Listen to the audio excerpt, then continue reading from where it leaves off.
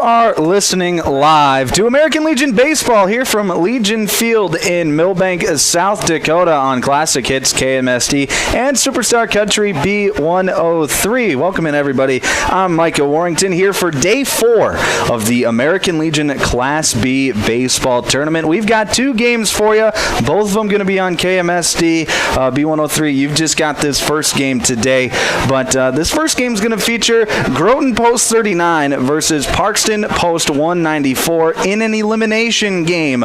Both of these teams have lost 1 game in the tournament so far, and today they vie for a spot in tomorrow's Championship Tuesday. Like I said, we got 2 games today. Our second game of the day will feature Dakota Valley taking on Del Rapids.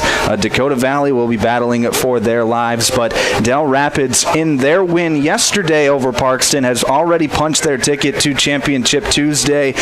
Depending on that game, just depends on whether they'll be playing in that first game of the day or if they'll just bump right into the second game of the day. But we'll talk more about that later. Right now, let's keep it with Groton and Parkston.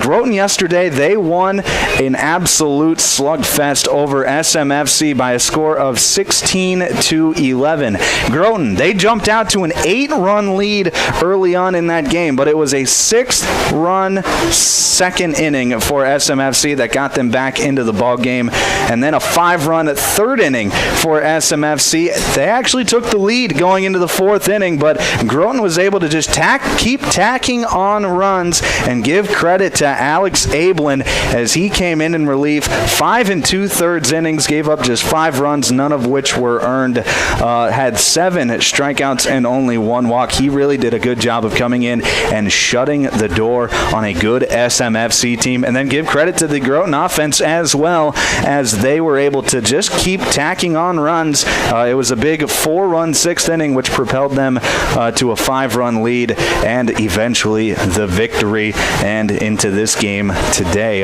Groton, they lost their first game of the tournament 5-0 to Winter Colomb, but have gotten wins the past 2 days to get here. And now for Parkston, they got their first loss of the tournament last night in the 2-0 game against Del Rapids, and that game itself was a barn burner as Parkston ended up losing that game 9-8 in 9 innings. Parkston got up to a 4-2 lead going into the 4th inning, and it was tied at 4 going into the 7th. Both teams would score 2 runs in the 7th and 2 runs in the 8th, but Del Rapids was able to get 1 run in the 9th, and Parkston was unable to score to tie it in the 9th, and Parkston would end up losing that game. It was a tough one for Parkston, but they find themselves in a elimination game today. They're still alive. If they win today, they move on to Championship Tuesday tomorrow.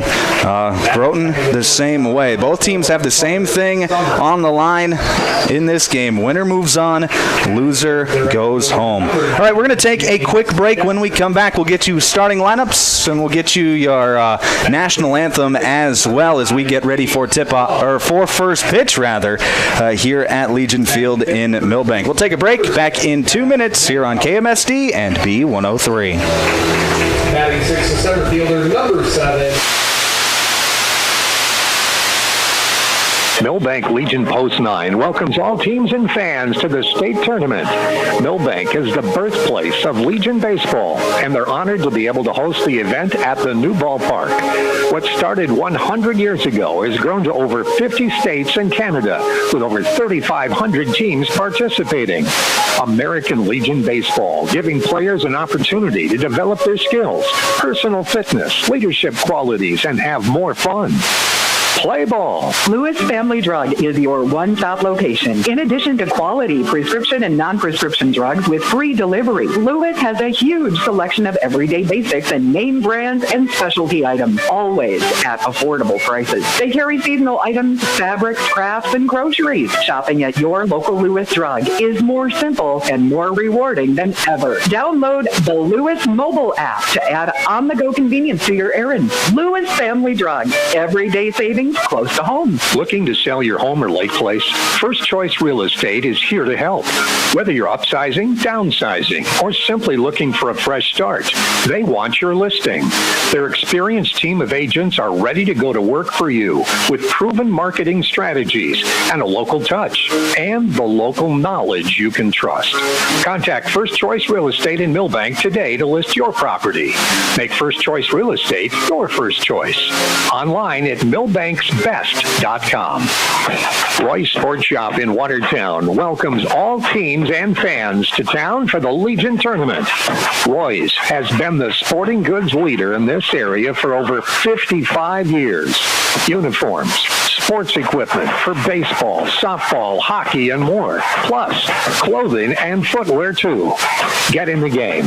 Get into Roy's Sports Shop on Highway 212 in Watertown, across from Watertown Ford. Shop weekdays 9 to 6, 10 to 3 on Saturday.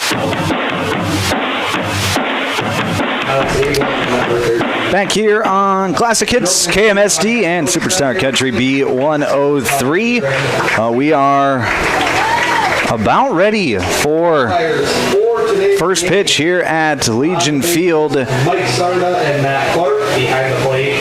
Doug Rusik. About ready for first pitch here at Legion Field in Milbank. Let's send it on over to our PA announcer for the National Anthem and the American Legion Creed of Sportsmanship. Adjutant Tim Jurgens.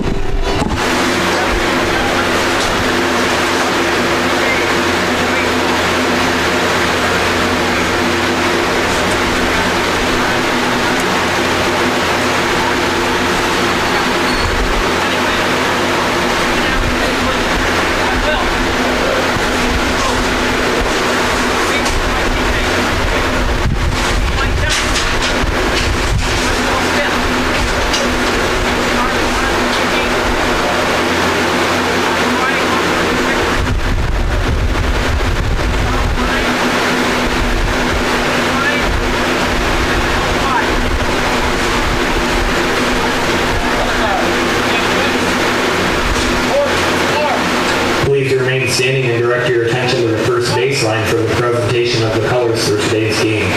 Presenting the colors are members of Birch Miller Post 9 Color Guard out of Milbank, South Dakota. Please remain standing at attention until the colors have been retired.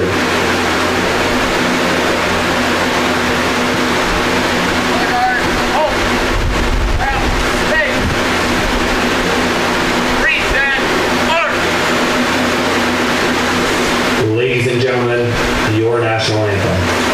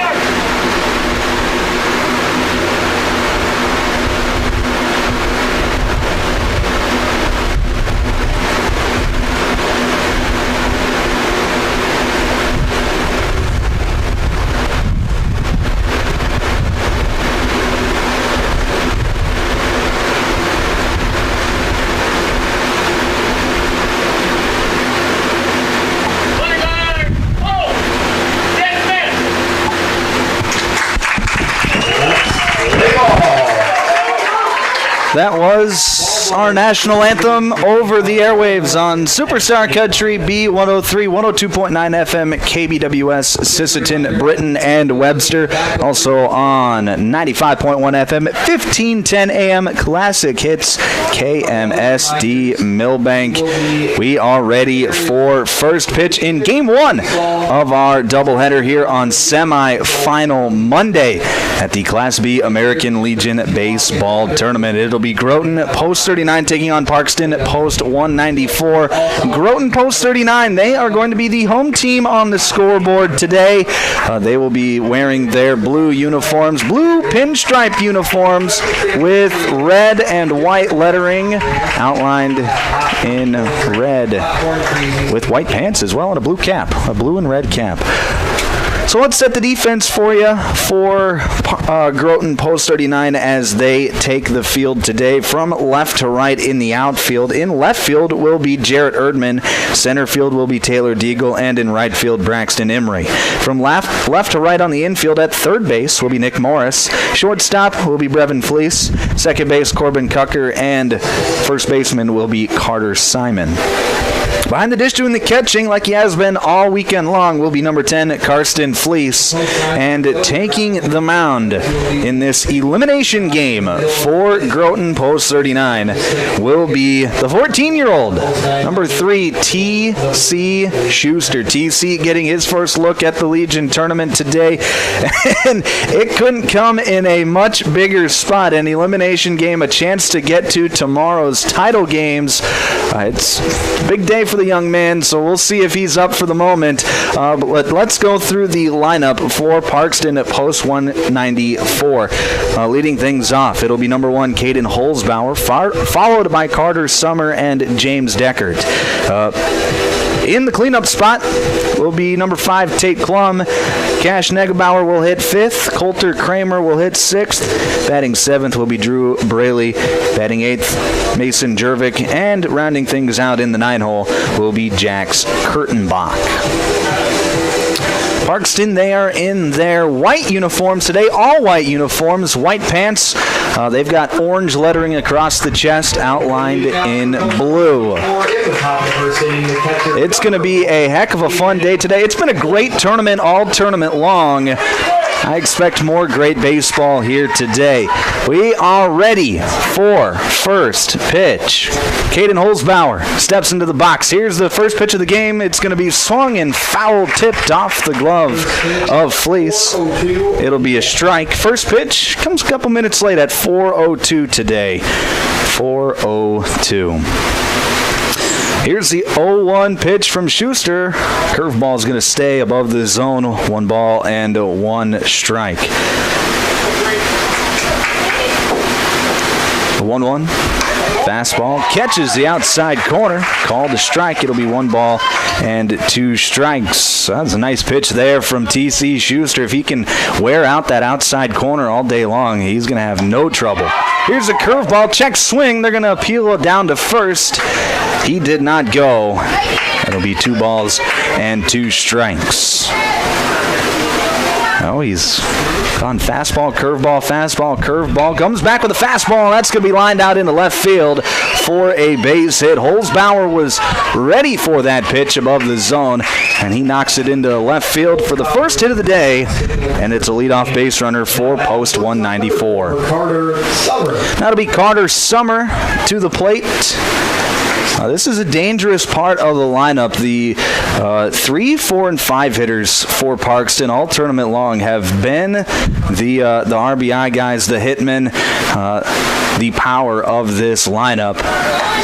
Be tough to navigate for Schuster. First pitch in there for a called strike. Holzbauer was running, and he will be up at second base with a stolen base, so putting himself in scoring position right away.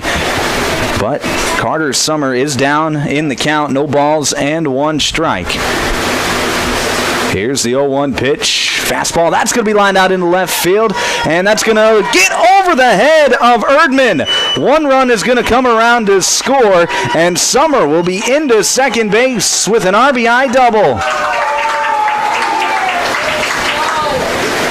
Carter Summer turning on the fastball, hits it out into deep left field. Erdman didn't have a great beat on it. The wind is blowing out to left field today, so that could be potentially why. And that'll be the first run of the game as Parkston leads this one 1-0, just 2 batters in. Now it'll be the dangerous James Deckert into the left-hander's batter's box for Parkston. First pitch he sees, curveball is going to stay outside. It'll be 1 ball and no strikes. Well, Groton, they played a slugfest yesterday. Could be something similar here today. So here's another curveball hit back up the middle, fielded by Fleece at shortstop. He makes the throw, and a nice scoop there by Simon at first base to get the out. Summer moves over to third on the play, but sometimes that first out of an inning can be the toughest one to get, and they get it here on the 6-3 putout. Now batting third baseman number 5, Tate Klum. It'll be Tate Klum to the plate now for Parkston.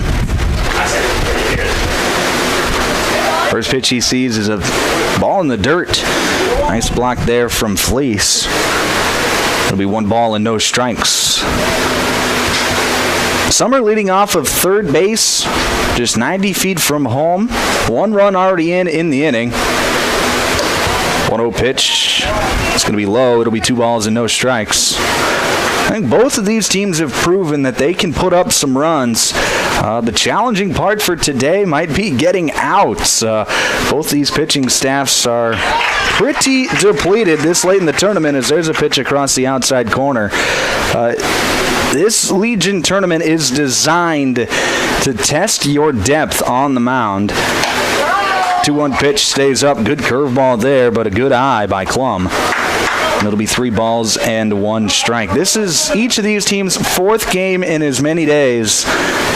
Down to the bottom of the barrel as there's a swing and a miss. It'll be a full count now. Now you're seeing guys get thrown into positions that maybe they haven't been thrown into all season long. T.C. Schuster, though, so far, he's done a nice job. So here's the fastball. That's going to dip just below the zone. It'll be a walk, and now it'll be runners on the corners for Parkston. That'll bring up Cash Negebauer.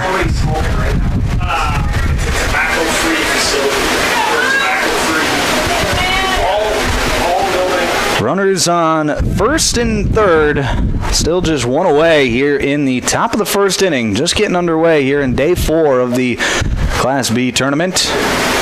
First pitch in there for a called strike. Klum stealing on the play. He'll jog into second base without a throw. There'll be no balls and 1 strike and 2 runners in scoring position now. Here's the 0-1 pitch. Curveball stays high, and that's been a central theme for Schuster here in this first inning. That curveball just isn't getting on top of it as well as he would like. That time he got on top of it. That was a nice breaking ball. It's popped up in foul ground. Giving chase was Fleece, but that's going to get out of play. That'll be 1 ball and 2 strikes. Now a strikeout opportunity and a strikeout situation for T.C. Schuster. That was the best curveball that he has thrown all day long so far. Comes back with a fastball. That one's going to stay above the zone. It'll be 2 balls and 2 strikes. And that fastball's got some life on it. It's got a good tail movement, arm side run on it, and he's throwing it relatively hard. There's a chopper to third, and that's going to get through the gap underneath the glove of Nick Morris into left field. Coming in to score is Carter Summer.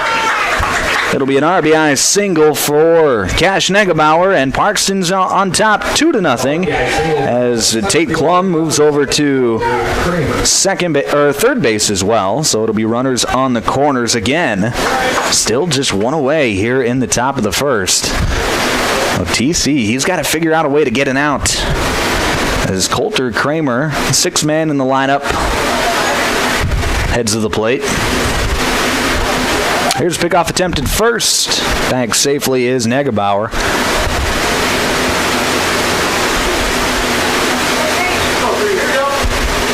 So right now, T.C. Schuster just trying to get through this inning. There's a fastball in there for a called strike. Throw down to second. That's going to get into center field. Klum will come in to score. Negebauer moves over to third. And the score is now 3-0 Parkston. The pitch was a strike at the knee, so it'll be no balls and 1 strike to Coulter Kramer. But now a runner leading off of third base. Kramer lays down a bunt, and it was a sacrifice bunt to get in the runner as Negebauer was breaking on contact, but Kramer bunts it foul down that third base line, so it'll be no balls and 2 strikes to the Parkston center fielder.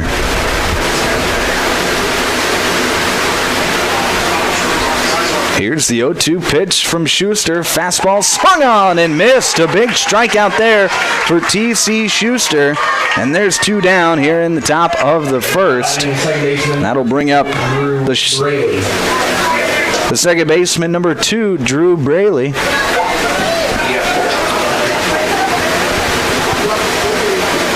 Here's the first pitch to Braley. Fastball, that's going to be hit straight back and hits the netting behind home plate. It'll be no balls and 1 strike. So far, TC's done a nice job of getting ahead in counts. He's just had a tough job. He's given up a few hits, and 1 run has come in to score on the air. Curveball stays high. It'll be 1 ball and 1 strike. But he has done a good job of throwing strikes. Just gotten into the 1-3 ball count. That fastball stays up, 2-1. And he's done a nice job of mixing his pitches as well. He's doing everything you're supposed to on the mound, except he's left a few pitches over the plate, and Parkston hasn't missed those pitches. As there's another curveball that stays up. It'll be 3 balls and 1 strike to Drew Braley. Yeah, he threw on day 1. He threw 26 pitches. He's got all 105 today. Fouled straight back. Count gets to full at 3-2.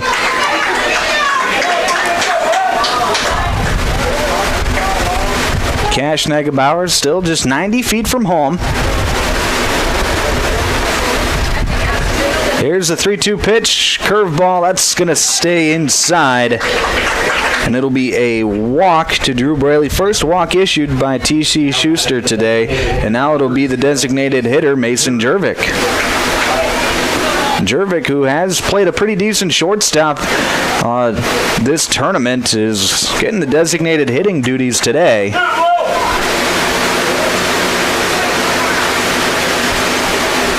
An RBI situation for Jervik. We'll see if he can come through in the clutch. 3 runs already in the inning. First pitch he sees, fastball on the outside corner, called a strike. It'll be 0-1.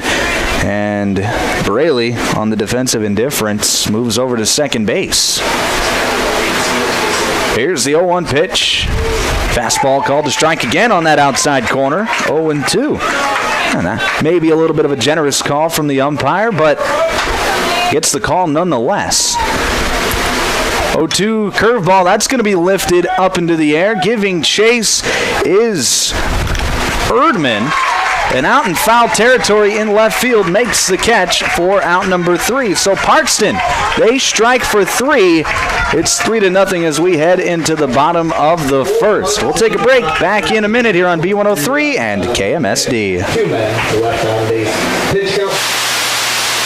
Calling all anglers and adventurers. Discover the ultimate convenience store at Jurgen C Store in Wilmot. New to our lineup, live bait. That's right, we've got fresh minnows and wriggling worms to help you hook the big one. But wait, there's more. Our deli serves up savory burgers, mouth-watering Piccadilly pizza, snacks, cold beverages, and a whole lot of yum. And don't forget to top off your tank while you're here. Fill up your car, pickup, and boat with top-notch gas so you can hit the road or the water without missing a beat. For all your fishing and fueling needs, there's only one name to remember, Jurgen C Store in Wilmot. Another great Stills and Oil Company C-Store. Let the adventure begin. Hi, Darren Mertens here from Milbank Ford.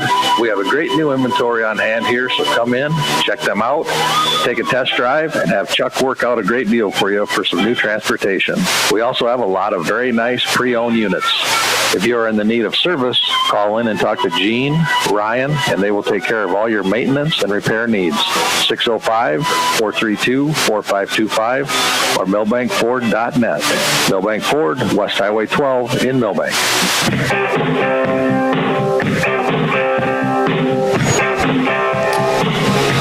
Back here on B103 and KMSD, bottom of the first inning, Parkston, they strike first as they lead 3-0. Let's set the defense for you for Parkston here in this elimination game. From left to right in the outfield, in left field it'll be Jax Kurtenbach, center field will be Coulter Kramer, and in right field will be James Deckert. From left to right on the infield at third base will be Tate Klum. Shortstop will be Carter Summer, second baseman Drew Braley, and at first base Cash Negebauer. Behind the dish doing the catching will be Caden Holzbauer. And taking the mound today for Parkston Post 194 will be number 25, Carson Bieber. It'll be Taylor Deagle to lead things off for Groton Post 39 today. First pitch he sees is a pitch inside. It'll be 1 ball and no strikes to the Post 39 center fielder. 0-1 pitch. Runs inside again. Deagle just able to get out of the way. 2-0. Deagle's going to be followed by Corbin Cucker and Brevin Fleece. Carter Simon will hit 4th. Gavin England 5th. Nick Morris 6th. And Braxton Emery will hit 7th. Jared Erdman will hit 8th. And Karsten Fleece will round things out in the 9-hole. 3 balls and no strikes to Taylor Deagle. So maybe some nerves through the veins of Carson Bieber to start this ball game. Here's the 3-0 pitch. Fastball right across the plate. There you go. Sometimes you just need to see that first one get across the plate. Here's the 3-1 pitch. Fastball. Hey, on the inside corner, called a strike. It'll be a full count now. So good job there from Carson Bieber getting down 3-0 to get it back to full.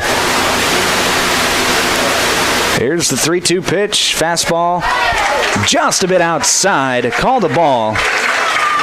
And it'll be a leadoff walk to Taylor Deagle. And that'll bring up second baseman number 9, Corbin Cucker.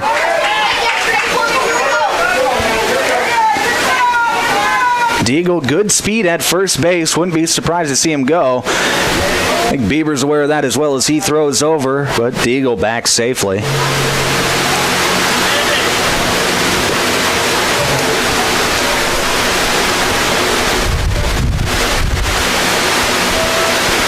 Here's the first pitch to Cucker. That's going to be lifted out of play back behind home plate.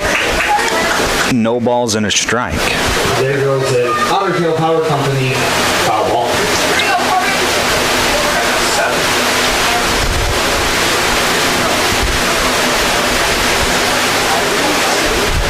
The 0-1, that's going to be lifted out of play as well. So Cucker quickly down, no balls and 2 strikes. Yesterday, Corbin Cucker had a beautiful day at the plate, going 3 for 4 with 3 RBIs and a walk, and 3 runs scored. Talk about production. Here's the 0-2 pitch, fastball. That's in the dirt. Nice pick there from Holzbauer. And it'll be 1-2. Good crowd here today on a Monday. For both fan bases. Here's a pitch called strike 3 over the inside corner. And Cucker down on strikes for the first out of the inning. Now batting shortstop number 6, Brevin. So bring up Brevin Fleece, who Brevin, maybe the most dangerous hitter in this Groton lineup. First pitch he sees is a fastball low and away. 1 ball and no strikes. Brevin yesterday, he had a very productive day. 3 for 5 with 3 RBIs and 3 runs scored. 1-0, that's going to be low and away as well. 2 balls and no strikes.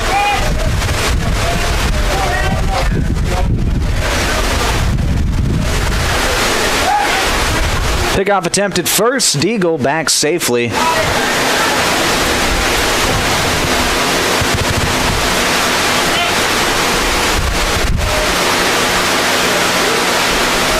Here's the 2-0 pitch. That's going to be a soft tapper foul down the first base line. It'll be 2-1.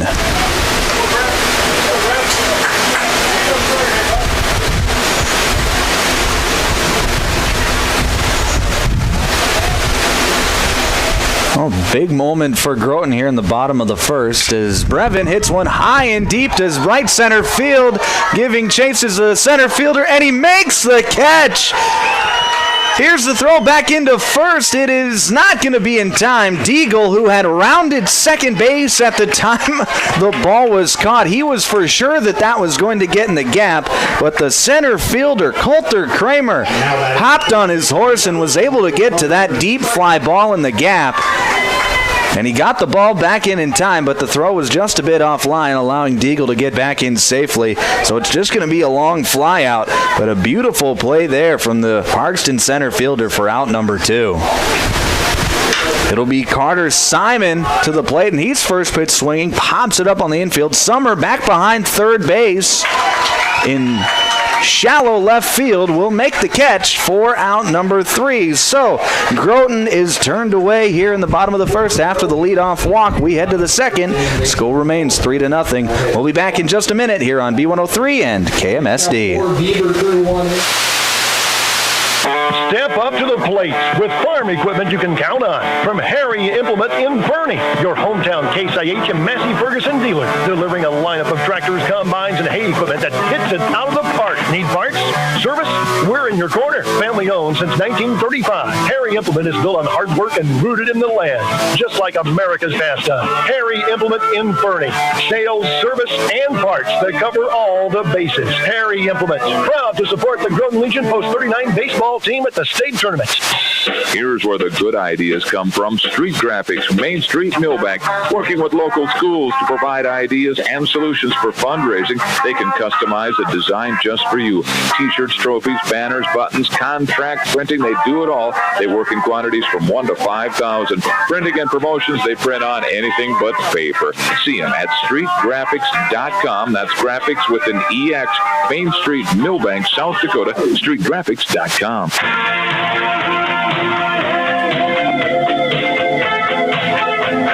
Top of the second inning here in Milbank. Parkston leads Groton 3-0 as we get underway here in the second. It'll be the 9-hole hitter, Jax Kurtenbach, to lead things off for Parkston Post 194. First pitch he sees is going to be up above the zone, 1 ball and no strikes.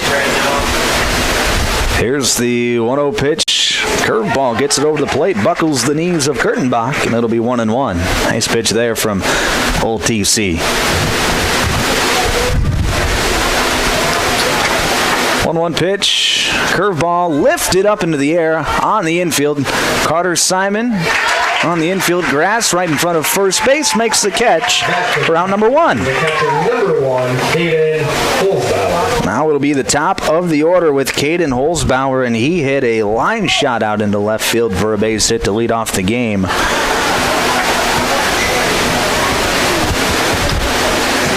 Then came around to score later in the inning. First pitch he sees, curveball that crosses at the knees. Nice pitch there from TC, and it'll be no balls and 1 strike. And earlier, he's thrown his 2-pitch mix a lot lately. I'd say it's about 50-50 fastball curveball, as there's a swing and a miss on another curveball. It'll be no balls and 2 strikes. Here's the 0-2 pitch, curveball, and that actually goes behind the hitter, Holzbauer.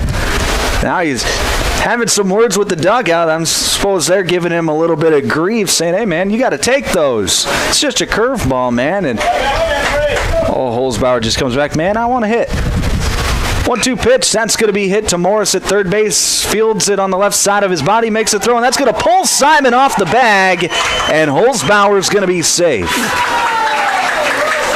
So Holzbauer's going to reach on the air. Number 4, Carter Summer. And that'll bring up Carter Summer, who doubled his first time up. We talk about the wind today. We've already seen it play a factor as here in Milbank, it is blowing out of the southeast at about 12 miles per hour, gusts up to a little over 15. There's a pickoff attempt at first. Holzbauer back safely. But that southeast wind is giving carry to left field today. There's a ball hit straight back. Summer will be down 0-1 to start the at-bat. And we kind of saw it in that first inning with Brevin Fleece as he made a great contact with a fly ball out to right center field. And I think it ballooned on him a little bit, allowing Coulter Kramer to use his speed and get over there. As there's a pitch on the inside corner called a strike. It'll be 0-2. But likewise, on Summers' fly ball to left field, it got a little bit of carry and was able to burn Jared Erdman for a double. So just depending on where you hit the ball, the wind is either helping or hurting you today. Here's a flare shot over the second baseman. That's going to fall back over the glove, outstretched glove of Corbin Cucker.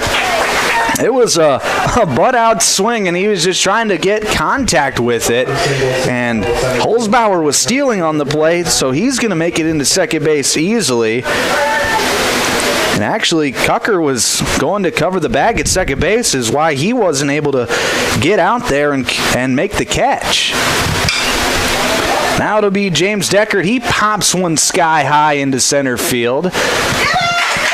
Deagle makes the catch and makes a good throw into third base. Holzbauer will stay put, acted like he was going to tag up, but took about three hard steps, and got back to the bag. But there are two down now for Groton here in the top of the second. It'll be Tate Klum for Parkston. First pitch, that's going to be hit back up the middle. Hits off the mound, deflects to Fleece at shortstop. Flips it over to Cucker, covering the bag at second for out number 3. So Parkston's turned away here in the second. They leave 2 runners aboard. We head to the bottom of the second. Score remains 3-0 Parkston. We'll be back in just 1 minute here on B103 and KMSD.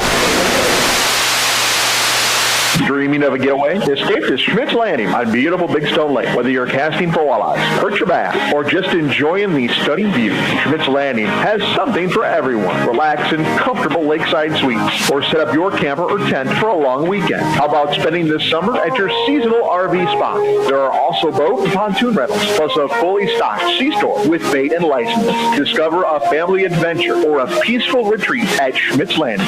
Visit schmidtslanding.com and like them on Facebook. This summer in Milbank, the crack of the bat and cheers from the stands bring us all together. Whether you're watching your grandkid hustle to first base or catching a game under the lights, Milbank Eye Care is here to help you see it all. No squinting required. From clear glasses to summer shades, they'll help you catch every moment in sharp focus. Swing by to make an appointment for a checkup. Milbank Eye Care. Clear vision, community pride, and baseball memories made sharp.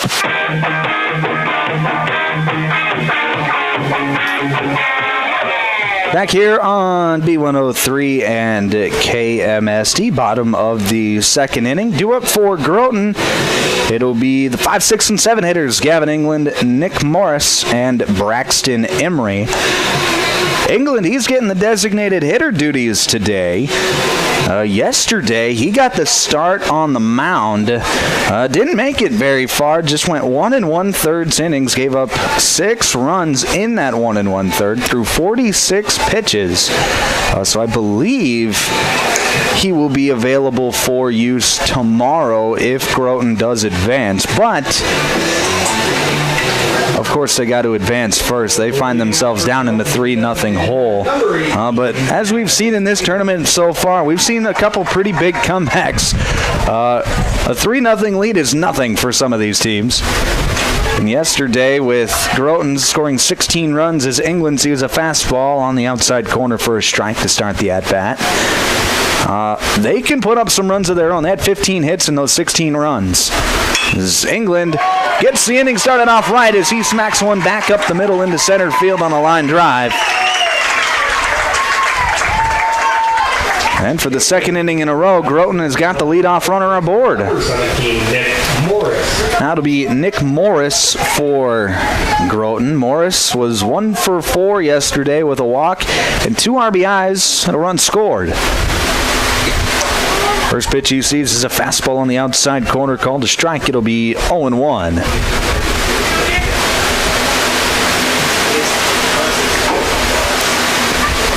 0-1 pitch. Morris lifts high and deep her shallow left field. Ranging in and making the catch is Jax Kurtenbach.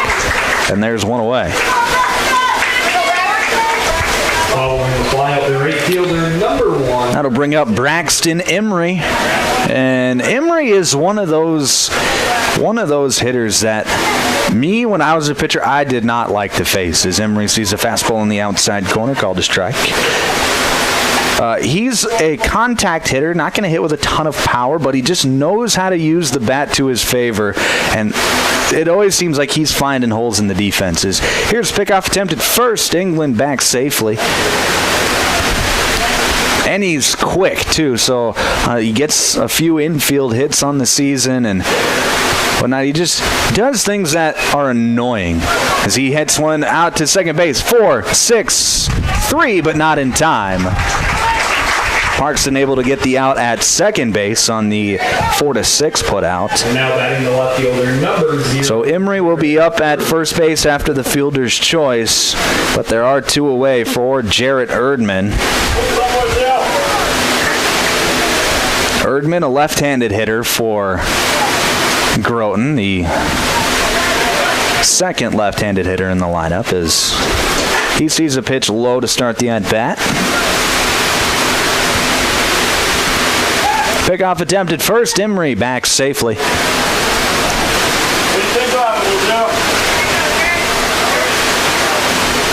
Sun is trying to poke through today. A little bit of overcast on the way today. As here's another pickoff attempt. Emery back safely. Emery will steal bases, so it is important for Bieber to keep him at bay.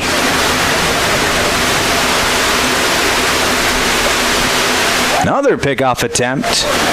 Emery back safely.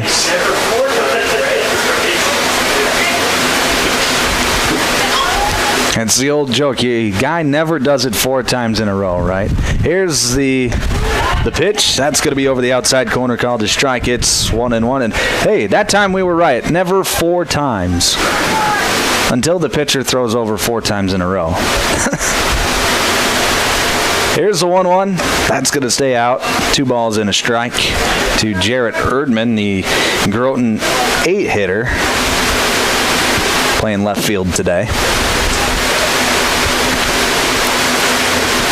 2-1 pitch. That's going to be up and away as well, and it'll be 3 balls and a strike. But sometimes pitchers can worry themselves too much with runners on base, especially when you've already got 2 outs. If you just get the hitter out, then you're out of the inning. But sometimes those runners, base stealers, get in their head, and they start to get a little wild. Here's the 3-1 pitch, slide step off the outside edge, called a ball. And it'll be a 2-out walk to Jarrett Erdman, and that'll put 2 runners aboard for Groton here in the bottom of the second. It'll be up to Karsten Fleece to try and knock one of them in.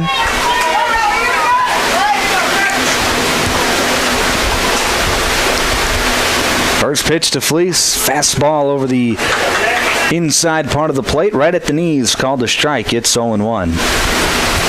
And more times than not, if pitchers can locate at the knees, they're going to have success. 0-1 pitch, fastball low. It'll be 1 ball and 1 strike.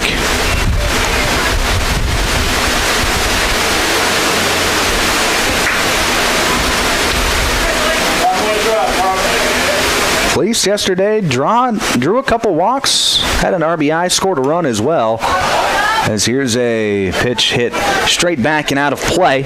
It'll be 1 ball and 2 strikes to the Groton catcher. That's a tough task. Fleece has been tasked of catching every game of the tournament.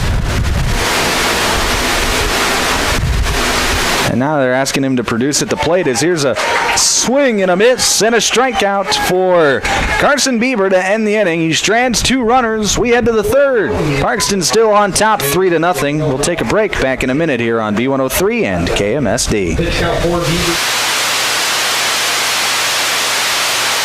When Mother Nature turns up the temperature, we all feel the heat. It can add stress to almost everything, including the energy resources we rely on. Otter Tail Power Company reminds you there are easy ways to help. Use only necessary lights and turn them off when you leave a room. Turn your AC thermostat up a few degrees. And use window coverings to block the heat of the sun during the day. Visit otpco.com/tips for more ideas on how to stay cool. Together, we can all make a difference to help beat the heat. Looking for your next ride? Our Motors in Aberdeen is now offering 0% financing for qualified buyers on select Nissan Rogues, Pathfinders, and Muranos. Plus, don't miss great deals on Toyota Tacomas and Tundras. They're the home of the lifetime warranty, so you can drive with confidence for miles to come. Stop in and see Barry Keith at R Motors, just across from the airport in Aberdeen, or call 605-725-8624. Proud to support the Groton Legion Post number 39 baseball team. Good luck in the region tournament.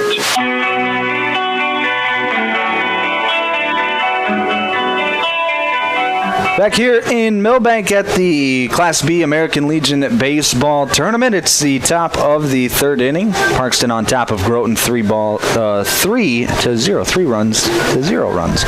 Due up for Parkston, it'll be the 5, 6, and 7 hitters with Cash Negebauer, Coulter Kramer, and Drew Braley. 194 in the top of the third. TC Schuster's still out there for Groton. He's up to 44 pitches today. He's got a full 105 arsenal today, however, so Groton is, unless it gets ugly, they're probably going to task him to throw those full arsenal of pitches.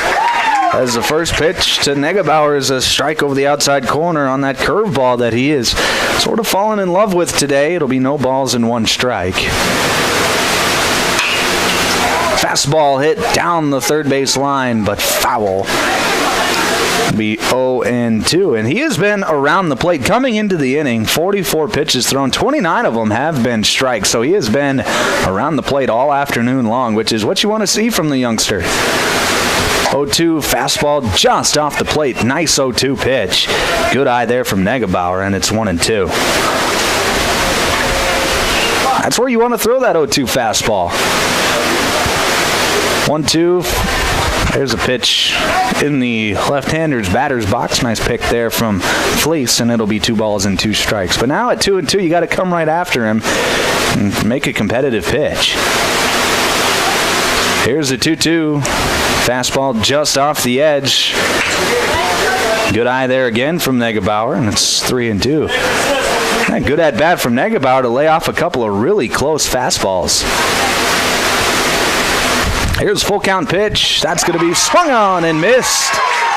Schuster gets the strikeout, and it's the first out of the inning.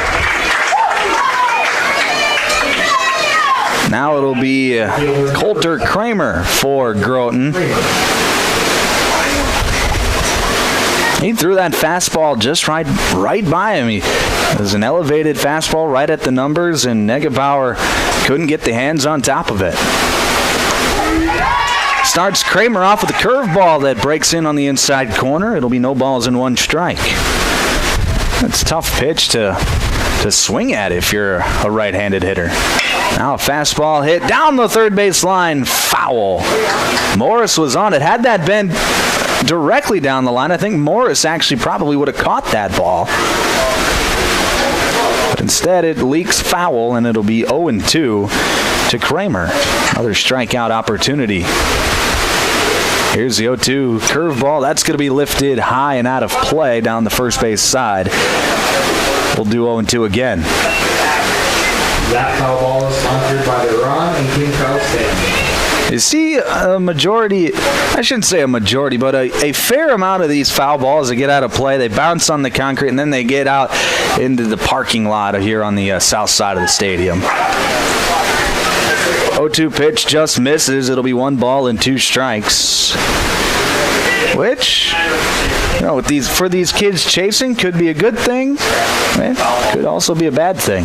Here's the 1-2 curveball. That's going to be hit past the diving glove of Brevin Fleece at shortstop and into left field for a base hit. Kramer hit that one on the screws.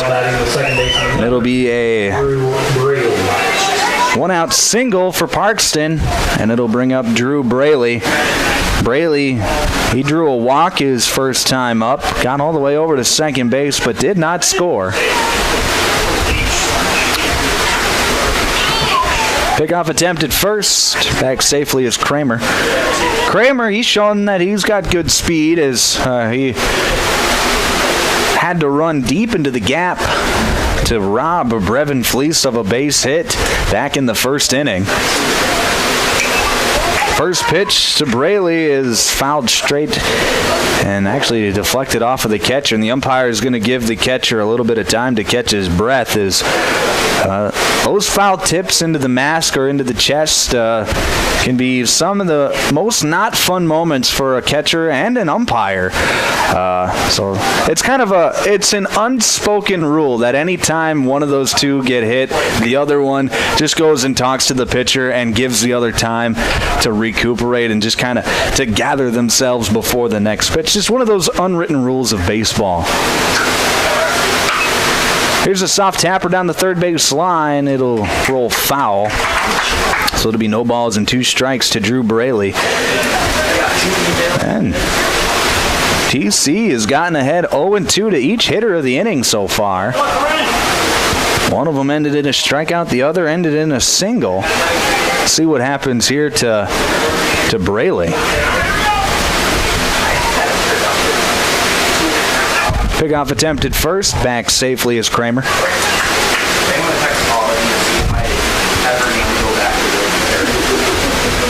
really don't. Tomorrow we're done at 11:30 and the next day we're done at 9. 0-2, swung on and missed. Runner was going. Here's the throw down to second. Not in time. So Kramer steals second, but Braley is out on strikes. It's the second strikeout of the inning for T.C. Schuster. And that'll bring up the designated hitter in Mason Jervik. Number 0, Mason Jervik. Would that not be? Jervik flew out to end the first inning. Now he's hitting with another runner in scoring position. First pitch swinging, fouls it straight back. It'll be 0-1.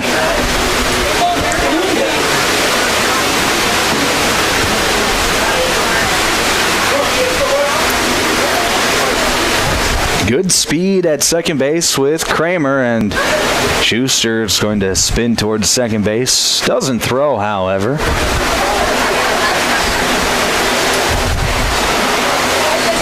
Here's the 0-1 pitch.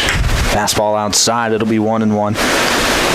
With 2 outs, TC shouldn't worry himself with that runner on second base. If you can get Jervik out, obviously you end the inning, and then that runner doesn't matter. Here's a tapper down the third base line. Foul. It'll be 1-2. Morris has had a lot of action over there at third base in the inning. Just everything's been on the left side of the line. Hasn't gotten to actually make a play yet this inning. Here's the 1-2 pitch. Slider in the dirt. Be 2-2. That's a good pitch as it starts on that corner, and if you get a swing or an attempt at it, it's going to be a swing and miss, but he just hasn't gotten that swing attempt quite yet. 2-2 pitch. That's going to be lined out into right field, but coming in and making the play is Braxton Emery, and that's going to end the inning.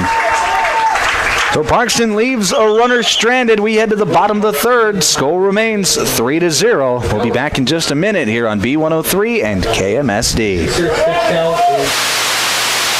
Are you in need of collision repair? Look no further than Al's Body Shop. Their team of expert technicians has years of experience and are dedicated to getting your car or truck back on the road in no time. From minor dings to major body damage, they've got you covered. And with their state-of-the-art equipment, they can handle any make or model. Plus, they work with all insurance companies to make the process as easy as possible. Don't let an accident slow you down. Go see Al's Body Shop today. Al's Body Shop, Milbank. Quality collision repair you can trust. Dairy Queen in Ortonville is your locally owned and operated DQ serving the Big Stone Lake area and beyond. Beat the summer heat with one of their cool treats like the famous Blizzard, peanut butter parfait, and dip cones, sundaes, and more. If you're looking for the best meal deal around $7, the DQ deal meal cannot be beat. Choose from a cheeseburger or chicken strips, fries, beverage, and a sundae for only $7. Make the Sunday a Blizzard for just $2 more. Hot eats, cool treats at Dairy Queen in Ortonville. Open 10 a.m. to 10 p.m. daily.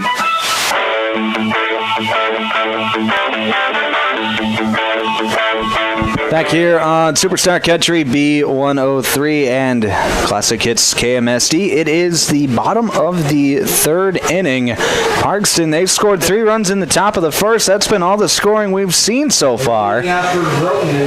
But Groton a chance to answer back as they've got the top of the order with Taylor Deagle to lead things off here in the third. So Deagle was able to reach on a leadoff walk in the first, but the next 3 hitters in the lineup each got out. We'll see what happens here in this part of the order with Groton. First pitch Deagle sees is inside. It'll be 1-0. And Deagle really is the prototypical leadoff hitter. He's a contact guy with a lot of speed and a small strike zone. There's a pitch on the outside corner called to strike. It'll be 1-1. He's not the tallest guy you'll ever see, but he knows how to command the strike zone, and he does a really good job of laying off pitches that aren't in the strike zone.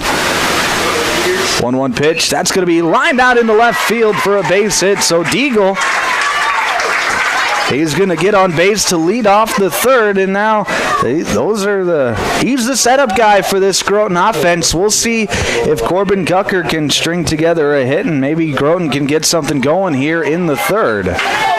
Trailing by 3 runs. It feels like opportunities today are going to be, you're going to have opportunities. It's just a matter of capitalizing on them.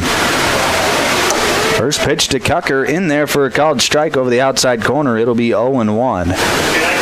We kind of touched on it a little bit earlier in the broadcast, but these pitching staffs they're nearing the bottom of the barrel. So here's the 0-1 pitch. That's going to be high, 1-1. Most of these guys that are throwing today are, they've pitched before. They've pitched during the season, but there's a reason that they're throwing on day 4 instead of day 1 or 2.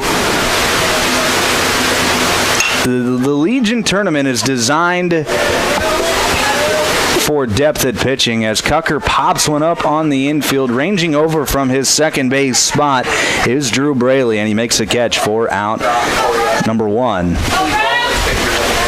You got to have a deep pitching staff, and it's not to say that the guys pitching today aren't capable. Most of them are very capable. As we're seeing today, both Bieber and Schuster have both pitched pretty well today so far. Schuster just had that rough first inning where he gave up a few hits. As Brevin Fleece steps to the plate, fouls the first pitch he sees away. It'll be 0-1.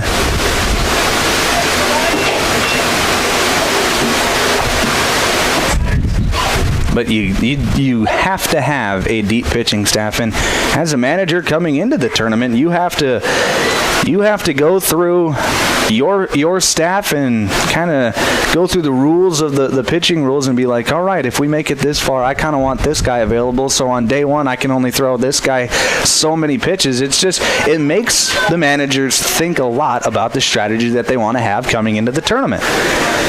There's a pitch high. It's 2-1 to Brevin Fleece.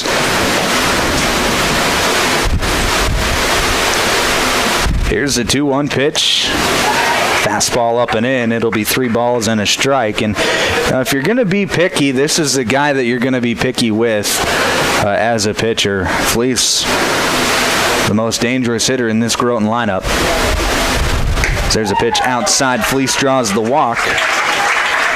So it'll be 2 runners aboard for Carter Simon. Batting the first baseman, number 4, Carter Simon. Simon in his own right, though, also a dangerous hitter. On Saturday, he hit a ball out to left field that bounced over the outfield fence for a ground rule double. Wow. If he hit that same pitch today with the carry that we're getting out to left field, very well could be a home run. And Carter Simon yesterday, I'm being told, grand slam. So we're seeing tons of power from Carter Simon in this tournament. Sees a pitch low, and it'll be 2-0. And now we're going to get a talk from the manager as a tough situation brewing for Carson Bieber, the manager for Parkston. Landon Sudbeck wants to just come out and talk things over and calm down his young pitcher.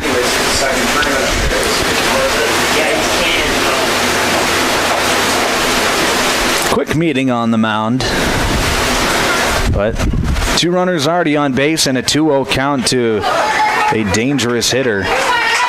Not a bad idea to just go out and try and calm the nerves of the young man. All right, we are ready for action. 2-0 pitch to Simon. That's going to be lifted high and deep out to left field. Ranging back and making the turn. It is gone! Carter Simon lifts a 3-run blast out to left field. And Groton ties the game at 3 here in the third.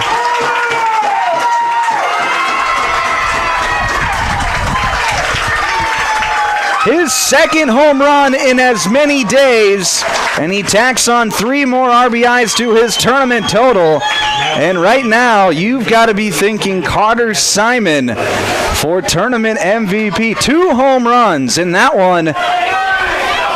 With carry out to left field, got over that. It's a 3-tiered fence out there in left field as Gavin England pops one deep out into left field. That is carrying, and that's going to fall and one-hop the fence.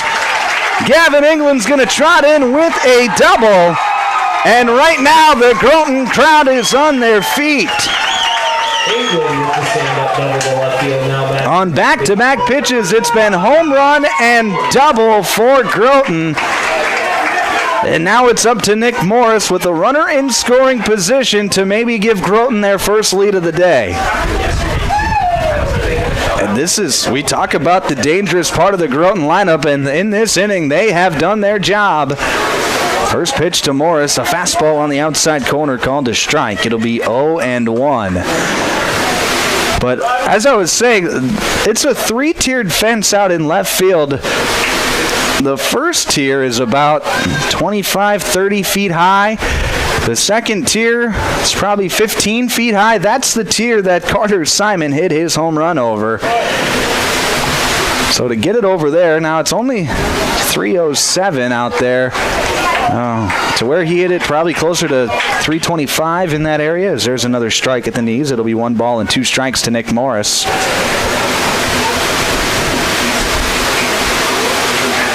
Fastball outside, it'll be 2-2, but you still got to give it a pretty good poke. And I know you're getting carry out to left field, but even without the wind, that probably would have banged off the wall. He hit it that well. 2-2 pitch. Morris fouls it away. That's a tough 2-strike pitch. Foul ball.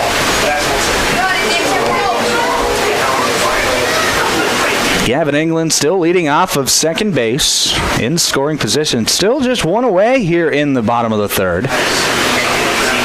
Tied up at 3. Here's the fastball. That's going to stay away. It'll be 3 balls and 2 strikes to Nick Morris.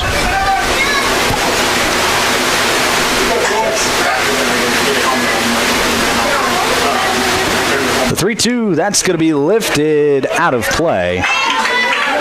And that's going to just bounce over the fence into the parking lot. There were a couple of kids over there, and I wish I was that athletic to just hop over the fence to go get a foul ball. As Morris on the 3-2 taps it softly to the shortstop, fields it on the run, and makes a wild throw. That'll get out into right field. Morris will be safe at first base. England over to third. That was a tough play for the shortstop Carter Summer. Had to field it running in and make a throw on the run. And he just threw a short hop, and the first baseman, Cash Negebauer, just unable to get the scoop. So Morris will be up on the air. And that'll bring up Braxton Emery with runners on first and third and still just one away. We saw this yesterday from Groton where they get on these hot streaks as an offense and they string them together.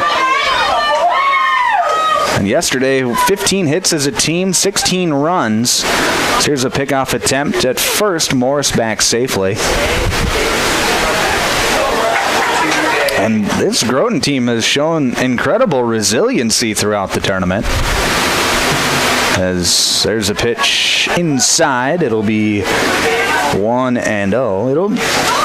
It would have been easy for them to just kind of lay down after losing their first game of the tournament to Winter Cologne, a game that they got shut out in, as Emery hits one out into right center field. That'll get down for a base hit. England comes around to score, and Groton has taken their first lead of the day. It's 4-3. Braxton Emery with an RBI single. And that'll bring out the manager one more time. And I believe we are going to get a pitching change. We'll wait and find out before we go to break. And it does look like it. We are going to have a pitching change. So we will take a break. We'll tell you who the new pitcher is on the other side. We'll be back in just 1 minute here on B103 and KMSD. Dakota Country Ag Service in Milbank is your local Pioneer seed dealer. Dakota Country is now offering soil testing, and they have winter wheat and rye available. Dakota Country also has inoculants for hay silage, both soluble and dry, and inoculants for baling hay as well. For more information or to schedule an on-the-farm visit, call Paul 605-467-0715 or Riley 605-949-417. Dakota Country Ag Service, your local Pioneer seed dealer in Milbank. Whetstone Sanitation is your locally owned and locally operated garbage service provider in Milbank, rural Grant County, and along Big Stone Lake. Whetstone Sanitation offers once or twice a week residential pickup and up to 5 days per week commercial pickup. Whetstone Sanitation offers 14, 20, and 30-yard roll-off dumpster rentals for those big cleanup projects. Whetstone Sanitation also has quality portable toilet rentals and septic pumping service. And of course, they still provide 24/7 self-service recycling drop-off. Call Whetstone Sanitation today, 432-5854.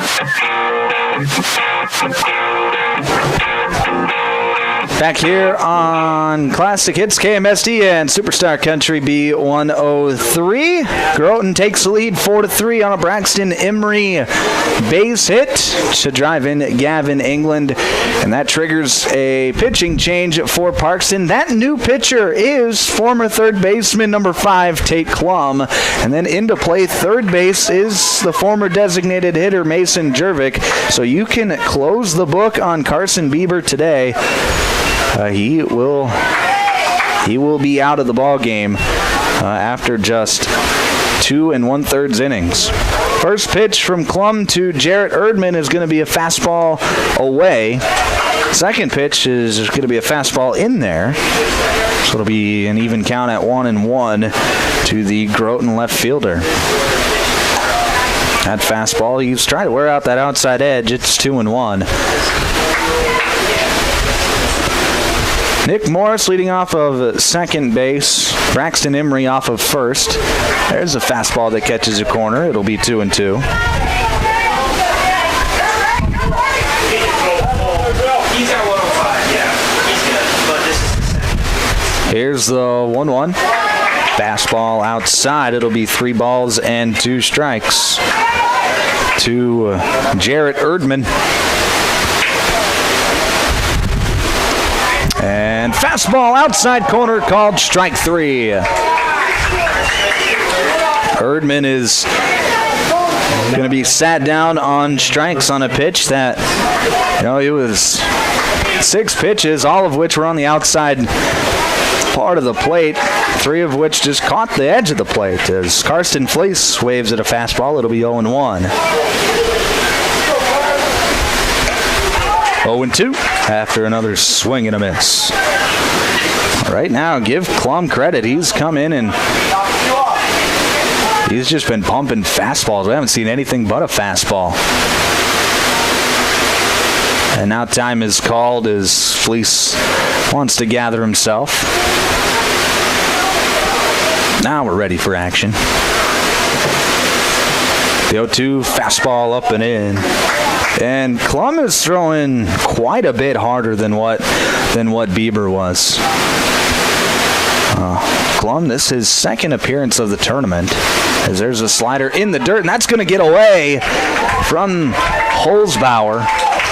Runners will advance, so now it's runners on second and third with 2 outs, so a base hit could mean a couple of runs. Braxton Emery with good speed off of second. He could score on something in the outfield, especially with a 2-out jump. It'll be 1 ball and 2 strikes to Fleece. Fastball swung on and missed. So Klum comes in, strikes out the 2 batters he faces, and leaves 2 runners stranded. But Groton, they strike for 4, 3 off the home run from Carter Simon, and they take the lead 4-3 as we head to the 4th. We'll take a break. Back in just 1 minute here on B103 and KMSD. As the temperatures rise this summer, the Millstone Family Restaurant in Milbank has decided if you're melting, we're melting. With their all-new summer menu featuring all things melty. Start with the chicken Parmesan melt with crispy chicken, deep-fried mozzarella cheese on toasted Texas toast. Yum! The cheesy taco wrap and elevated super burrito with Monterey Jack cheese sauce. So cheesy. The super quesadilla, a classic cranked up a notch. And the cheeseburger salad just may be your new favorite. If you're melting, we're melting. At the Millstone Family Restaurant, East Highway 12, Milbank. Pro Image Partners. Pro Image Partners. So many reasons why you can turn to us. We'll help you show your pride. You want the best for work or play. We're your one-stop image shop. We'll help you show your pride. ProImagePartners.com.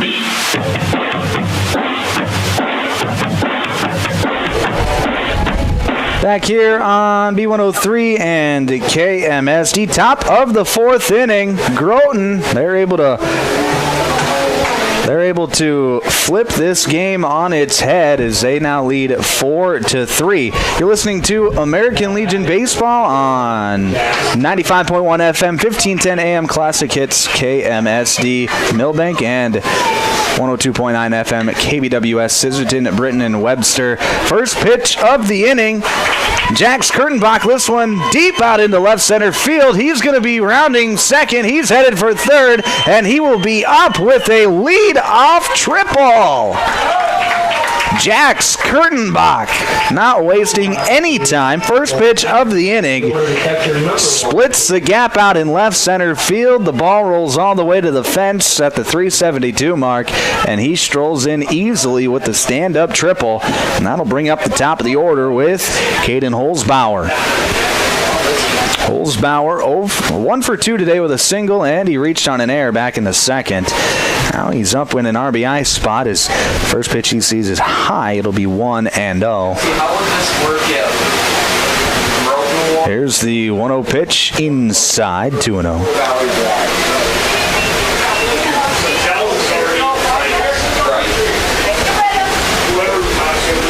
2-0 pitch to Holzbauer.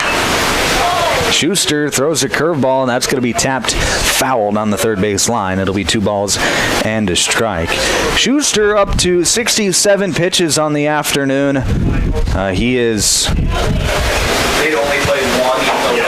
He's been effective inside of the strike zone, but he has given up a few hits. Hasn't given up a run since the first inning, however, as there's a pitch up and in. It'll be 3 balls and a strike.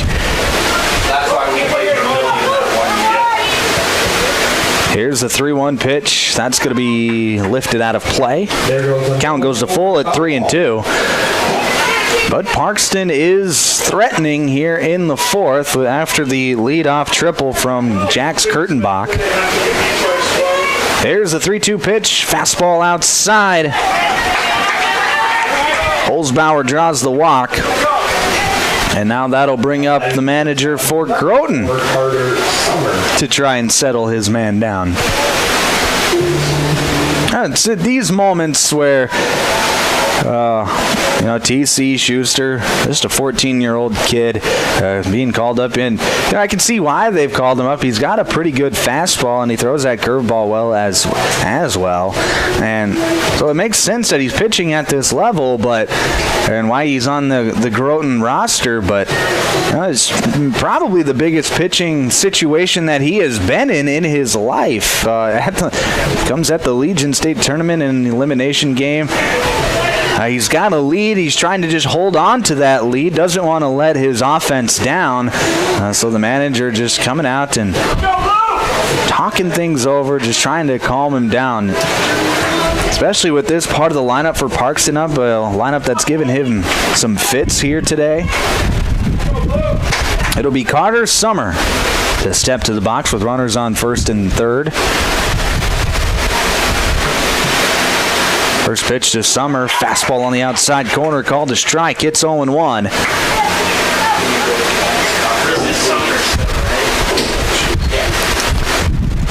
I'd expect Holzbauer at some point in the at-bat to take off for second base.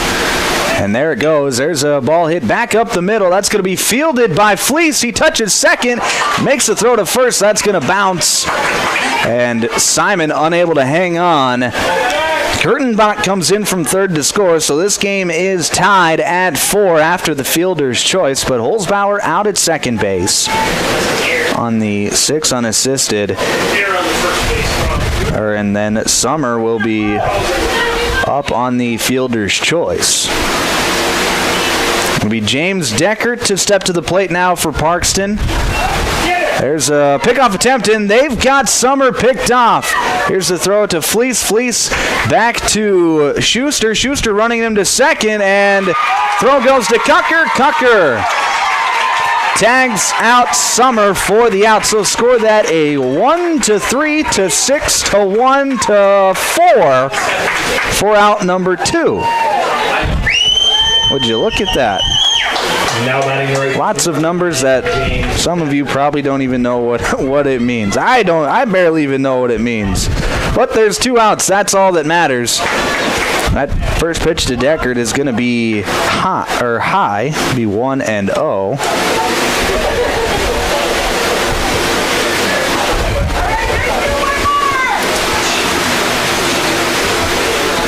Here's a 1-0 pitch, curveball outside. It'll be 2-0.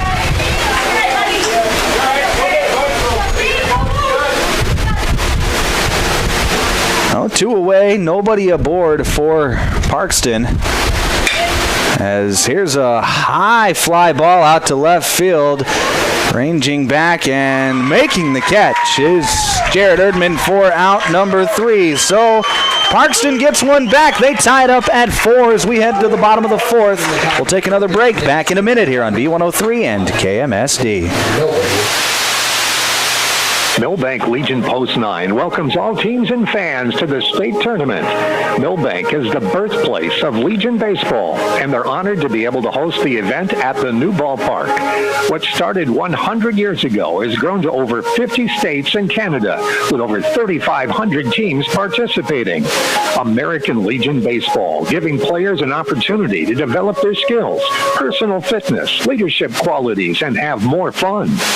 Play ball. Lewis Family Drug is your one-stop location. In addition to quality prescription and non-prescription drugs with free delivery, Lewis has a huge selection of everyday basics and name brands and specialty items, always at affordable prices. They carry seasonal items, fabrics, crafts, and groceries. Shopping at your local Lewis Drug is more simple and more rewarding than ever. Download the Lewis mobile app to add on-the-go convenience to your errands. Lewis Family Drug. Everyday savings close to home. Bottom of the fourth inning here at Legion Field in Milbank, South Dakota. We've got a fun one here to start off the evening as Parkston and Groton all tied up at 4. It'll be the top of the order again for Groton to lead things off. This time, though, they'll have to face Tate Klum, who's back out there for his second inning of work. Came in relief to get the final 2 outs of that third inning. It'll be Taylor Deagle, who's been on base both times he's been up to the plate today. Once on the walk, he singled to lead things off in the third. First pitch, he's going to line one right back, and that's going to split the gap out in right center field. But getting over there in time is Coulter Kramer to cut it off. But Deagle with another base hit. And he's the leadoff base runner for the third time today. That'll bring up Corbin Cucker. Cucker, fastball inside, and Cucker, just able to get out of the way. Not sure how he did. It'll be 1 ball and no strikes. 1-0 pitch, fastball. That's going to get to the backstop. Deagle, he'll get over 90 feet to second base. That'll be 2 balls and no strikes to Corbin Cucker, and now Groton is threatening here in the fourth. Like we said in the early innings of this game, there's a strike on the inside corner. I didn't think that there would be many shortages of opportunities for these teams, and so far there have been a ton of opportunities to score. As Cucker swings and misses at the fastball, it'll be 2-2. And both teams, to their point so far, have been able to capitalize on a few of those opportunities.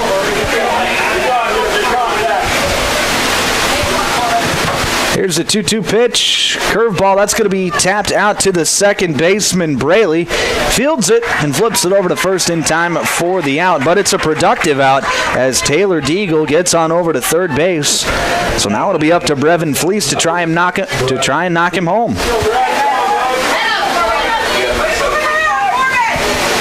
Well, Brevin, he's 0 for 1 today with a walk and a run scored. He was on base when Carter Simon hit his big 3-run homer last inning. Now Fleece lines one out into center field, and that's going to get down for a base hit. Brevin Fleece drives in Deagle from third, and Groton recaptures the lead. It's 5-4. Fleece with the RBI single to center, now batting at first baseman number 4, Carter Simon. That ball was hit on a line right where it needed to be, right in front of Coulter Kramer to get down for a base hit. Thought for a moment Kramer was going to come in and rob Fleece of another hit, but he let up at the last moment. Let it fall in front of him just to keep the ball in front of him. 2-0 count to Carter Simon. Here's the pitch. That's going to be low. It's 3-0. And if you're going to walk a guy right now, he's probably the hottest hitter in the tournament. Had a grand slam yesterday, a 3-run homer today. And that's going to be a pitch inside. It's 3-0 to Carter Simon. Sorry, 3-1. Here's the pitch. That's going to be popped into the air. Coming in is Kramer, and he can't get to it. He fields it, and Fleece with his good speed. He kind of held up between first and second base for a moment. Didn't know if the ball was going to be caught or not. But then once he saw Kramer pull up, he turned on the jets, and with his speed was able to get into second base safely. So it's back-to-back singles for Groton. And they've got runners on first and second for Gavin England. England sees a curveball outside. It'll be 1 ball and no strikes. 1-0 pitch. That's going to be a fastball up. It's 2-0. England doubled last inning. Came around to score. He's got 2 hits on the day so far. And that runs inside. That got him. And that doesn't feel good. That does not feel good. I think that got England on the, I couldn't tell if it got him on the elbow or if it had gotten him on the hip or the thigh or whatnot, but it did get him. So he'll take the trot down to, or I say trot, the walk down to first base. But that is going to bring out the manager for Parkston, and now at 27 pitches is Klum. You got to play for the win tomorrow. You know, if you're Parkston, you're going to end up having to play, if you want to be champions, 2 games again tomorrow. That's why I say it is a brutal tournament. You have to have so much pitching, and you have to use it wisely, but they're going to leave Klum out there for now. Remember, if he throws over 30 pitches, he cannot pitch tomorrow. First pitch to Morris is going to be a fastball high. It's 1-0, but the bases are loaded. Still just 1 out. And Morris checks swing, and they say he went around. It'll be 1-1. Corners playing in for Groton. There's a fastball on the inside corner. It'll be 1-2. So with this pitch here, Klum will officially be unavailable for tomorrow. Here's the 1-2. Swung on and missed, and Morris is down on strikes. And now it'll be up to Braxton Emery to try and extend the Groton lead. 2 down now here in the bottom of the 4th. There's a fastball on the inside corner called to strike. It's 0-1. Emery, he singled his last time up, but he ugly swing at that slider fooled him. It'll be 0-2. That was the best pitch that Klum has thrown today. And we got a balk. We have a balk. Braxton Emery, he had called for time, and the umpire, to his credit, was granting him time to get himself composed in the box. Klum, who he's a quick pitcher, he's a get-it-and-go type of guy, was already in his windup, realized that Emery wasn't ready, and he had stopped his motion, and that is a balk, and that is going to balk in a run. And that makes the score now 6-4. But on the next pitch, Emery sees a strike on the outside corner, so the strikeout ends the inning. But Groton, they are going to strike for 2 more. They take the lead 6-4. We'll break back in a minute with the top of the 5th inning here on B103 and KMSD.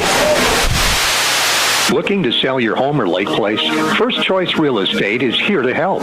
Whether you're upsizing, downsizing, or simply looking for a fresh start, they want your listing. Their experienced team of agents are ready to go to work for you with proven marketing strategies and a local touch and the local knowledge you can trust. Contact First Choice Real Estate in Milbank today to list your property. Make First Choice Real Estate your first choice. Online at millbanksbest.com. Roy's Sports Shop in Watertown welcomes all teams and fans to town for the Legion Tournament. Roy's has been the sporting goods leader in this area for over 55 years. Uniforms, sports equipment for baseball, softball, hockey, and more. Plus, clothing and footwear, too. Get in the game. Get into Roy's Sports Shop on Highway 212 in Watertown, across from Watertown Ford. Shop weekdays 9 to 6, 10 to 3 on Saturday.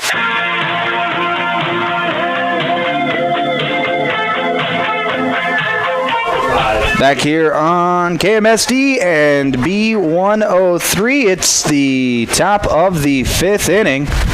Leading things off for Parkston will be the pitcher, Tate Klum. Klum sees a curveball on the inside part of the plate. It'll be 1 ball and no strikes. There's a fastball fouled straight back. It'll be 1-1. Here goes a Curtain Creek Ridge foul ball. This just the first game of our doubleheader tonight. Reminder, we've got Dakota Valley and Del Rapids after this game, as here's a high drive to left center field. Ranging to his right and making the catch on the run is Taylor Deagle for out number 1. And right now, Groton, they've kind of got a Cinderella story brewing. They lost their first game of the tournament, but then were able to beat Clark Willow Lake in an elimination game on Saturday by a score of 4-3 in a really tight contest. Yesterday they won over SMFC 16-11 as there's a pitch inside. It's 1-0. And then today they find themselves up 6-4 as here's a fastball swung and fouled straight back. It'll be 1-1. Cash Negebauer at the plate for Parkston. And Negebauer is 1 for 2 today. There's a strike in the outside corner. Be 1 ball and 2 strikes now. And TC Schuster up to 82 pitches on the afternoon. He'll go the full 105, I would imagine. So there's a fastball up. It'll be 2-2. And he's just been the man so far for Groton today. Gave up 3 runs in the first, has really responded nicely. As there's a fastball that stays just above the zone. It'll be 3 balls and 2 strikes now to Cash Negebauer. TC has given up just 1 run in his last 3 innings, 3 1/3 innings. So here's the 3-2 pitch. That's going to be up. And a walk drawn by Cash Negebauer. He'll be leading off of first base with just 1 out here in the top of the 5th. Now it'll be Coulter Kramer. Kramer today, he's also 1 for 2 with a strikeout and a single.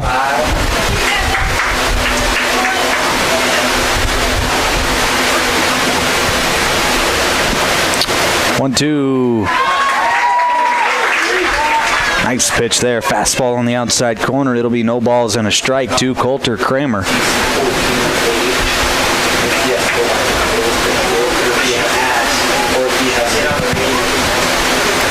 Schuster comes set.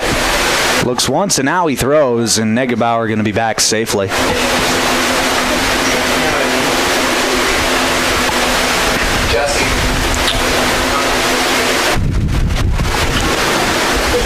Oh, 1 pitch. Fastball outside. It'll be 1 ball and 1 strike.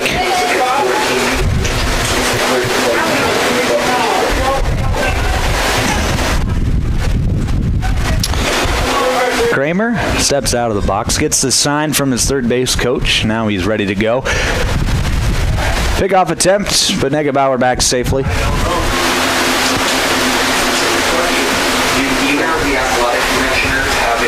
hockey. 1-1 pitch. That's going to run inside. It'll be 2 balls and a strike to Coulter Kramer. And right now, Groton really in need to get a 0, get your offense back on the field. As there's a pitch outside, it's 3 balls and a strike. And TC's pitched out of some tough situations today as he's now up to 89 pitches on the afternoon. He's got just a runner on first and 1 away. Here's the 3-1 pitch. That's going to be a fastball high. So that'll be a walk to Coulter Kramer. But now we could see some fatigue setting in for TC as he's at 90 pitches. 9-0. So he's got just 15 pitches to work with. Reminder, you're allowed to pitch 105 pitches in a day. At 105, you can finish the batter, but you cannot start a new batter. It'll be Drew Braley to step to the plate for Parkston, now with runners on first and second and just 1 out. Here's the first pitch in there for a called strike at the knees. It'll be 0-1.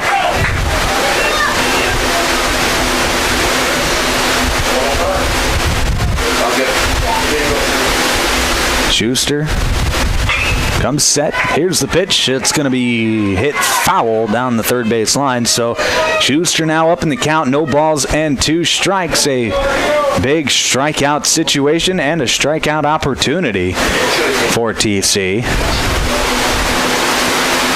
The 0-2 curveball. That's going to be lined in the left field, base hit. They are going to hold the runner at third base, however. So everybody just going station to station after the Drew Braley single into left field. Baseman number 0, Mason Jervik. Now it'll be Mason Jervik for Parkston, and Jervik today has flown out and lined out, has made good contact each time he's been up, but not much to show for it. His first pitch he sees is a strike on the outside corner. It'll be 0-1. And Kramer leading off of second. He's got good speed. 0-2, that's going to be a soft tapper right in front of the plate. Schuster picks it up. Long throw to first. In time for the out. Here comes the throw home. It is not in time. He missed the tag. Now a play at third, and into third base safely is Drew Braley. So on the play, Parkston is going to score 2 runs on a ball that was hit maybe 10 feet in front of home plate. Negebauer comes in to score. Kramer comes in to score. Drew Braley gets over to third. Jervik, it was thrown out at first base. So there'll be 2 down now, and it'll be Jax Kurtenbach to the plate. Kurtenbach sees a strike on the outside corner. It'll be no balls and 1 strike. We're knotted up at 6 here in the top of the 5th. Parkston still with 1 man out there. There's a pitch low. It's 1-1. Kurtenbach, he tripled last inning. So a guy who has seen Schuster well today. Here's the 1-1 pitch. That's going to be lifted down the left field line, but foul. So now a 2-strike count to Jax Kurtenbach.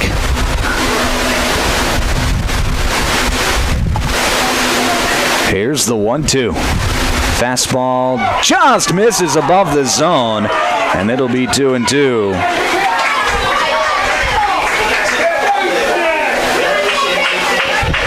Well, the deuces are wild out there on the scoreboard. 2 balls, 2 strikes, 2 outs. Here's the pitch. Fastball, check swing, and he went around. It's a strikeout for T.C. Schuster, and he leaves the man stranded at third. But Parkston, with some intelligent base running, ties it up at 6 as we head into the bottom of the 5th. We'll break back in just 1 minute here on B103 and KMSD.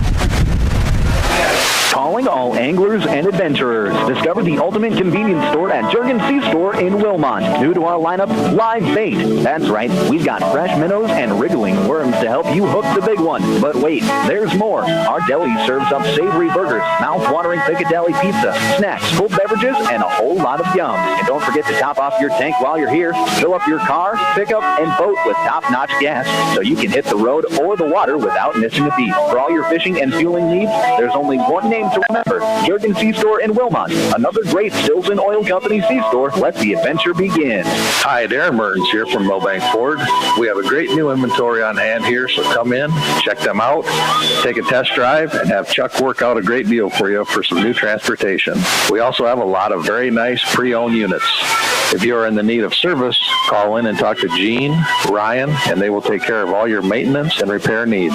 605-432-4525 or milbankford.net. Milbank Ford, West Highway 12 in Milbank.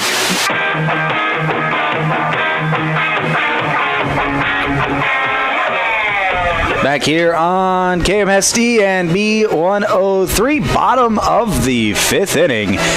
Here in our first game of the day between Groton and Parkston. Our second game will feature Del Rapids and Dakota Valley. Okay, winning number 5. It'll be Groton's turn to respond as both of these teams throwing haymakers at each other, as it has been a back and forth battle, which has, I mean, if you've been tuning into this tournament all tournament long, you have seen some fantastic baseball, and this game is no different, as we are tied at 6 here in the bottom of the 5th inning. It'll be Jarrett Erdman to lead things off for Groton, here in the bottom of the 5th.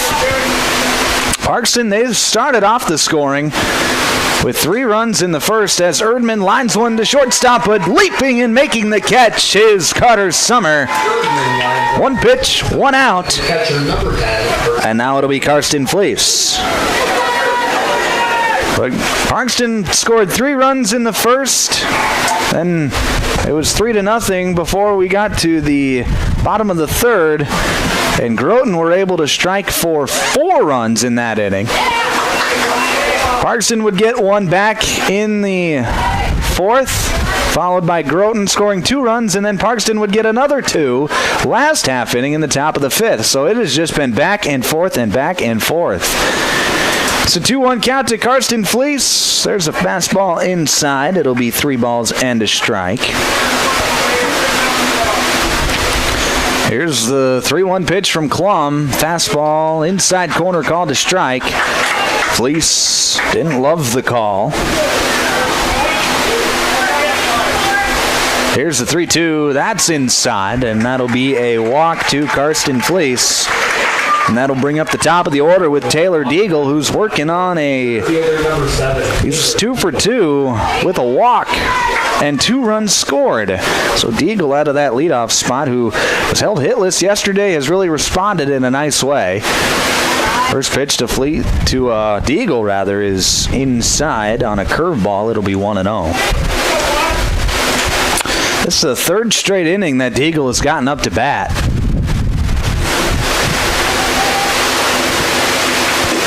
Check swing. Umpire says he went around. It'll be 1-1.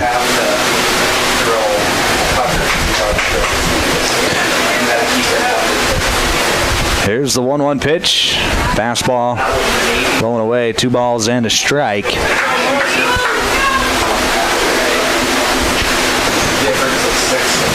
Here's the 2-1 pitch.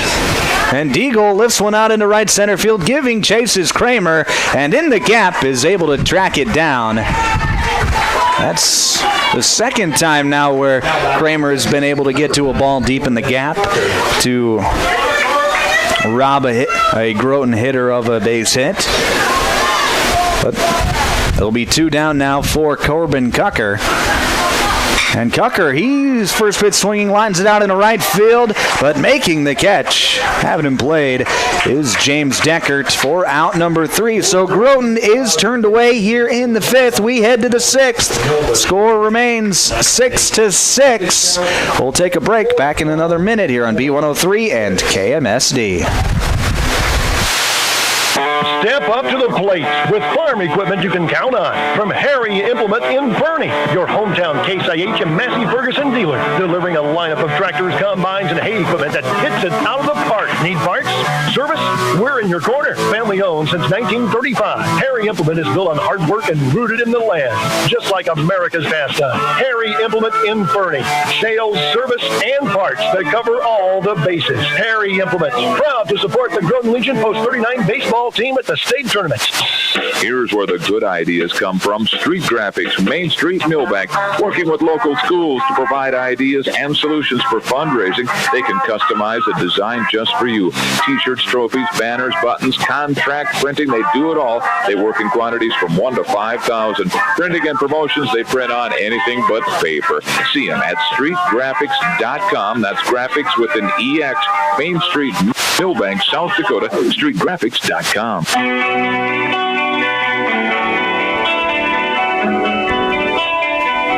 Top of the 6th inning here on KMSD and B103. We've got 2 innings of regulation left, and we're tied at 6.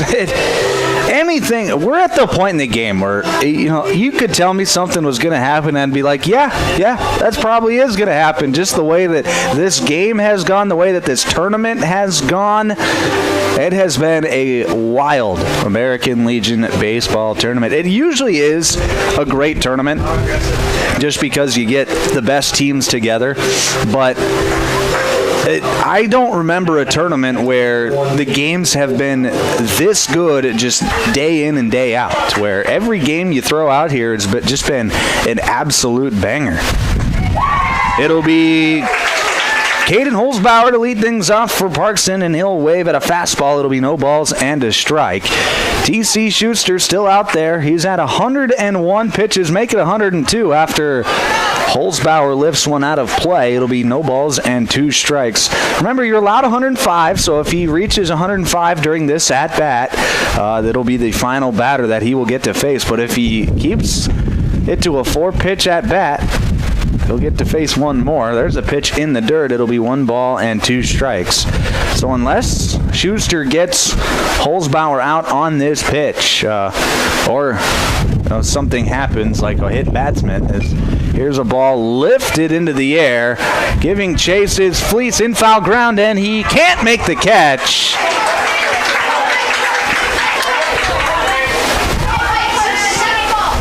So Holzbauer catches a break. That went off the glove. Those are the tough plays, especially with the wind swirling the way that it is today. So hard to fault Fleece for not making that play. But this will be the final batter for T.C. Schuster. There's a curveball swung on and missed. And T.C. gets the strikeout. And that's how his day will end. The 14-year-old is going to walk off the mound to a thunderous round of applause from the Groton faithful as T.C. Schuster gives Groton 5 1/3 innings pitched, and he leaves the game. He will get a no decision, but everybody is proud of that young man from Groton. All right, we do have a pitching change. We'll take a break. When we come back, we'll tell you who the new pitcher is back in a minute here on B103 and KMSD. Dreaming of a getaway? Escape to Schmidt's Landing on beautiful Big Stone Lake. Whether you're casting for walleyes, perch your bass, or just enjoying the stunning view, Schmidt's Landing has something for everyone. Relax in comfortable lakeside suites, or set up your camper or tent for a long weekend. How about spending this summer at your seasonal RV spot? There are also boat and pontoon rentals, plus a fully stocked C-store with bait and licenses. Discover a family adventure or a peaceful retreat at Schmidt's Landing. Visit schmidtslanding.com and like them on Facebook. This summer in Milbank, the crack of the bat and cheers from the stands bring us all together. Whether you're watching your grandkid hustle to first base or catching a game under the lights, Milbank Eye Care is here to help you see it all. No squinting required. From clear glasses to summer shades, they'll help you catch every moment in sharp focus. Swing by to make an appointment for a checkup. Milbank Eye Care. Clear vision, community pride, and baseball memories made sharp.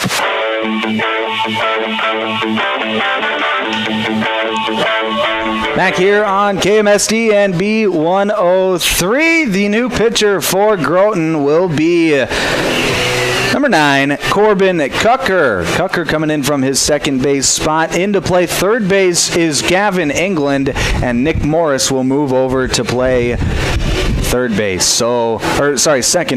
So the designated hitter is out of the game for Groton. T.C. Schuster, his day is done. Gives up 6 runs on the day, but he leaves the game in a tie ball game after a gutsy 5 1/3 innings pitched. And he turns it over to Corbin Cucker. Cucker's first pitch to Carter Summer is going to be low for a ball. It'll be 1-0. Here's a 1-0 pitch.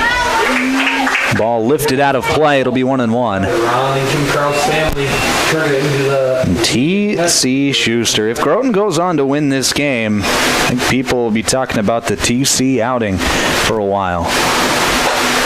That pitch going to run high. It'll be 2 balls and a strike.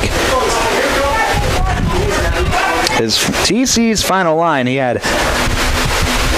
As here's a ball lifted out into shallow center field, and that'll get down for a base hit. Carter Summer with a 1-out hit for Parkston, and they've got a man aboard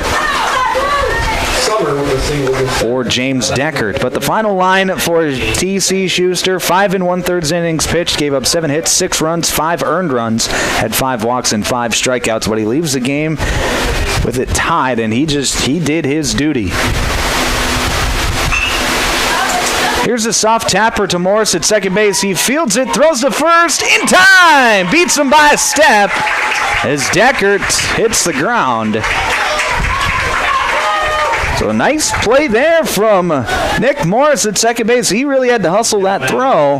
He's able to get the out just in time. Summer moves over to second base. And there's 2 away here for Parkston here in the top of the 6th. It'll be Tate Klum. And Klum, first pitch swinging and missing. It's 0-1. Is nice pitch there from Cucker as he pulled the string on him. Here's the 0-1 pitch. That's going to be lifted out of play. It'll be 0-2. That foul ball is sponsored by 203 Really.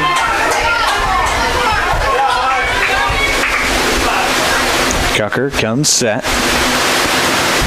Takes a deep breath. Now the pitch. Fastball just off the outside edge. Maybe a bit low as well. It'll be 1-2. That's a beautiful 0-2 pitch there from Corbin Cucker.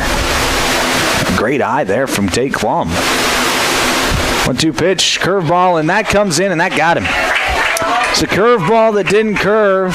Kind of slipped out of the hand of Cucker and gets Klum on that inside shoulder. So he'll take the trot down to first. And it'll be up to Cash Negebauer to maybe get a clutch base hit with 2 outs. Cash is 1 for 2 with a walk and a run scored today.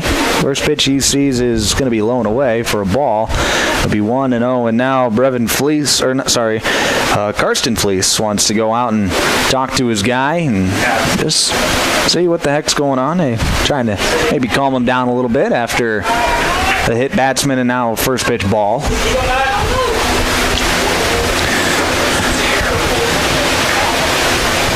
We're ready for play. Here is the 1-0 pitch. Fastball just misses inside. It'll be 2-0.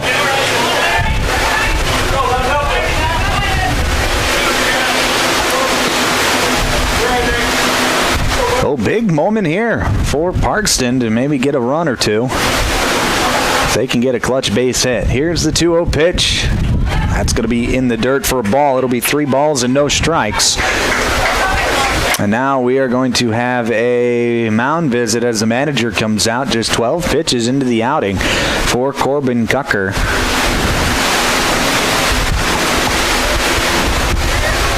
And, down 3-0, and, this is a big pressure moment in an elimination game. Your season hangs in the balance. You've only got 2 innings left. You're 1 out away from just getting out of the inning. Already down 3-0 to Negebauer. We got Coulter Kramer up next. These are all guys who can really do some damage in the Parkston lineup. You never want to give away free bases, but it's not like you don't have a place to put Negebauer. And so being ultra aggressive inside of the strike zone isn't necessarily a must-have for this at-bat. 3-0 pitch. That's going to be just above the strike zone and a walk to Negebauer. So that'll load the bases, but there are still 2 away. So Groton is just 1 out away from getting out of the inning, but it'll be Coulter Kramer to the plate for Parkston. Kramer 1 for 2 with a walk and a run scored. Singled back in the 3rd. First pitch he sees, he fouls straight back. It'll be 0-1.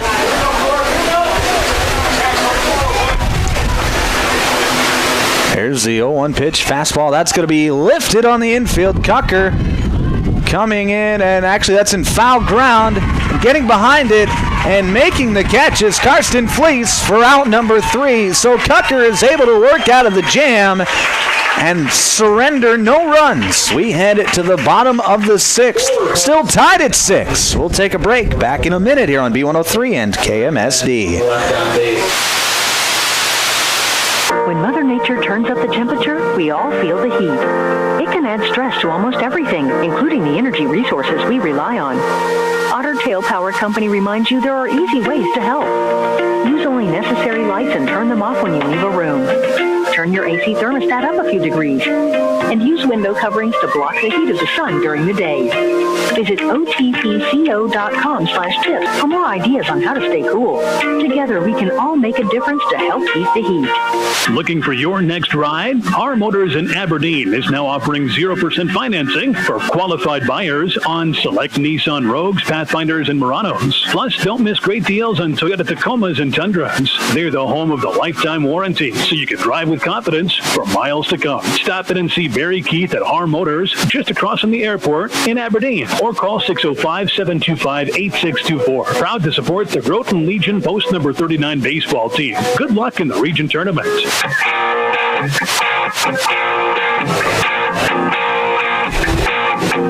Back here on KMSD and B103. It's the bottom of the sixth inning. Due up for Groton. It'll be Brevin Fleece, Carter Simon, and Gavin England. The meat of the order, the 3, 4, 5 hitters, and the guys that have really done the damage today for Groton. Now batting shortstop number 6, Brevin Fleece. Game tied at 6 here in the bottom of the sixth. It'll be Brevin Fleece, first pitch swinging. He taps it out to the second baseman, and he's going to be up safely. Drew Braley made a low throw, and Nangebauer wasn't able to make the scoop. So Brevin Fleece will be up after the air.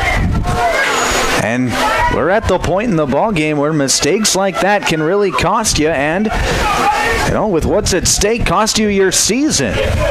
It'll be Carter Simon now. First pitch to Simon is going to be a curveball inside. It'll be 1-0. Simon with the big home run back in the third inning, a 3-run shot over the left field fence, which at the time tied the game at 3. There's a pitch. Low and away, 2-0. Fastball outside, it's 3-0.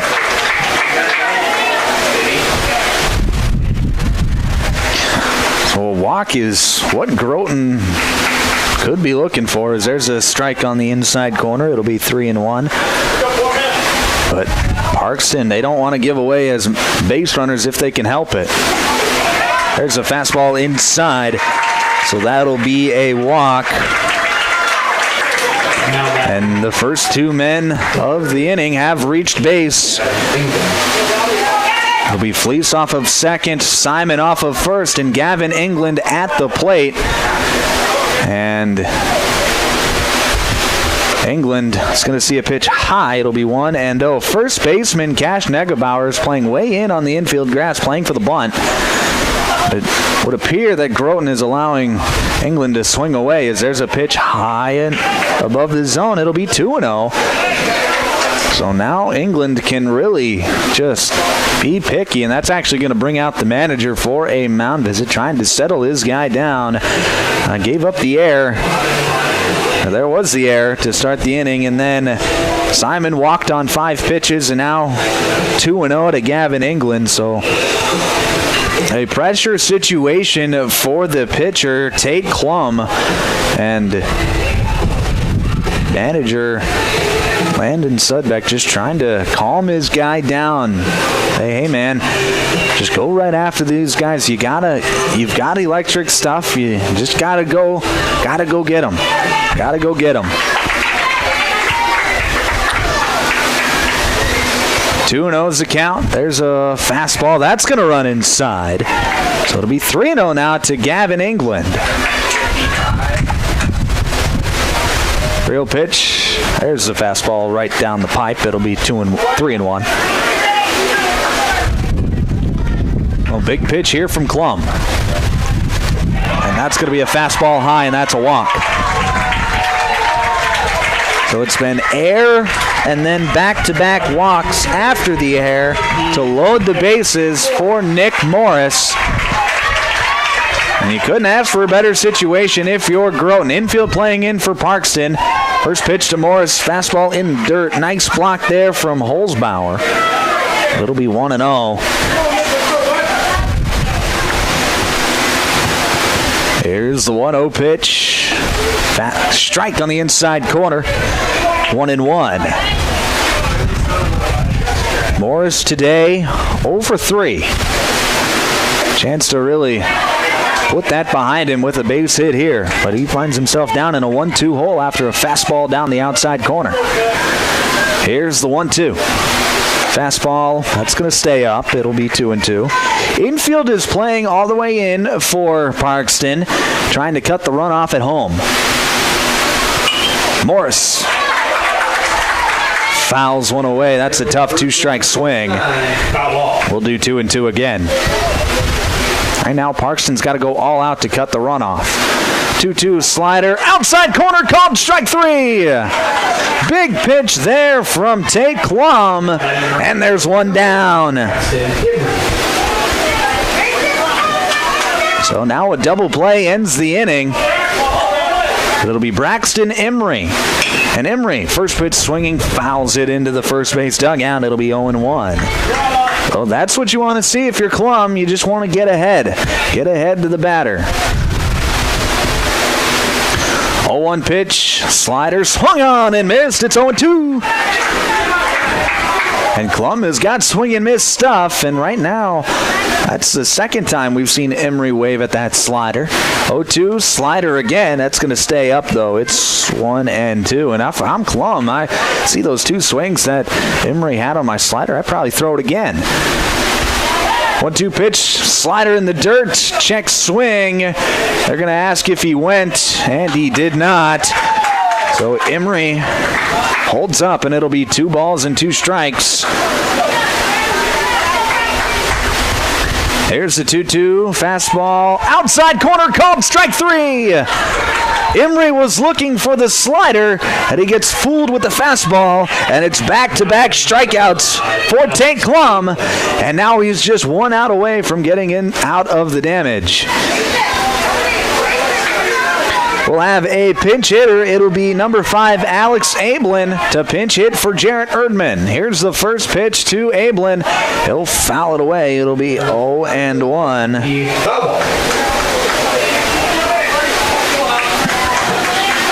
Ablin was the hero on the mound yesterday as he swings and misses at that pitch. It'll be 0-2. Trying to be the hero at the plate today. But he finds himself down, no balls and 2 strikes. Here's the 0-2 slider. That's going to be hit back up the middle. Fielded by the second baseman. He bobbles it, flips it to second in time! Drew Braley bobbled the initial attempt to field the baseball, but glove flipped it over to the shortstop, Carter Summer at second base, to get Gavin England out to end the inning and to strand the bases loaded. Groton turned away here in the 6th. We head to the 7th, still tied. We'll take a break. Back in another minute here on B103 and KMSD. Are you in need of collision repair? Look no further than Al's Body Shop. Their team of expert technicians has years of experience and are dedicated to getting your car or truck back on the road in no time. From minor dings to major body damage, they've got you covered. And with their state-of-the-art equipment, they can handle any make or model. Plus, they work with all insurance companies to make the process as easy as possible. Don't let an accident slow you down. Go see Al's Body Shop today. Al's Body Shop, Milbank. Quality collision repair you can trust. Dairy Queen in Ortonville is your locally owned and operated DQ, serving the Big Stone Lake area and beyond. Beat the summer heat with one of their cool treats like the famous Blizzard, Peanut Buster Parfait, hand-dipped cones, sundaes, and more. If you're looking for the best meal deal around $7, the DQ deal meal cannot be beat. Choose from a cheeseburger or chicken strips, fries, beverage, and a sundae for only $7. Make the Sunday a Blizzard for just $2 more. Hot eats, cool treats at Dairy Queen in Ortonville. Open 10 a.m. to 10 p.m. daily. Top of the 7th inning here in Milbank. Final inning of regulation. We're still tied, however, though, at 6. You saw a surge of offense in the middle innings. Nothing, however, in the last 2. It'll be Drew Braley to lead things off for Parkston. He sees a fastball on the outside corner called a strike. It's 0-1. Corbin Cucker still out there for Groton. There's a pitch outside. It'll be 1 ball and 1 strike. And they're really hoping that Cucker can get through this inning under 30 pitches. There's a fastball on the inside corner called a strike. It'll be 1-2. Let's say that because they're open to walk it off in the bottom of the inning, and so they have another pitcher for tomorrow. There's a fastball inside. It'll be 2 balls and 2 strikes. He's up to 19 pitches on the evening. So here's the 2-2. That's going to be lifted into the air, but foul down the left field line. So we'll do 2-2 again. That was pitch number 20 for Cucker. Be facing the bottom third of the order here in the 7th. Here's the 2-2 pitch. Swing and a miss. Strike 3.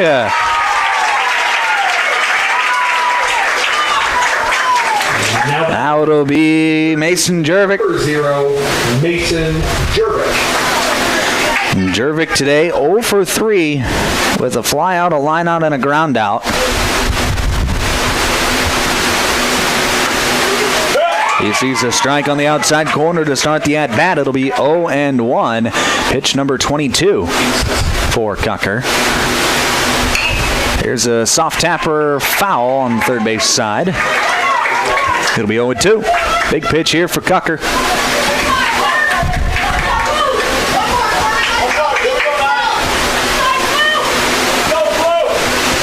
Here's the 0-2. And that got him. That runs inside, and that gets Jervik right between the numbers. So he will take the walk down to first base after the hit by pitch, and now it'll be Jax Kurtenbach. Kurtenbach today is 1 for 3 with a triple and a run scored. Tripled to lead off the 4th inning.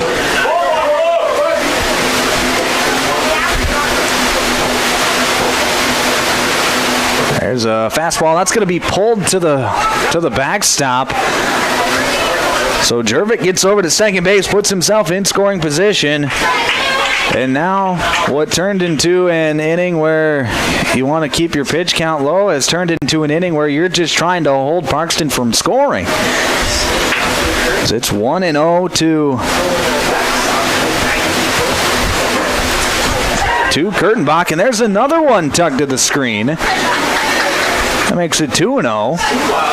And that's back-to-back wild pitches from Corbin Cucker. And that brings out the manager.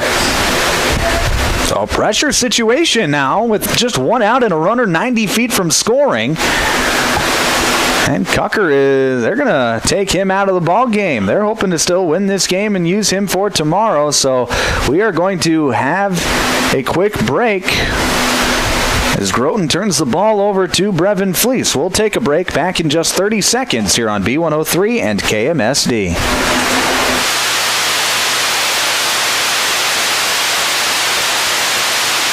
Dakota Country Ag Service in Milbank is your local Pioneer seed dealer. Dakota Country is now offering soil testing, and they have winter wheat and rye available. Dakota Country also has inoculants for hay silage, both soluble and dry, and inoculants for baling hay as well. For more information or to schedule an on-the-farm visit, call Paul 605-467-0715 or Riley 605-949-417. Dakota Country Ag Service, your local Pioneer seed dealer in Milbank.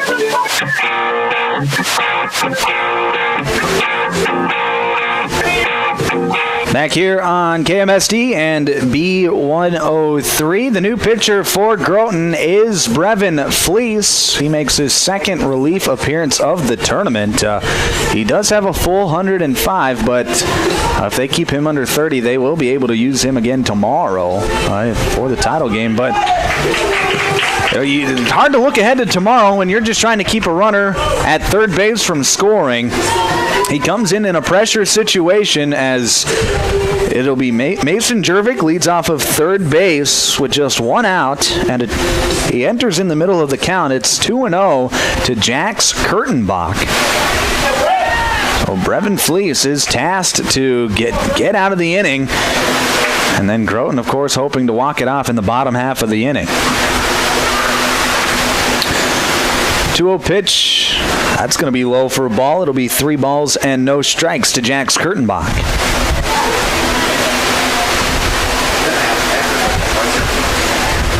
Corners playing up for Groton. Here's a 3-0 pitch. That's going to be outside for a ball, so a 4-pitch walk to Jax Kurtenbach.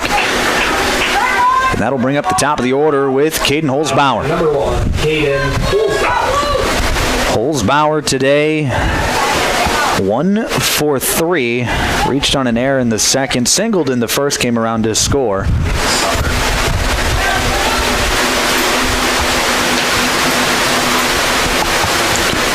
Here's the first pitch to Holzbauer. Runner takes off. That's going to be a strike over the outside corner.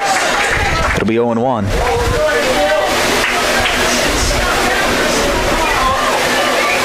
So Kurtenbach moves over to second base on the defensive indifference. So it's 2 runners in scoring position now for Parkston. Corners are playing up for Groton. Middle infield playing back. About middle depth. Here's the 0-1 pitch. Fastball inside. It's 1-1. And Brevin Fleece is just being tasked to hold the game where it's at. 1-1. That's going to be lined out into left field, but coming in, and he can't make the catch is Alex Amblin. 1 run will come in to score. Here's the throw into third. Not in time. And trotting into second base is Caden Holzbauer. Does that look like it went off of the glove of Alex Amblin? So Jervik comes in to score. Kurtenbach moves over to third. And Holzbauer moves into second base after the error. And it's still just 1 out, but there's another run in. And Parkston reclaims the lead at 7-6 here in the top of the 7th inning. It'll be Carter Summer now for Parkston. Swing and a miss, 0-1. You can see everybody in the ballpark. You can just feel the tension in the air. Everybody is either really happy or really not happy. There really is no in between.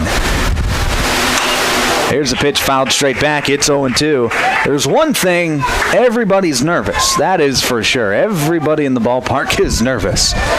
Doesn't matter what team you're rooting for. You're listening to American Legion Baseball on 95.1 FM, 1510 AM Classic Hits KMSD Milbank, and 102.9 FM KBWS Sisseton, Britton, and Webster.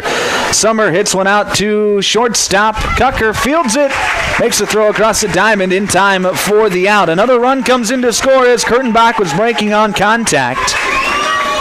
So the score is now 8-6 in favor of Parkston. Holzbauer stays put at second base. And there's 2 down now for Parkston. It'll be James Deckert to hit.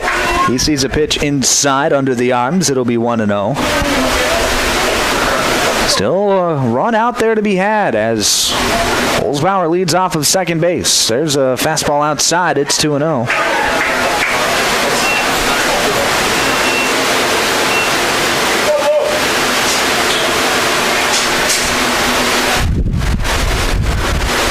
Pitch to Deckert. It's going to be a pitch low. It's 3-0.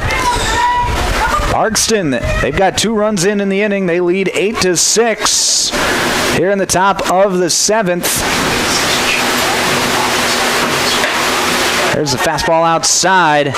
So that'll be a 4-pitch walk to James Deckert. And now it'll be Tate Klum.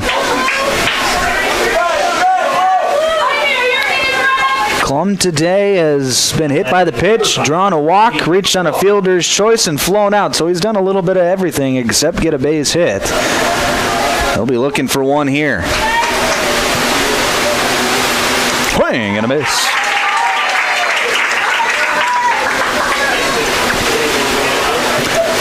Klum's been a little more worried about what he's doing on the mound than what he can do on the plate, as he'll have a chance to close it out in the bottom half of the inning, as here's a drive out into center field, and that is going to fall over the outstretched glove of Nick Morris. Here comes the throw home. It is not in time. It's a base hit for Tate Klum, and he extends the lead out to 3 as Caden Holzberg comes around to score. It's now 9-6 in favor of Parkston.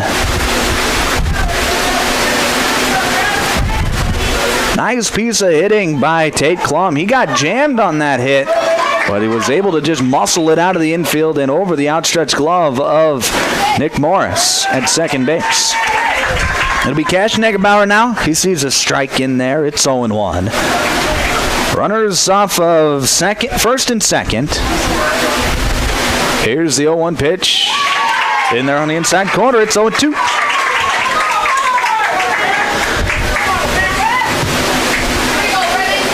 So big pitch here from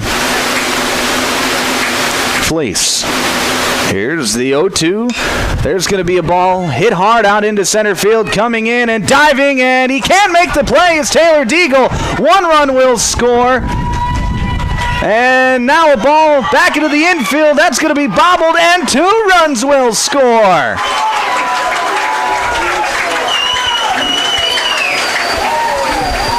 So Cash Negebauer is going to pick up an RBI on the base hit as Deckard came around to score, and then on an air, Tate Klum came around to score. Negebauer stays put at first, but it's now 11-6 in favor of Parkston, and they've really blown this game open here in the 7th.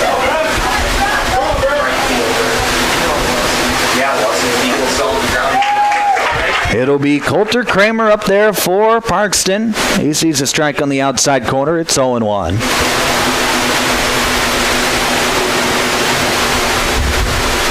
Swing and a miss, 0-2.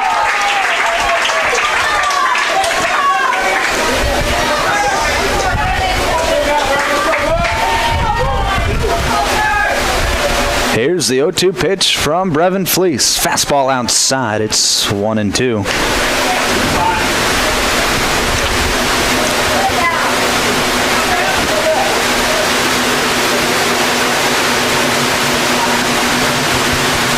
The 1-2. Called strike 3. Fleece is able to get out of the inning, but not before Parkston scores 5 runs in the top of the 7th.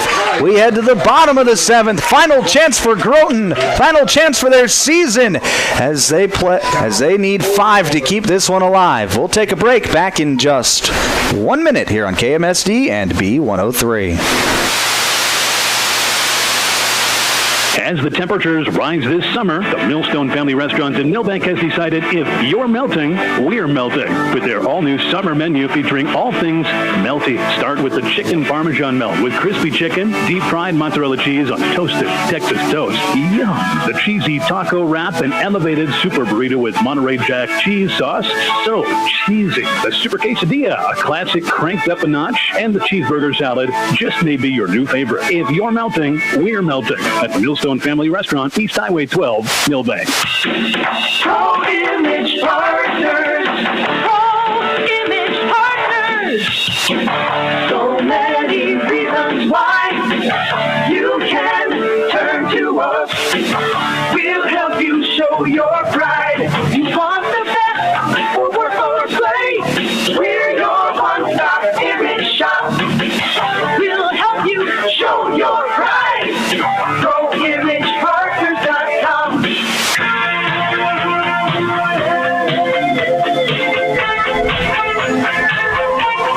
Bottom of the 7th inning here at Legion Field in Milbank. It has been a fun one. Parkston scored 5 runs in the top of the 7th to break the game open. It's 11-6. We were tied going into the 7th.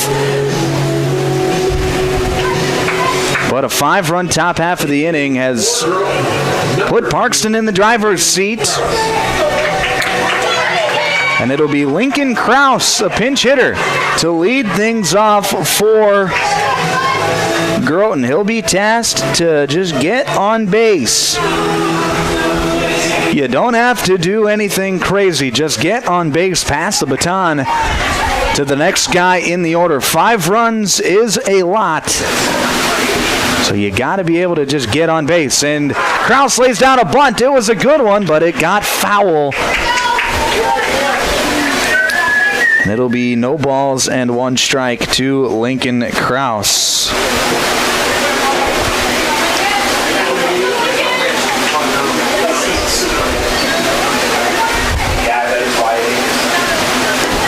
Swing and a miss, strike 2. Be no balls and 2 strikes to Lincoln Kraus. Coming in off the bench here in the 7th inning. Here's the 0-2. Called, strike 3 over the outside corner. And Kraus is down on strikes for the first out of the inning.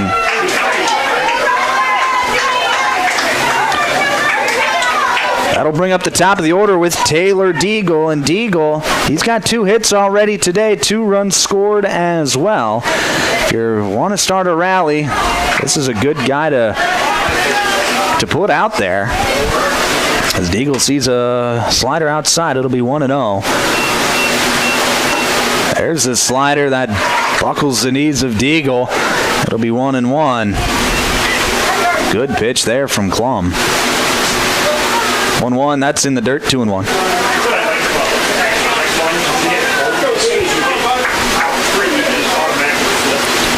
There's a 2-1 pitch. Swing and a miss, strike 2. In between games, we'll send it back to the studio before we get you ready for game number 2 of our doubleheader. Here's the 2-2. That's going to be fouled straight back. We'll do 2-2 again. Remember, game number 2 features Del Rapids and Dakota Valley. Dakota Valley fighting for their tournament lives. Del Rapids, they've already punched their ticket to tomorrow. Here's a hard hit ball through the left side of the infield for Taylor Deagle. He's got a 3-hit day. And Groton's got life with 1 down here in the 7th. It'll be Corbin Cucker. Cucker today, he's 0 for 3, has hit the ball hard today, but doesn't have anything to show for it. So here's a ball popped out of play. It'll be 0-1. There goes a Milbank Ford foul ball. Brevin Fleece to follow, followed by Carter Simon. There's a strike on the inside corner. It's 0-2.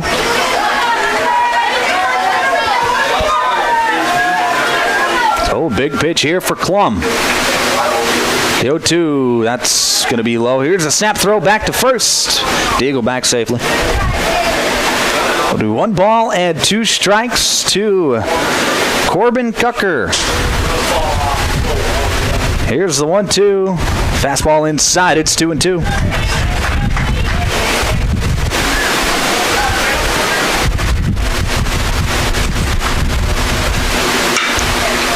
That pitch popped into the air, sky high out into right field. Coming in is Deckert, and he makes the catch for out number 2. And that'll bring up Brevin Fleece, representing the final opportunity for Groton. They trail 11-6 here in the bottom of the 7th. There's a fastball outside. It's 1-0. Deagle still leading off of first base. Fastball outside, it's 2-0. Well, Klum has got some pitches to play with. If he doesn't want to get too aggressive, as Deagle stealing, going to get up without a throw. That pitch was inside, it's 3-0, but Deagle puts himself in a scoring position. 3-0 pitch in the dirt, so Fleece draws the walk. Now it'll be runners on first and second with still 2 away, and Carter Simon stepping to the plate. Simon today has already homered back in the 3rd inning. Sees a slider in there for a strike. It's 0-1. A home run wouldn't do Groton much good. They'd still be down by 2. He swings and misses at the slider. So it's no balls and 2 strikes, and now Groton's down to their final strike. Here's the 0-2. Fastball outside. Deagle, he's going to steal third base without a throw. It'll be 1 ball and 2 strikes.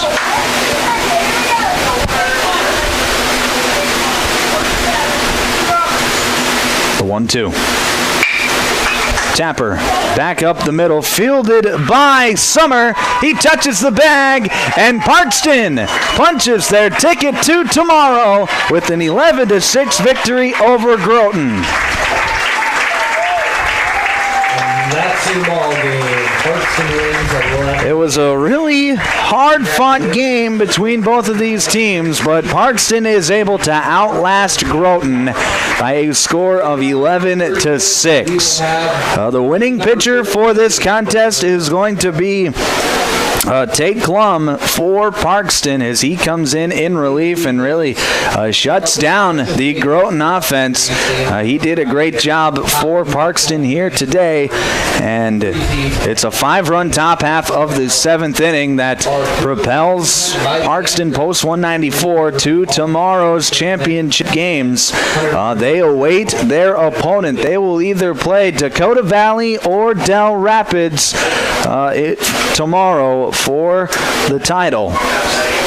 Groton, they see their season come to an end here tonight as they drop this one 11-6. All right, we're going to send it back to the studio. We'll be back in about a half an hour for the second game of our doubleheader. We say goodbye to our friends on B103. Thank you for tuning in to the Groton baseball games all tournament long. If you tuned in for the Groton games, odds are you got a pretty good game. They played some really good baseball in their 4 days here at the state tournament, but they fall just a bit short here today. But like I said, we say goodbye to our friends on B103. We'll be back on KMSD in about a half hour. But for now, let's send it back to the studio.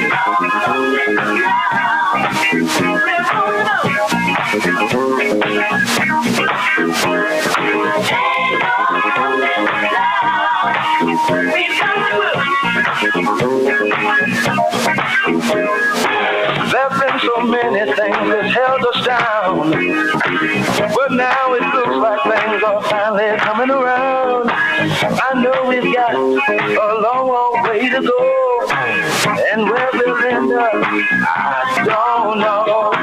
But we don't let nothing hold us back. We're putting ourselves together, we're polishing up our act. If we've ever been held down before, I know you refuse to be held down anymore. Well, don't you let nothing, stand in your way. I want you to live someplace.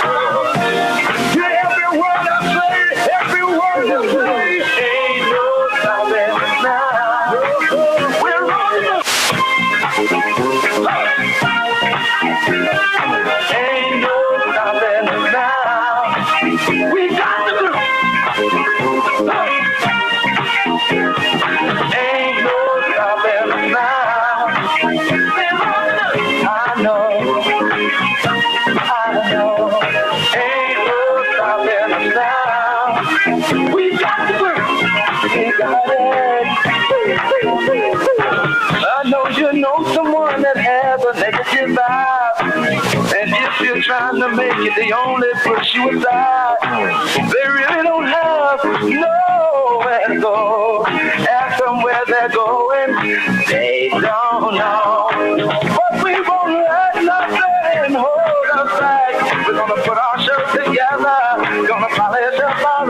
well.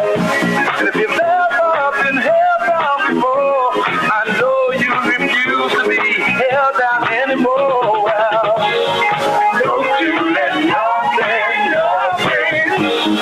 stand in your way. I want you to listen.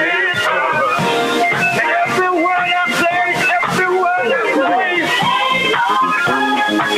No, no, no.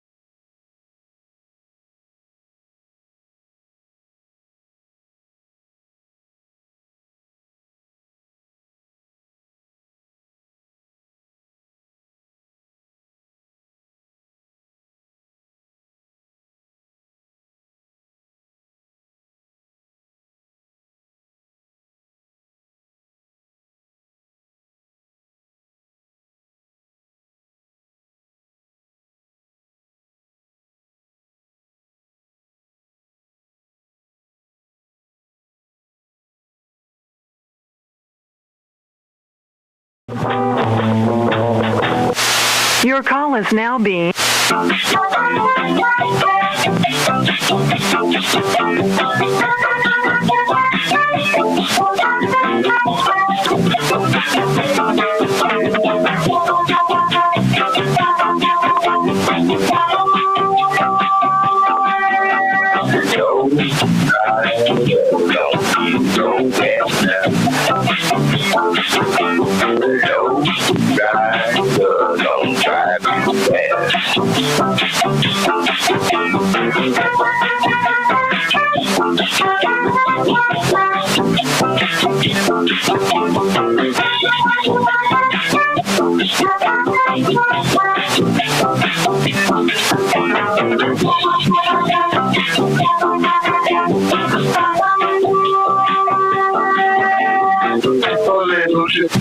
Take a little trip and leave. Take a little trip with me.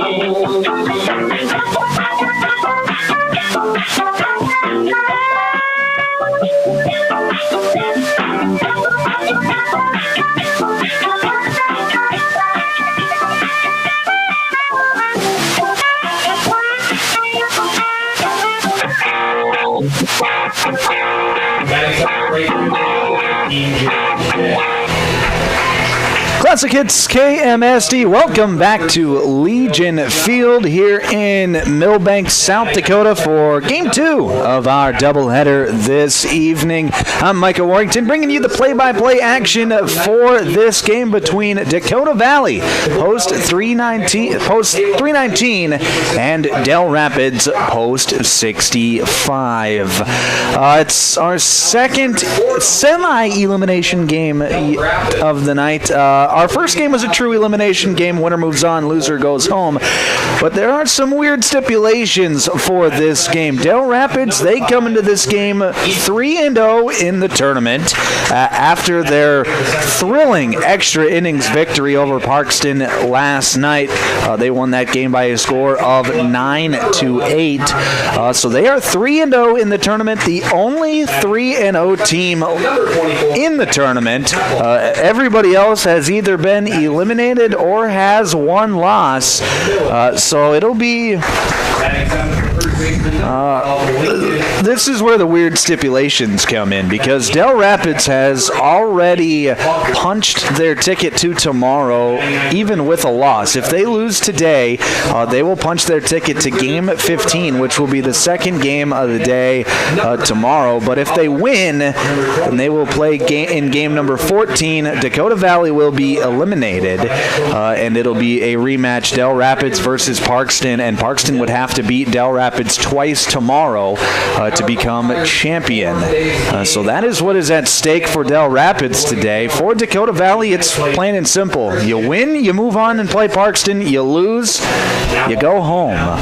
But for now, we'll talk more about that later. For now, let's send it on over to our PA announcer for the Creative Sportsmanship.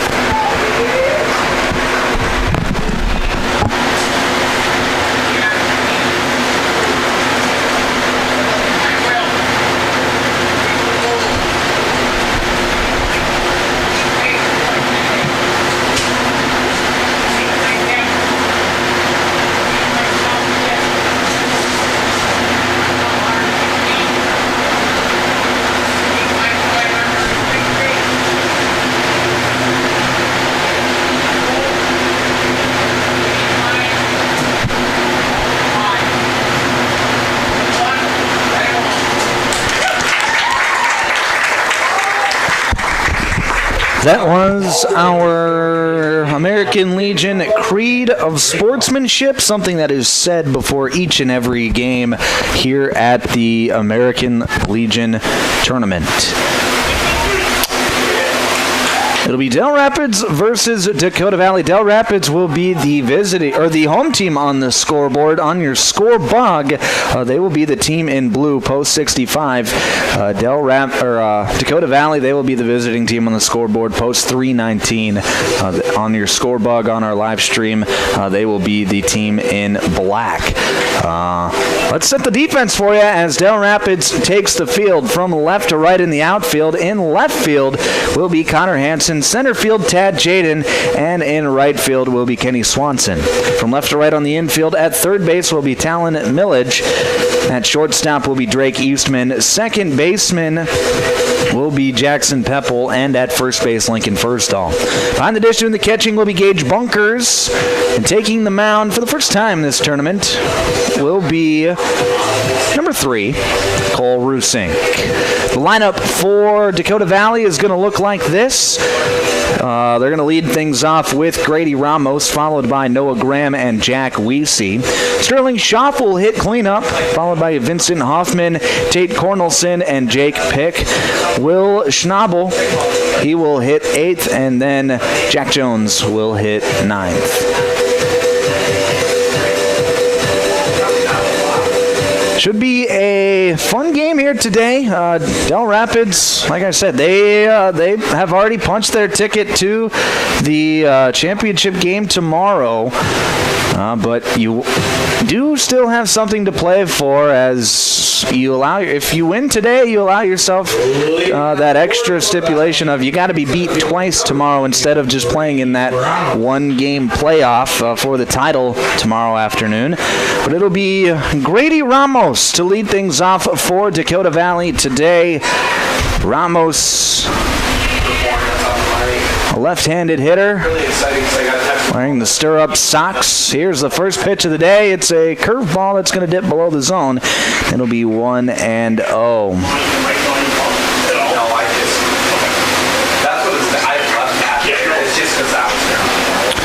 1-0 pitch to Ramos, swung on and tapped foul. It'll be 1 ball and 1 strike. But for Dakota Valley, they need to win today. If they lose, they are done. If they win, obviously they will play Parkston tomorrow. Parkston, in a thrilling game, in game 1 of today, beat Groton 11-6. They scored 5 runs in the top of the 7th inning. It was tied at 6 going into the top of the 7th.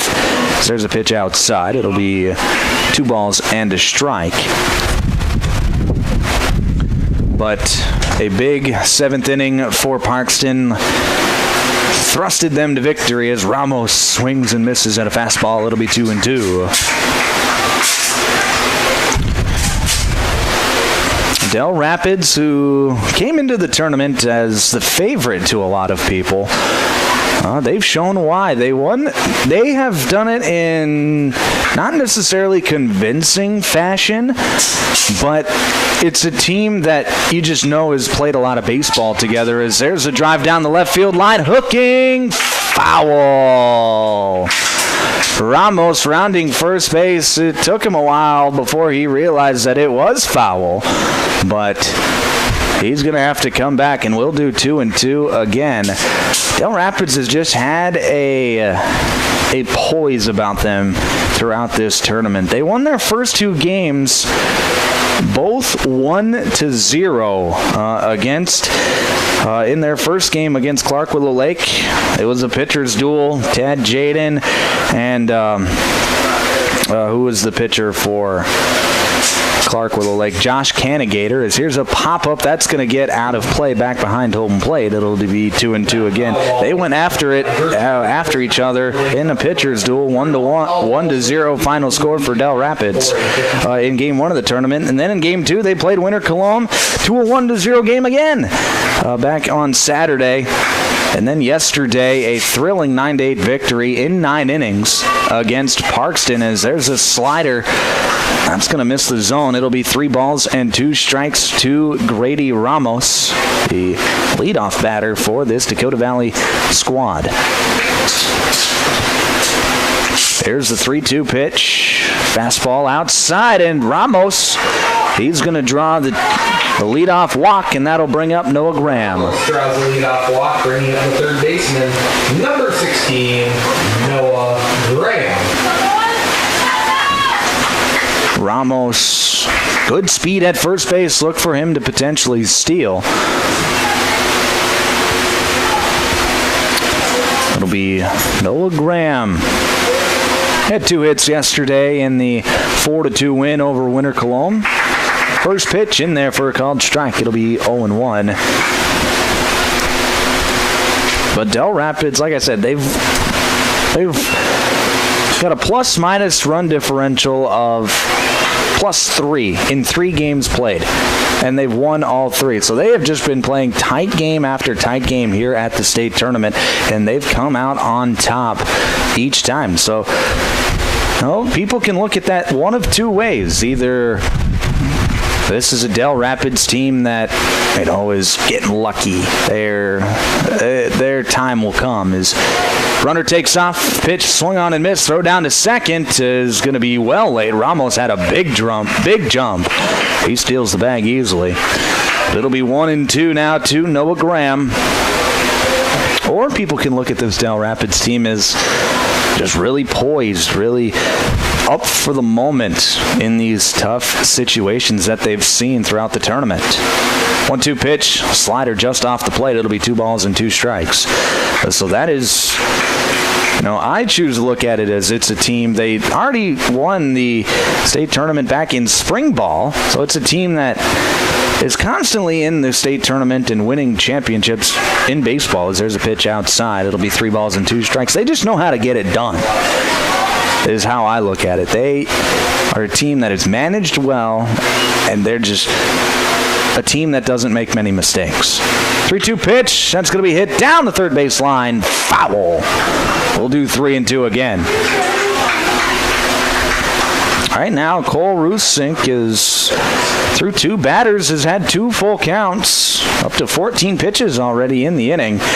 Dakota Valley, they've proven throughout this tournament that they are a team that they're willing to take strikes and willing to look at some pitches. Here's the 3-2. That's going to be fouled away again.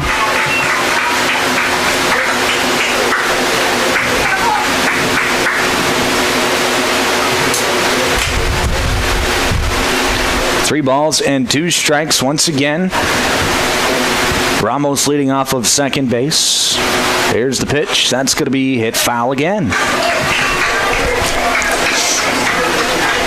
So 2 at-bats and 2 long at-bats at that is Cole Rusink is now up to 16 pitches in the inning, and he's only faced 2 batters. Both Ramos and Graham have really strung out their at-bats. Here's the 3-2 again. Curveball. That's going to stay high. So it'll be back-to-back walks for Dakota Valley here in the top of the first. And now that'll bring out Danny Miller, the manager. And we could be getting an early pitching change, or he could just be looking to settle things down. As 17 pitches for Rusink to start the game. And through the first 2 hitters, it's just been ball and then a foul ball, and then it's been 2 full counts and 2 really just long grinding at bats to start the game. Which, if you're Cole Rusink, not exactly what you want to see. You want to start the game off quick. You want to get quick outs. You want to get swings and misses, and just get it to your offense to the top in the bottom of the first. But so far, it's been tough going for Rusink.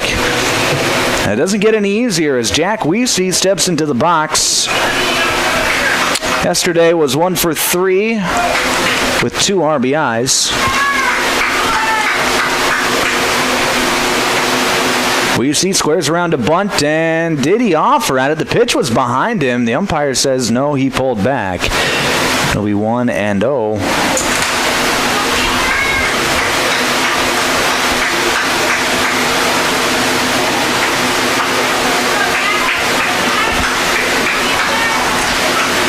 Weesey steps out of the box, gathers himself, and now he's ready to go. 1 ball and no strikes. See if he squares around again. Yes, he does. And this time he gets it down. Rusink fields it down the third base line, fires the throw, and that is not going to be in time. The throw gets away. Here's the throw home now, and that's not going to be in time. Throw down to second. Not in time. So Dakota Valley with some athletic base running is now we got time called as Jack Weesey kind of slid into the bag at second a little awkwardly. His manager's going to go check him out, but we'll see what it means. Dakota Valley, they are short on players today. They've only got one bench player. It was a bunt down the third base line, and I think Weesey actually beat it out at first. It was a really tough play for Rusink fielding the position down the third base line. Made a strong throw, but it was bobbled at first, and then that allowed Ramos to come in to score. Cram, he got all the way over to third on the play, and then Weesey on the throw home, he advances over to second base, and now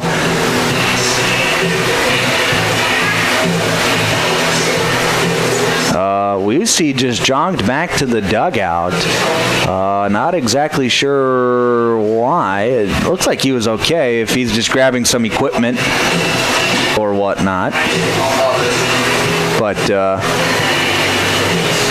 Jack Weesey off of second base. We have a pretty long stoppage here. I don't know exactly what is going on.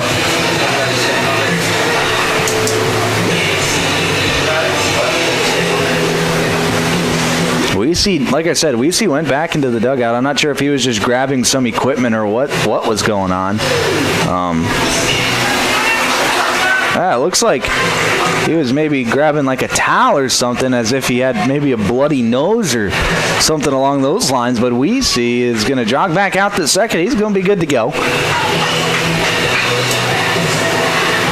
Just a really awkward play, but it ends with Dakota Valley. They score the first runs of the game. It is 1-0. And they still don't have anybody out with runners on second and third. So the infield going to be playing in for Del Rapids. It'll be Sterling Schaff to hit for Dakota Valley. First pitch to Schaff is going to be low, 1-0. And the way that the tournament is set up, this game, like I said, doesn't mean a terrible ton. Here's another bunt attempt. It's a suicide squeeze. The play home. They got him. Noah Graham was sprinting home after the suicide squeeze, and a heads-up play by Cole Rusink to flip it to the catcher, Gage Bunkers, and Bunkers is able to get the tag down in time for the out. So it's a 1-2 put out for out number one. Weesey moves over to third. Sterling Schaff safe at first on the fielder's choice, and now it'll be Vincent Hoffman. Man, that's not a play you see every day. You don't see very many suicide squeezes at this level or at any level. Here's the first pitch to Hoffman. That'll be a fastball on the outside corner called a strike. It's 0-1. But as I was saying before, this game doesn't mean a terrible lot to Del Rapids. They've already punched their ticket to tomorrow with yesterday's win. But you still want to win it because you want to give yourself that extra buffer of they got to beat us twice tomorrow. Runner takes off. Here's a swing and a miss. The throw is going to go back to the pitcher, Rusink. So that'll be a defensive indifference. And Schaff is up to second base. But it is 0-2 now to Vincent Hoffman. Still here in the top of the first, Dakota Valley up 1-0. Here's the 0-2 from Rusink. That's going to be a slider outside. It'll be 1 ball and 2 strikes. But Del Rapids has an ace up their sleeve. How they set up their tournament, and this is what managers have to think about coming into the state tournament, is they have their ace, Tad Jaden, available for tomorrow, as here's a slider on the outside corner called strike 3. So Hoffman down on strikes for the second out of the inning, and it'll be Tate Cornelson now for Dakota Valley, with a runner on second and third, and 2 down now. But Tad Jaden is available to pitch tomorrow for Del Rapids. He only threw 75 pitches on Friday in the first day of the tournament as the first pitch to Cornelson is inside. It'll be 1-0. So he can come back, pitch tomorrow in the title game. Swing and a miss. Strike one. Like I said, ace up their sleeve, and Jaden, by many accounts, is considered to be the best pitcher in the state. So if you've got, he had 13 strikeouts in 5 2/3 innings on Friday.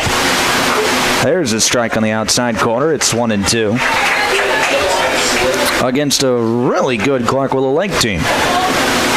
Anytime you have 13 strikeouts in the state tournament, that's a good day. It's a really good day, and it just shows what kind of stuff Jaden's working with. There's a pitch outside. It'll be 2 balls and 2 strikes. So that's the ace up the sleeve for Del Rapids for tomorrow. In a 1-game playoff, there's very few pitchers that you would take over Jaden here in the state of South Dakota. 2-2 pitch. That's going to run inside. It'll be 3 balls and 2 strikes. And everybody who's going to play tomorrow knows exactly what they're going to get. It's the real question is, what are they going to do about it? Here's a 3-2. That's going to go up and in, so the bases are going to be loaded now for Jake Pick. And this is an early big opportunity spot for Dakota Valley. Let's not underrate it. They've already got 1 run in the inning. The right fielder, number 15. And with a base hit, they could get a few more. It'll be Jake Pick for Dakota Valley. Swing and a miss.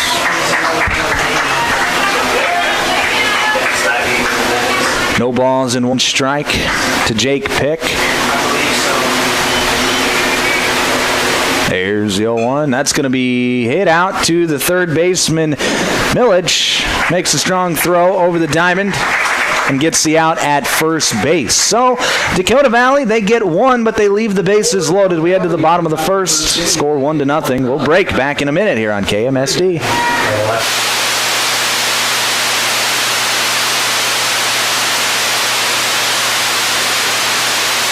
Milbank Legion Post 9 welcomes all teams and fans to the state tournament. Milbank is the birthplace of Legion Baseball, and they're honored to be able to host the event at the new ballpark. What started 100 years ago has grown to over 50 states and Canada, with over 3,500 teams participating. American Legion Baseball, giving players an opportunity to develop their skills, personal fitness, leadership qualities, and have more fun.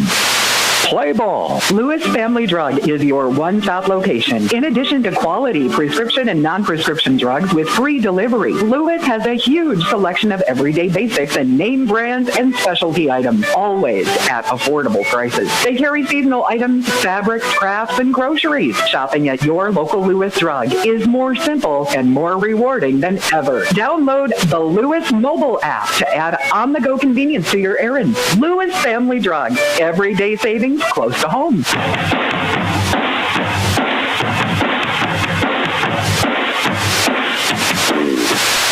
Back here on KMSD, it's the bottom of the first inning. Let's set the defense for you for Dakota Valley. From left to right in the outfield, in left field, it'll be Will Schnabel. In center field will be Grady Ramos, and in right field will be Jake Pick. From left to right on the infield at third base, Noah Graham. Shortstop, Tate Cornelson. Second base will be Jack Jones, and at first base will be Vincent Hoffman. Behind the dish doing the catching will be Jake Weavesey, and taking the mound for Dakota Valley will be number 8, Sterling Schaff. Schaff, his second start of the state tournament, also started on Saturday. They kept his pitch count low enough to where he could come back 2 days later. Kept him under that 45-pitch threshold, so he was able to be used later in the tournament. Well, his later start comes today.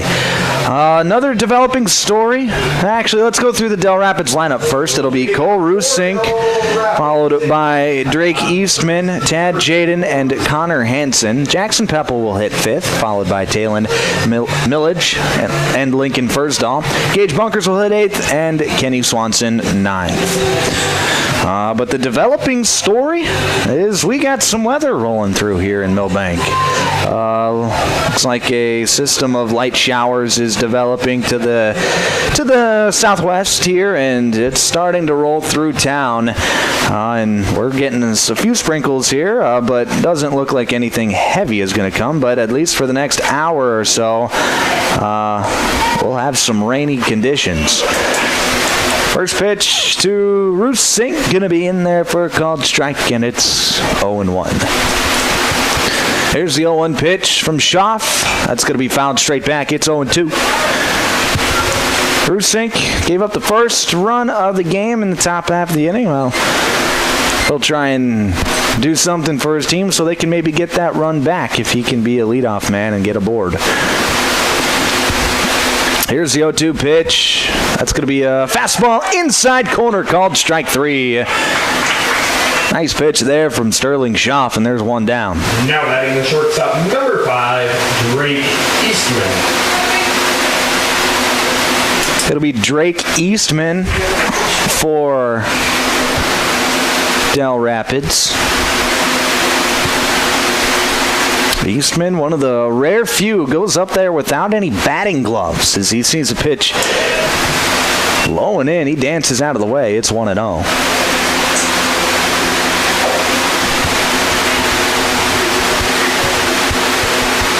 You're listening to American Legion Baseball on 95.1 FM, 1510 AM Classic Hits, KMSD Milbank. Just getting underway. Bottom of the first inning here in Milbank for the second game of the night. It's a 2-0 count now to Drake Eastman. Here's the pitch. Fastball, that's going to be hit out to the shortstop, Cornelson. He makes the play, fields it, and makes a high throw over to first. So Eastman will be up on the air. Batting the center fielder, number 13, Tad Chaden. That was tailor-made for Cornelson, but he's unable to make the throw. Could be a case of a little bit of a slippery baseball with the few sprinkles that have come down on the infield grass, but either way, it's an error. And Del Rapids has got a man aboard here with one away. To bring up Tad Jaden. Little lefty on lefty as here's a snap throw to first. Back safely is Eastman.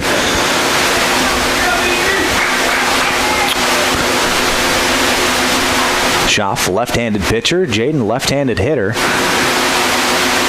First pitch, it's going to be outside. 1 ball and no strikes.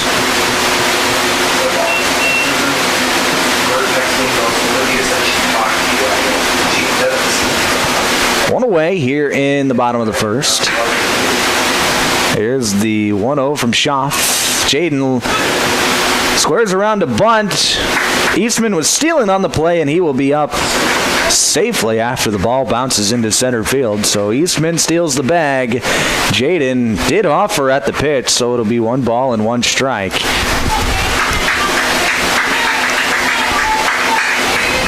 So runner in scoring position for Del Rapids.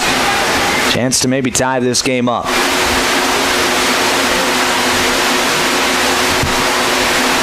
Here's the 1-1. Fastball outside, 2 balls and a strike.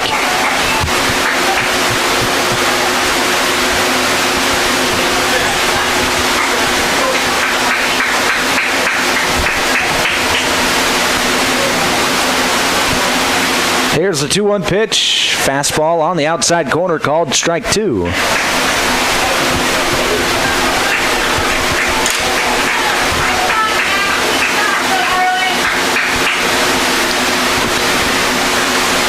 On 2 balls and 2 strikes now to Tad Jaden. Drake Eastman still leading off of second base for Del Rapids.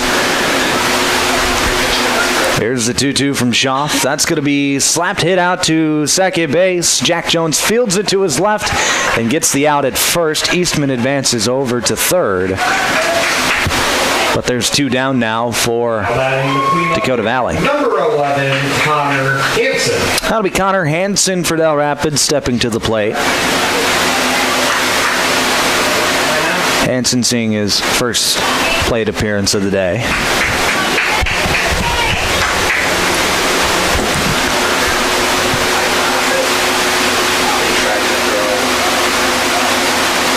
Eastman really dancing out there at third base, and that's really bothering Schaff as he was going to go out of the windup. Now he steps off, and now he's going to go from the stretch.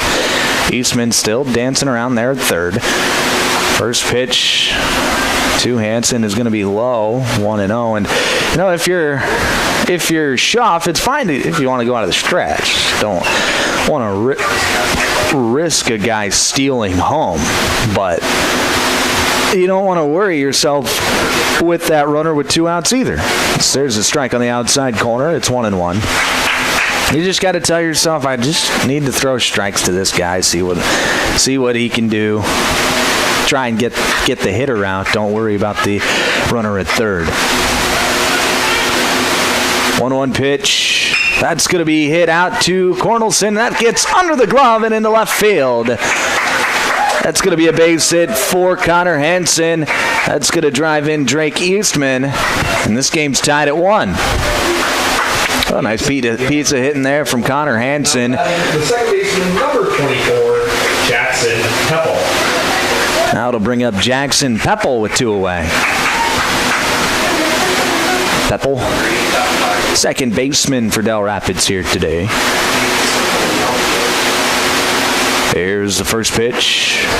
Strike on the inside corner. It's 0-1.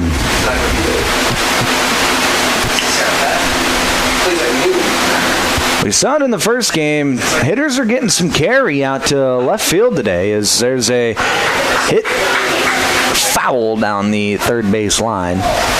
It'll be no balls and 2 strikes.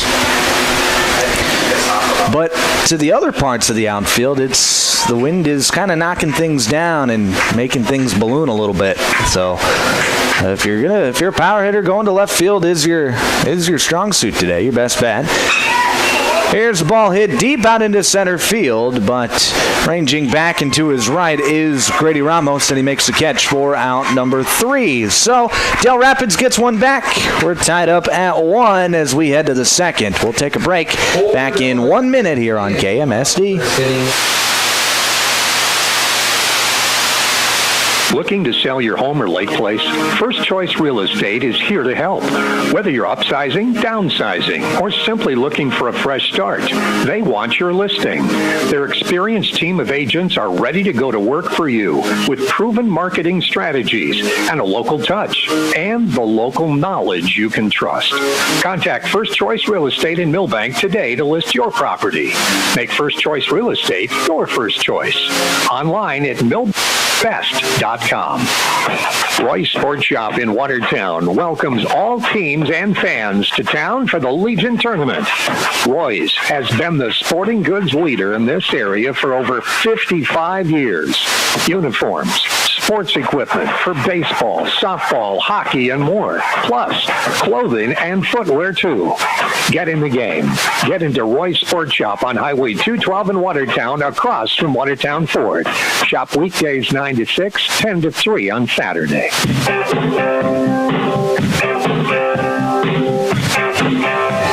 Back here on KMSD, it's the top of the second inning. Due up for Dakota Valley, it'll be Will Schnabel, Jack Jones, and the top of the order in Grady Ramos. Tied up at 1 here in the second. Del Rapids, they got that 1 run back on a Connor Hansen single to drive in at Drake Eastman. Well, we'll see what will happen here in the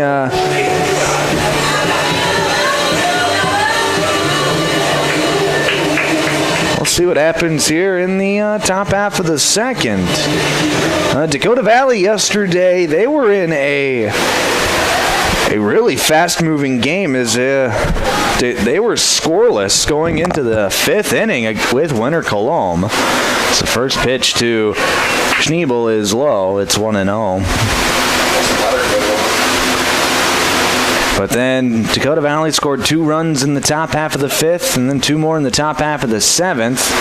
There's a pitch low and away. It's 2-0.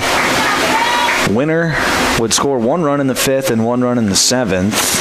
But Dakota Valley would win that game 4-2 despite being out hit 9-7. There's a pitch low. It's 3-0. And that just proves that hitting is, it's nice to get hits, but you also got to get hits at the right time. If you can't hit with runners in scoring position, you're not going to score many runs. 3-0 pitch, that's in there for a called strike. It's 3-1. That's just baseball. I mean, it's a very situational game, as are a lot of sports. 3-1 pitch. That's going to run up and in. So that'll be a walk to Schneebel. A leadoff walk, and that'll bring up Jack Jones.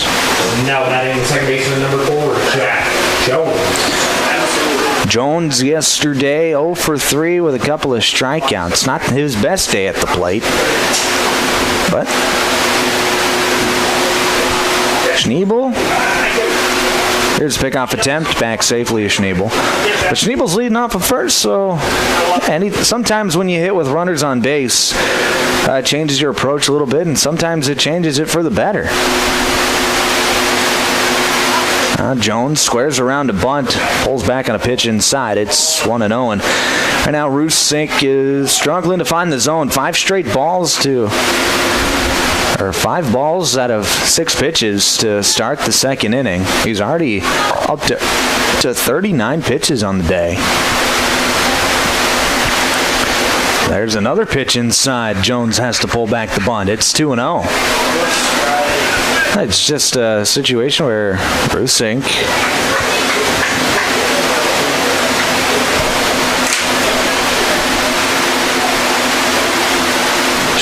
is struggling to find the zone right now. Just really no rhyme or reason, as there's a pitch over the strike zone. It's 2 balls and a strike. The season stats for Rusink, he's only had 5 appearances on the year, 3 of which have come in relief, has pitched just 12 innings on the season. There's the 2-1 pitch. That's bunt is going to be popped up into the air. Giving chase is bunkers, but he can't quite get there. And it'll be 2 balls and 2 strikes to the Dakota Valley 9-hole hitter. Del Rapids is a team that has really been dominated by 4 or 5 pitchers. It's been Tad Jaden, Drake Eastman, Lincoln Fursdahl, and Connor Hansen, the only pitchers above 20 innings pitched on the season in Del Rapids' 24 games. 2-2 pitch, swung on and missed, and that's going to be a strikeout for Cole Rusink. Now batting the center fielder, number 22. And that'll bring up Grady Ramos in the top of the order.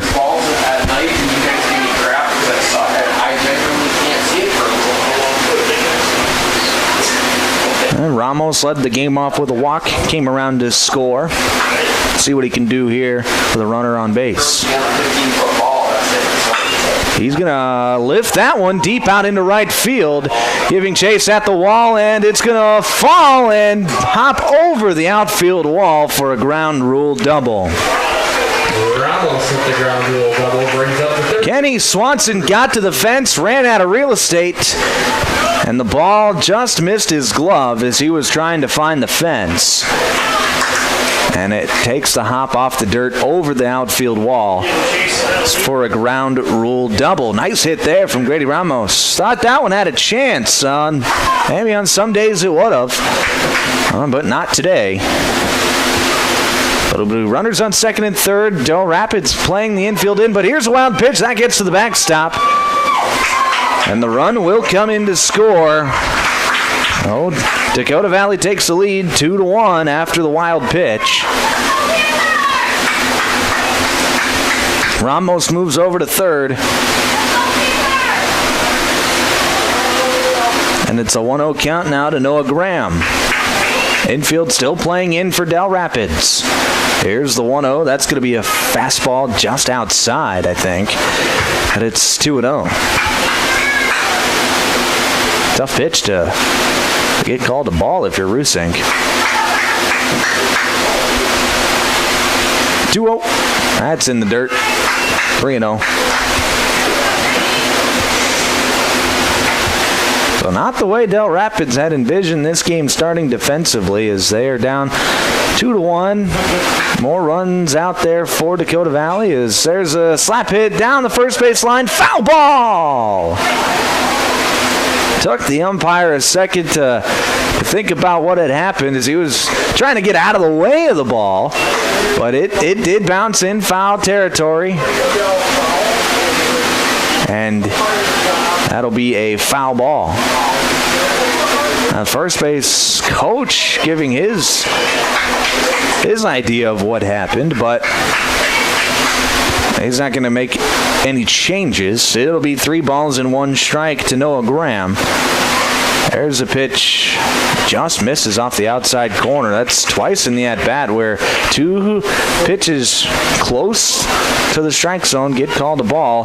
Now that'll bring out Danny Miller, the manager, and I think we're going to see a pitching change. Rusink thinks he's getting pulled. Or maybe Miller's just out there to calm his guy down as he's got runners on first and third with just 1 away. Here in the top of the second, 1 run already in the inning. Doesn't look like a change is going to be made. Looks like Miller just wants to calm his guy down. But Rusink is already up to 50 pitches here in 1 1/3. He's just thrown a lot of pitches, and now it looks like we are going to have a change. So we are going to take a break. We'll figure out what the defensive switches are after the break. We'll be back in just 1 minute here on KMSD. Calling all anglers and adventurers. Discover the ultimate convenience store at Jurgen C-Store in Wilmont. New to our lineup, live bait. That's right, we've got fresh minnows and wriggling worms to help you hook the big one. But wait, there's more. Our deli serves up savory burgers, mouth-watering Piccadilly pizza, snacks, cold beverages, and a whole lot of yum. And don't forget to top off your tank while you're here. Fill up your car, pickup, and boat with top-notch gas so you can hit the road or the water without missing a beat. For all your fishing and fueling needs, there's only one name to remember, Jurgen C-Store in Wilmont. Another great Stills and Oil Company C-Store. Let the adventure begin. Hi, Darren Mertens here from Milbank Ford. We have a great new inventory on hand here, so come in, check them out, take a test drive, and have Chuck work out a great deal for you for some new transportation. We also have a lot of very nice pre-owned units. If you are in the need of service, call in and talk to Gene, Ryan, and they will take care of all your maintenance and repair needs. 605-432-4525 or milbankford.net. Milbank Ford, West Highway 12 in Milbank.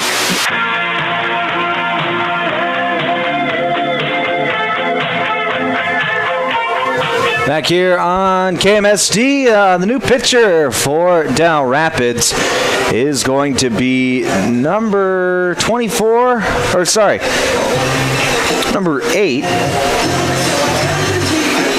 Gage Bunkers, the former catcher. Gage Bunkers, he's going to go in to pitch. The second baseman, Jackson Pepple, he's going to come in to catch, and then Cole Rusink, he's going to go out to second base. So those are the defensive switches. Gage Bunkers into pitch, and it'll be Pepple to catch, and Rusink over to second. Those are the defensive switches for Del Rapids. Let's take a look at the season numbers for Bunkers. Looks like this is his first pitching appearance of the season. Down 2-1 here in the second inning. Coach, manager Danny Miller maybe opting to save a few arms for tomorrow, knowing that he's already punched his ticket to the game, the championship game tomorrow. Maybe just opting to, like I said, save a few of his extra bullpen arms, guys like Hansen and whatnot. So maybe some of his bench guys as well. Now pitching for Del Rapids. It's just a unique situation that Del Rapids in. They have a lot of freedom. To kind of do what they want. But if you get into that one game situation, anything can happen. So obviously they're still going to be trying to win today. As Jack Weesey steps to the plate, here's the first pitch from bunkers. That's going to be a pitch high. That's going to get to the backstop. So Ramos will come in to score, and then stealing on the play was Graham. He gets all the way over to third on the wild pitch. So it's now 3-1 in favor of Dakota Valley.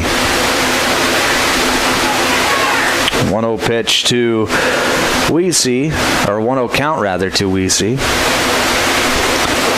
And Graham all the way over to third base.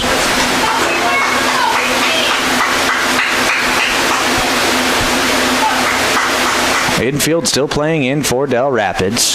Here's the 1-0. That's going to be a fastball in under the arms, 2-0.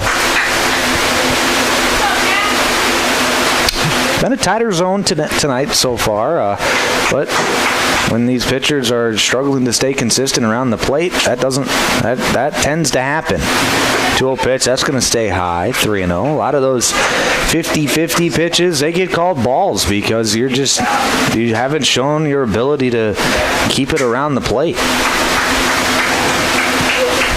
You see that at all levels of baseball, not just at the American Legion level. That pitch stays high, so it'll be a 4-pitch walk to Jack Weesey, and it'll be runners on first and third with still just one away. Number 8, Sterling Schaff. That'll be Sterling Schaff. Chance to help his case out on the mound.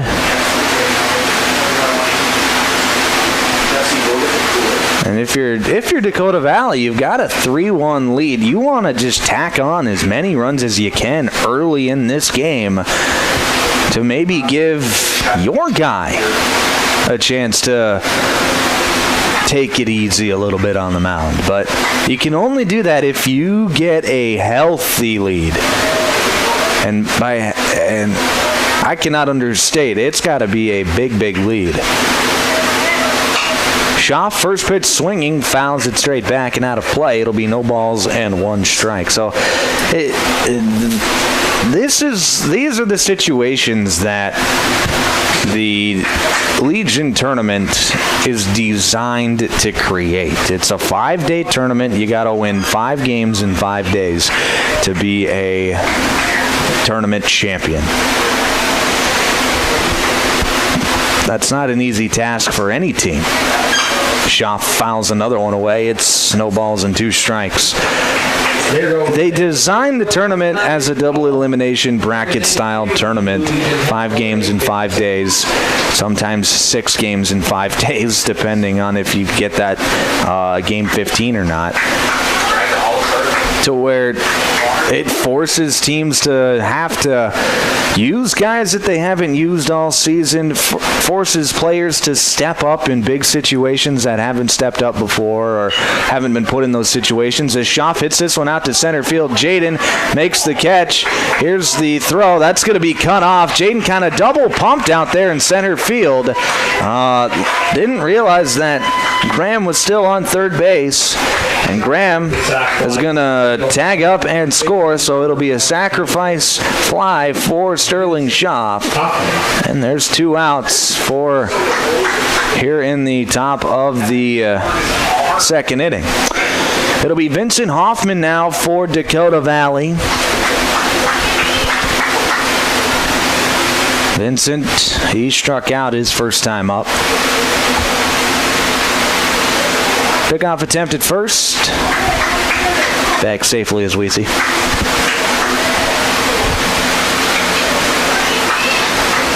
At the Legion tournament, it's highly regarded as one of the most difficult tournaments. That, I would say, is the most difficult tournament for the teams that play in it, as there's a pitch inside. It's 1 ball and no strikes, and it's simply just designed to be that way. Has been for years. This is year number 100 of American Legion Baseball. In the program that they have here, they've got a lot of great stuff, a lot of great archives. As there's a pitch inside, that's going to get to the backstop. Stealing on the play was Weesey. He's going to take the turn to third. The throw down to third is not going to be in time. So Jack Weesey is going to be up at third base after stealing second and then advancing on the wild pitch. And it'll be 2 balls and no strikes to Vincent Hoffman. But in the program, they've got past tournament champions. They've got past tournament MVPs. They've got big leaguers who have played in American Legion Baseball who are currently playing in the big leagues. It's a well-made program, thick program this year, but well worth the buy if you did come out to the state tournament this year. So there's a pitch high. That'll be ball 4. So Hoffman will take the walk, and it'll be runners on first and third with 2 down for Tate Cornelson. Now batting the shortstop, number 7, Tate Cornelson. And he walked his first time up. But that's all the farther he would get. Here's the first pitch. It's going to be a fastball high. It's 1 ball and no strikes. And right now, Bunkers struggling to find the zone. 3 runs already in the inning. Scores 4-1 here in the top of the second. Dakota Valley out in front of Del Rapids. Here's a pop-up in foul ground, giving Chase's millage, but that's going to get out of play. It'll be 1 ball and 1 strike.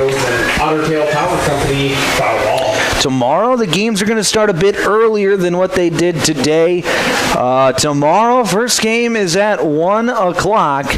The second game slotted for 60 minutes after game 14. And that's what it says on the bracket. Whether they abide by that 60 minutes, I don't know. Knowing some of the Legion guys, they will. There's a pitch fouled. It'll be 1 ball and 2 strikes. But Parkston has already punched their ticket. They will be the home team in that first game tomorrow.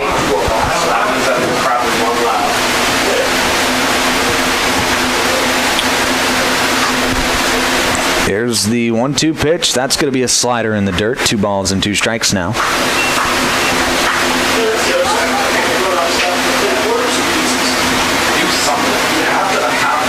It's been a long top half of the inning. 3 runs already in, 2 runners still out there. 8th batter of the inning. Here's the pitch. That's going to be hit down the third base line. Fair ball! 1 run will come in to score. Graham's going to hold up at second base, but it's going to be an RBI single for Tate Cornelson. And it's 5-1 Dakota Valley.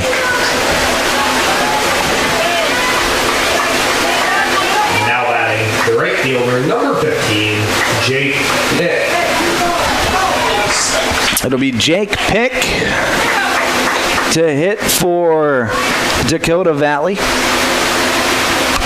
9th batter of the inning. Dakota Valley has hit around here in the second.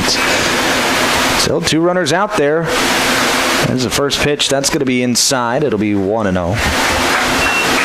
5-1 your score here in the top of the second inning. Dakota Valley out in front. Swing and a miss.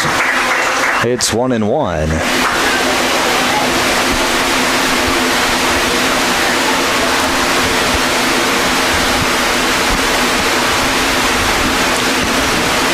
Here's 1-1. That's going to be tapped, and they're going to say it hit the batter while he was still in the batter's box, so it'll be a foul ball. 1 ball and 2 strikes. So that's a tough play to see as the home plate umpire, and now Danny Miller not in love with that call. He comes out of the dugout just kind of questioning it, but gets a response and he heads back to the dugout. But that is a tough play to see as the home plate umpire. Give credit to him that seeing that it had hit the batter, hit Jake Pick while he was still standing in the batter's box. The 1-2 slider, that's going to be lifted into the air. Giving chase is Rusink back behind second base, and he makes the catch for out number 3. So Dakota Valley strikes for 4. They lead this one 5-1 as we head to the bottom of the second. We'll take a break. Back in another minute here on KMSD. Step up to the Birthplace with farm equipment you can count on. From Harry Implement in Bernie, your hometown Case IH and Massey Ferguson dealer, delivering a lineup of tractors, combines, and hay equipment that hits it out of the park. Need parts? Service? We're in your corner. Family owned since 1935. Harry Implement is built on hard work and rooted in the land, just like America's pastime. Harry Implement in Bernie. Sales, service, and parts that cover all the bases. Harry Implement, proud to support the Groton Legion Post 39 baseball team at the state tournaments. Here's where the good ideas come from. Street Graphics, Main Street, Milbank, working with local schools to provide ideas and solutions for fundraising. They can customize a design just for you. T-shirts, trophies, banners, buttons, contract printing, they do it all. They work in quantities from 1 to 5,000. Printing and promotions, they print on anything but paper. See them at streetgraphics.com. That's graphics with an EX. Main Street, Milbank, South Dakota, streetgraphics.com.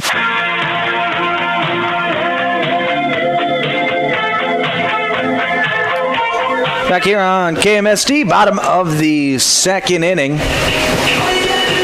Dakota Valley out in front 5-1 here in the second. It's a 4-run top half of the inning. We'll see what they can do here in the bottom half of the inning if they can't throw up a 0. It'll be Dallin Millage, Lincoln Fursdahl, and Gage Bunkers to hit for Del Rapids.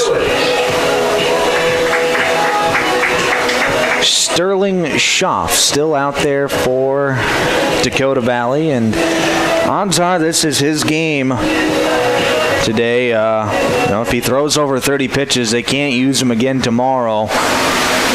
So we'll see. He's at 17 pitches to start the inning.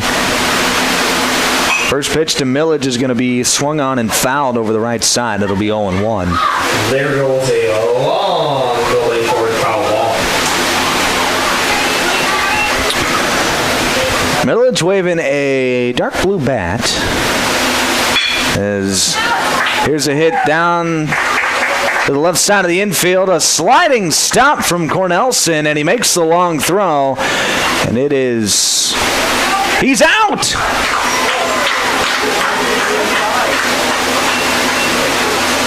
So Talon Millage had actually beat it out at first, but going over to make the tag was Vincent Hoffman. I'm not sure if Hoffman had seen that he had missed the bag or if he had made an attempt to go to second base, but he was tagged and the umpire saw it the whole way, and he's going to call Millage out. Now that's going to bring out Danny Miller, the manager, to question the call, as it does. And he's getting an explanation from the first base umpire. It's a pretty quick discussion. Now, Danny Miller, one of the nicest managers in baseball, so he's not ever going to put up a huge argument when it comes to questionable calls. But Millage is called out, and he kind of came off limping as well. Not sure if he had missed the bag or what the call was, but if he did miss the bag, if that's simply all it was, give credit to Vincent Hoffman for realizing that. Great heads-up play by Hoffman. And a great job by the umpire to see it. Well, just a good job all around.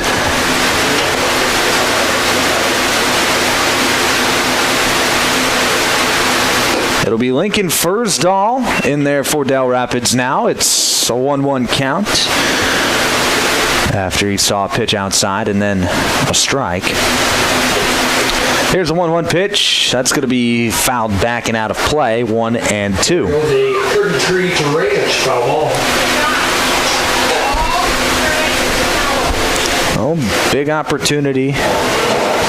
If Dakota Valley can put up a 0 and then add some insurance runs in the top of the third, and not saying Del Rapids is going to throw in the towel. I don't think that teams ever really throw in the towel at the Legion level. As there's a pitch low and away, it'll be 2-2. But you might see some guys just starting to coast their way through the games. Here's the 2-2 pitch. That's going to be hit down the line, foul. We'll do 2-2 again. Not that they're not trying, but playing for tomorrow. Obviously, I think anytime that you're on the diamond, you're trying to win and trying to do the best that you can do. But playing for tomorrow. Swing and a miss. Beautiful pitch there from Sterling Schaff as he got Firstall with the slider. Now batting the pitch. And there'll be 2 down now for here in the bottom of the second inning. It'll be Gage Bonkers now for Del Rapids. He's a right-handed thrower, but he bats left-handed. A little bit funky in that way. Del Rapids, they've got a trio of left-handed hitters in this lineup. As there's a pitch outside, it'll be 1 ball and no strikes.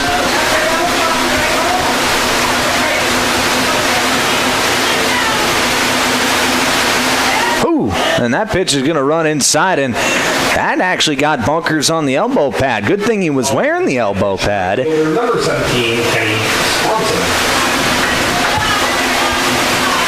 Good thing he was wearing the elbow pad. There's a reason that they make them, because getting hit there is no fun. And now you see Bunkers is kind of grabbing at his arm. Even with the elbow pad, it don't feel good. No, it does not.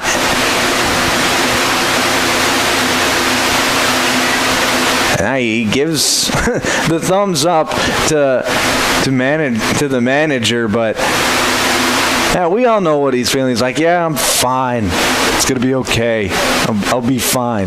You know, one of those half-hearted, it's okay type of things. It'll be Kenny Swanson now for Del Rapids. Seeing his first action at the plate today. Here's a snap throw. Back safely is Bunkers.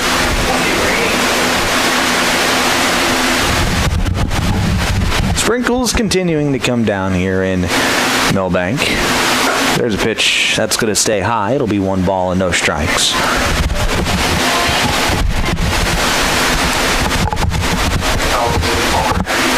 Two down here in the bottom of the second. Runner on first base.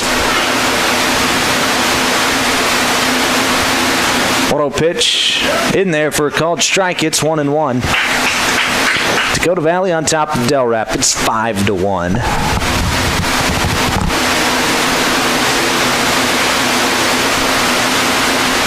There's a 1-1 pitch. Fastball outside. It's 2 balls and a strike.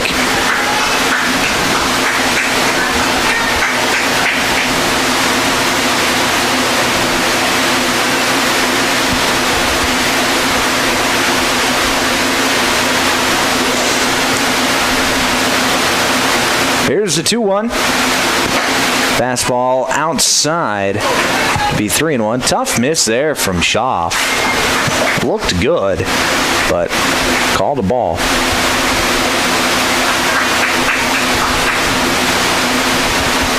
Here's the 3-1. Oh, it's going to be a snap throw to first, but he was paying attention. Bunkers back safely. We'll do 3-1 again.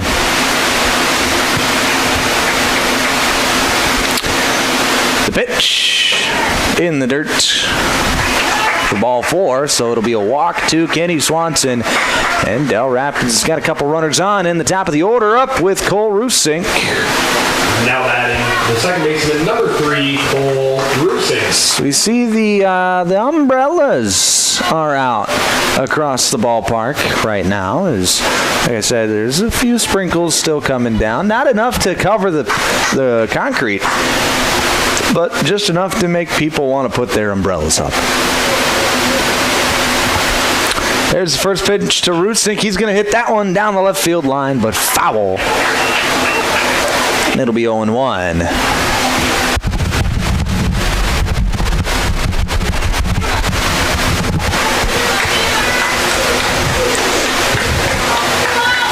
Schaff comes set. The 0-1. Fastball inside. It'll be 1-1.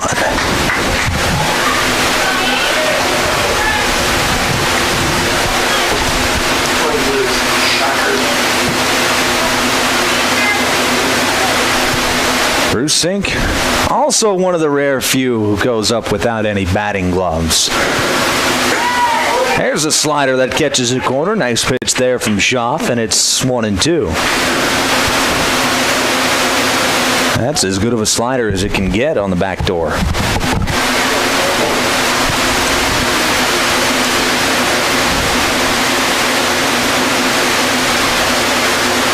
1-2 fastball. That's going to be hit out into right center field, giving chases Ramos, and he can't get there.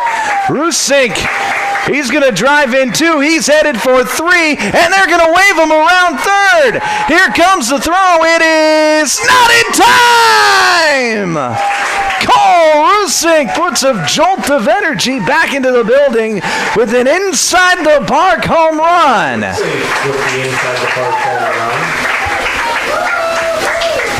Well, that's not something you see every day. And the score is now 5-4 after the 3-run inside the park home run.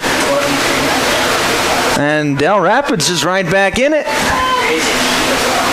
Del Rapids is right back in it. It'll be Drake Eastman for Del Rapids, trying to follow up the homer.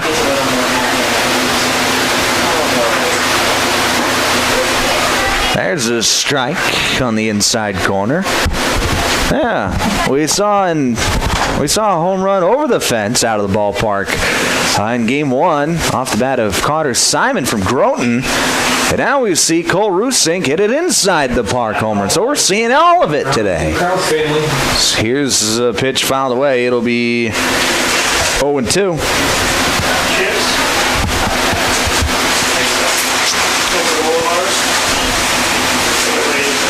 Here's the 0-2 to Eastman.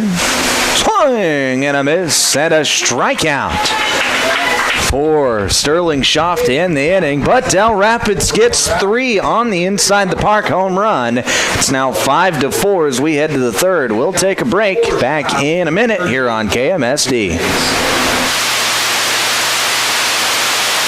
Dreaming of a getaway? Escape to Schmidt's Landing on beautiful Big Stone Lake. Whether you're casting for walleyes, perch your bass, or just enjoying the stunning view, Schmidt's Landing has something for everyone. Relax in comfortable lakeside suites, or set up your camper or tent for a long weekend. How about spending this summer at your seasonal RV spot? There are also boat and pontoon rentals, plus a fully stocked C-store with bait and licenses. Discover a family adventure or a peaceful retreat at Schmidt's Landing. Visit schmidtslanding.com and like them on Facebook. This summer in Milbank, the crack of the bat and cheers from the stands bring us all together. Whether you're watching your grandkid hustle to first base or catching a game under the lights, Milbank Eye Care is here to help you see it all. No squinting required. From clear glasses to summer shades, they'll help you catch every moment in sharp focus. Swing by to make an appointment for a checkup. Milbank Eye Care. Clear vision, community pride, and baseball memories made sharp.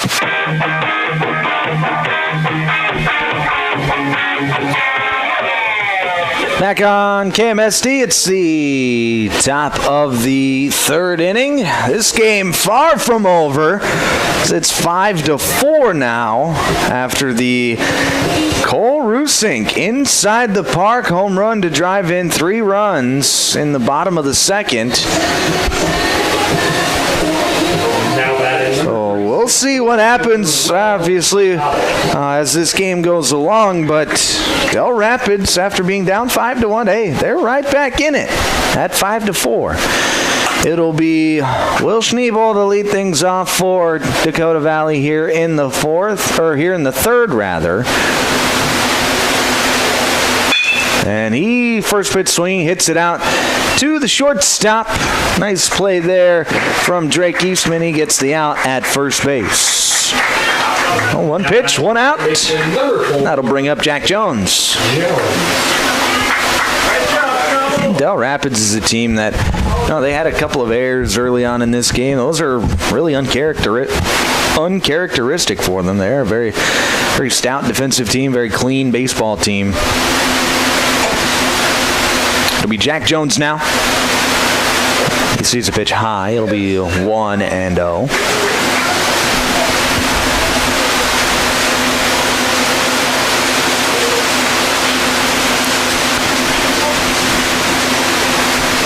Here's a 1-0 pitch from Bunkers. That'll be high. It'll be 2-0. And Bunkers already up to 23 pitches on his outing so far. Odds are he'll end up going the full 105 unless things get ugly. Jones swings, fouls one away. It'll be 2 balls and a strike. But then again, I say that almost every game. And, sometimes I'm right, but sometimes I'm wrong too. Because at the end of the day, you really don't know what these managers are thinking. They have a mind of their own, and they think of the game a different way than what I would think of it, or the manager across from him would think of it. It's all different. So there's pitch high. It'll be 3 balls and a strike.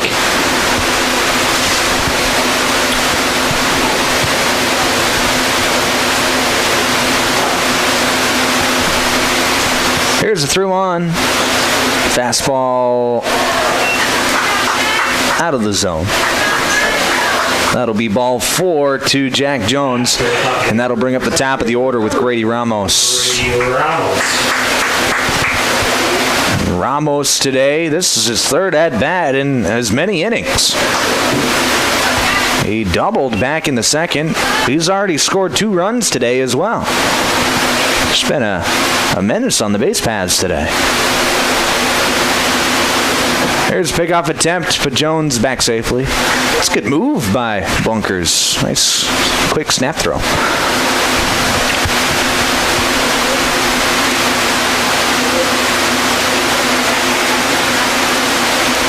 First pitch, swung on and missed. Runner goes. Here's the throw down to second. That's going to get into center field. Jaden coming in from his center field spot. Backs things up. Holds the runner at second, but Jones is going to have a stolen base. It'll be 0-1 to Grady Ramos after the swinging strike.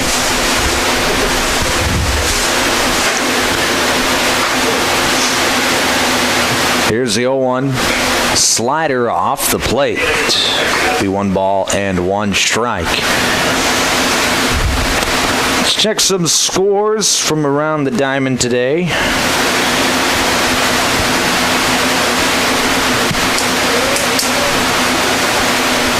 Swing and a miss. Strike 2. Only 1 game has gone final today, and surprise, surprise, the Minnesota Twins fall to the Detroit Tigers 6-3.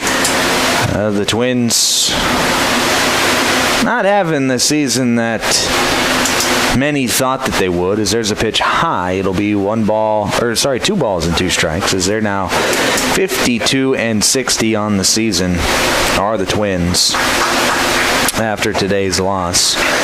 They sit 13 games back of Detroit in the division, 7.5 back of the wild card spot. And now Danny Miller going to come out for Dale Rapids, talk things over with his defense. As Bunkers is at that 30-pitch threshold, so if they want to use him tomorrow, he's got to come out of the game, and we are going to have a pitching change. So we're going to take a quick break.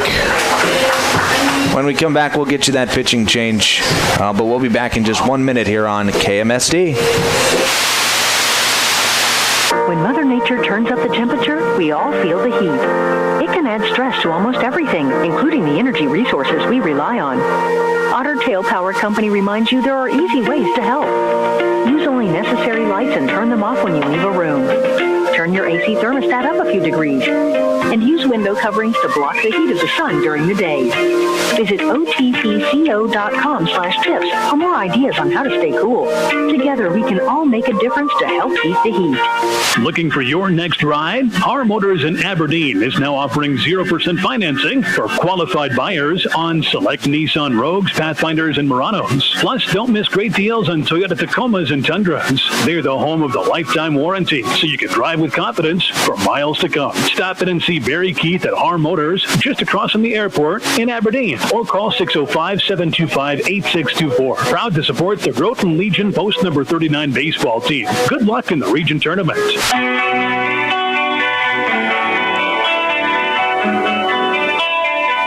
Back here on KMSD, the new pitcher for Del Rapids. And it'll be a straight switch in the lineup coming in off the bench. It'll be number 9, Jackson Allers. He'll be inserted in the lineup for Gage Bunkers. So Bunkers, unless he re-enters for Allers, his day is done. Allers, just looking at his numbers on the season, has not pitched at the Legion level, at least at the Legion level this year. That doesn't mean he hasn't pitched. A lot of these towns, you'll see, they take from their junior Legion teams or their 16U VFW teams to come up and play Legion baseball for the 18U team. And that is not an uncommon thing. So just because Allers doesn't have any stats for the Phils this year, it is possible that he has pitched for the junior Legion team. 2-2 count to Ramos. First pitch in the dirt, and that's going to get away, and Jones will squirt on over to third. So it'll be a full count to Grady Ramos. And the reason for the switch is because Coach Danny Miller wants to use Bunkers for tomorrow, I would imagine. If he needs some relief pitching. That pitch runs outside. It'll be a ball and a walk to Grady Ramos. So he'll trot down to first base. Now it'll be Noah Graham. Now batting the third baseman, number 16, Noah Graham. So just one out here in the top of the third. 5-4 your score. Dakota Valley on top. Ramos leading off of first. Jones off of third. Ramos takes off. There's the pitch in the dirt, and that's going to get away. Jones breaks for the plate, and here's the throw. Not in time. Jones, using his speed, is going to score on the wild pitch. Ramos gets over to second base, and the score is now 6-4 in favor of Dakota Valley. We've had runs in every frame of the night tonight in this game. Each team scored 1 in the first. Dakota Valley scored 4 in the second. Dell scored 3, and now Dakota Valley has scored 1 here in the third. And there's another pitch in the dirt, and that's going to allow Ramos to get over to third. Well, Ramos, who's fast already, now that's going to bring out Coach Danny Miller, as Allers has thrown 3 pitches, and all of which have been in the dirt. And now we're going to have another pitching change. So we'll take a break, another break, back in a minute here on KMSD. Are you in need of collision repair? Look no further than Al's Body Shop. Their team of expert technicians has years of experience and are dedicated to getting your car or truck back on the road in no time. From minor dings to major body damage, they've got you covered. And with their state-of-the-art equipment, they can handle any make or model. Plus, they work with all insurance companies to make the process as easy as possible. Don't let an accident slow you down. Go see Al's Body Shop today. Al's Body Shop, Milbank. Quality collision repair you can trust. Dairy Queen in Ortonville is your locally owned and operated DQ, serving the Big Stone Lake area and beyond. Beat the summer heat with one of their cool treats like the famous Blizzard, Peanut Buster Parfait, hand-dipped cones, sundaes, and more. If you're looking for the best meal deal around $7, the DQ deal meal cannot be beat. Choose from a cheeseburger or chicken strips, fries, beverage, and a sundae for only $7. Make the Sunday a Blizzard for just $2 more. Hot eats, cool treats at Dairy Queen in Ortonville. Open 10 a.m. to 10 p.m. daily.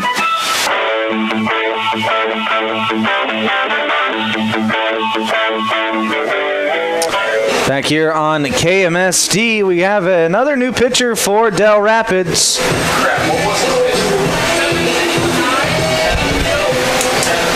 So we have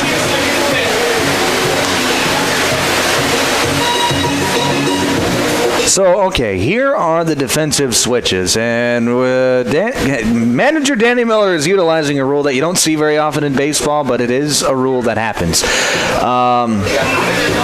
In the pitch is the man who started the game on the mound for Del Rapids, Cole Rusink. He comes in from second base. And then going out to left field is another bench player. That'll be number 7, Jake Hines. And then Connor Hansen, he will come in and play second base for Del Rapids. So manager Danny Miller making the return to Cole Rusink on the mound. Not something you see very often for in baseball, but Rusink had 49 pitches to start his appearance, or his second appearance of the day. It counts as 2 appearances. One as a start, the other as, I guess, a relief appearance. And he will get to face Noah Graham, and he already trails in the count, 2 balls and no strikes. So runner on third with Grady Ramos. Here's the 2-0 pitch. That's going to be hit foul. It'll be 2 balls and 1 strike. So you don't see this very often, a player get taken out and then put back in, but it does happen. It's not against the rules by any means. The pitcher is just like any other position where you can substitute in and out. If a guy moved from second base over to shortstop, he can still move back to second base. The pitcher is no different. There's a pitch. That's going to be a slider away. It'll be 3 balls and a strike. And just a move to, get some outs. Here's a pitch. That's going to be lifted high and out of play. Gentleman trying to catch the ball with his umbrella in the stands, but it did not, and he's probably a little lucky that it didn't bust a hole through his umbrella. So a little fortunate is that gentleman in the bleachers. Here's the 3-2. That's going to be lifted high into the air. Jaden going back, and he makes the catch. Tagging is Ramos. He will score easily. And Dakota Valley adds to their lead. It's now 7-5 after the sacrifice fly. 2 down now here in the catcher number 84, Jack Weesey. Third. And it'll be Jack Weesey with nobody aboard. They started this inning with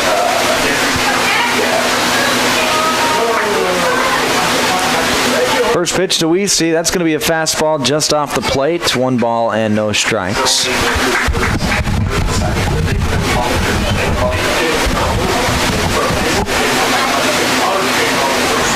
1-0 pitch.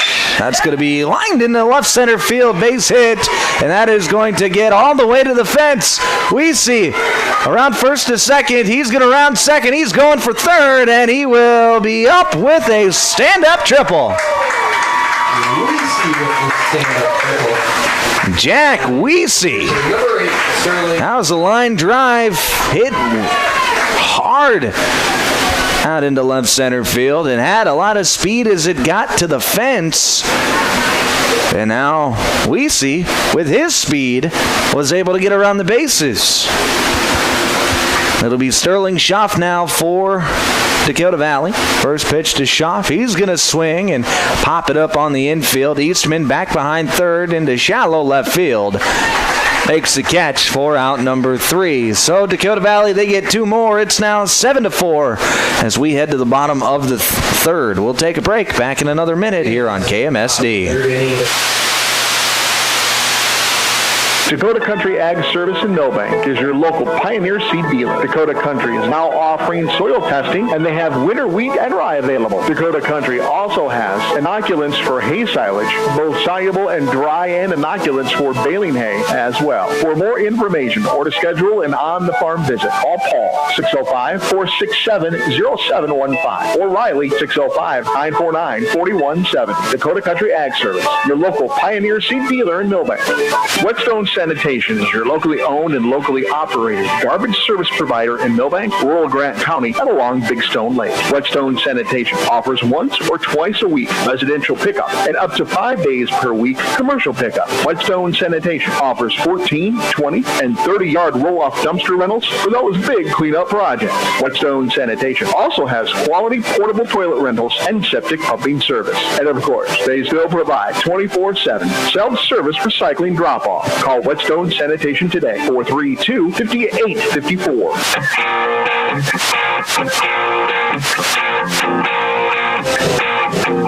Back here on 95.1 FM, 1510 AM, Classic Hits, KMSD Milbank. It's the bottom of the third inning here in Milbank as Dakota Valley leads Del Rapids 7-4. Leading off for Del Rapids. We've yet to see a 0 put up on the scoreboard today. We've played 5 frames. There's been at least 1 run scored in every single one of them. We'll see if Sterling Schaff can put up a 0 in this inning. He'll have to face Tad Jaden, Connor Hansen, and Jackson Peppel, however. First, it'll be Jaden. First pitch he sees is low and away. It'll be a ball. Jaden also up there with no batting gloves, something that we've seen from a couple of his teammates as he hits one hard to Hoffman at first, but Hoffman, unfazed, makes the play, touches the bag for out number 1. Number 11, Connor. A nice piece of contact there from Tad Jaden, just unable to get it by the swift glove of Vincent Hoffman. And now it'll be Connor Hansen. Hansen, he's singled and drove in a run his first time up. First pitch swinging, fouls it back and out of play. It'll be no balls and 1 strike.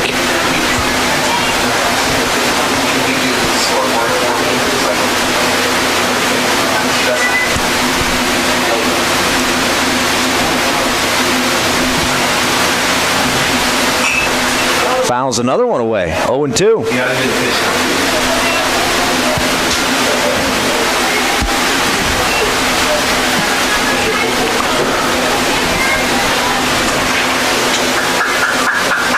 Here's the 0-2 pitch. Fastball hit past the mound. Charging is the shortstop, Cornelson, and Cornelson fields it and on the run makes a good throw and a great scoop from Hoffman at first to get the out at first. Great play all around as Cornelson had to really charge that play as it was a slow chopper past the mound. And then he made a good throw and Hoffman made a great pick. And there's 2 away here in the third. That'll be Jackson Peppel. First pitch to Peppel, curveball. That's a nice breaking ball, and it's 0-1. Really beautiful pitch there from Sterling Schaff. He's thrown a few of those today that have just been spectacular.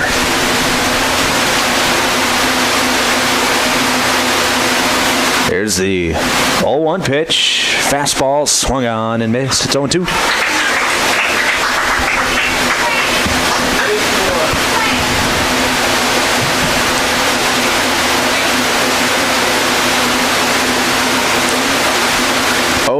Pitch. Fastball lifted into the air. Cornelson calling everybody off. And he makes the catch for out number 3. So it's a 1-2-3, bottom half of the third. We head to the fourth. Score remains 7-4, Dakota Valley. We'll take a break. Back in a minute here on KMSD. As the temperatures rise this summer, the Millstone Family Restaurants in Milbank has decided if you're melting, we're melting. With their all-new summer menu featuring all things melty. Start with the chicken Parmesan melt with crispy chicken, deep-fried mozzarella cheese on toasted Texas toast. Yum! The cheesy taco wrap and elevated super burrito with Monterey Jack cheese sauce. So cheesy. The super quesadilla, a classic cranked up a notch. And the cheeseburger salad just may be your new favorite. If you're melting, we're melting. At the Millstone Family Restaurant, East Highway 12, Milbank. Image Partners. Image Partners. So many reasons why.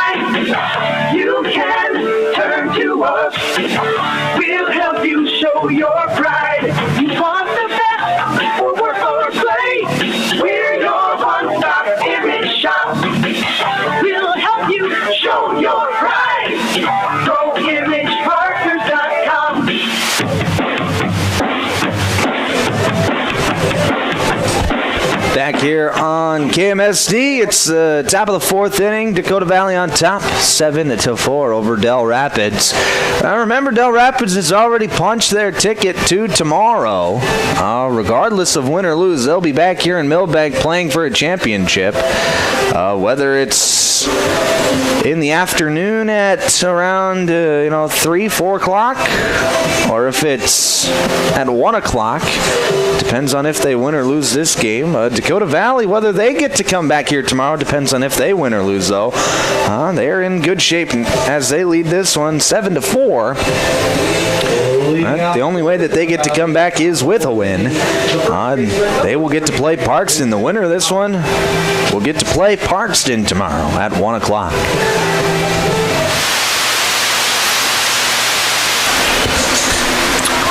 It'll be Vincent Hoffman to lead things off for Dakota Valley here in the fourth. First pitch, slider, gets the strike call. Nice pitch there from Rusink. Back out there again. Rusink, who started the game, left the mound, but then came back to get the final 2 outs of the inning, last inning. As there's a swing and a miss, strike 2. And now he's back out there for the fourth. So it has just been a bit of a roller coaster for Rusink tonight.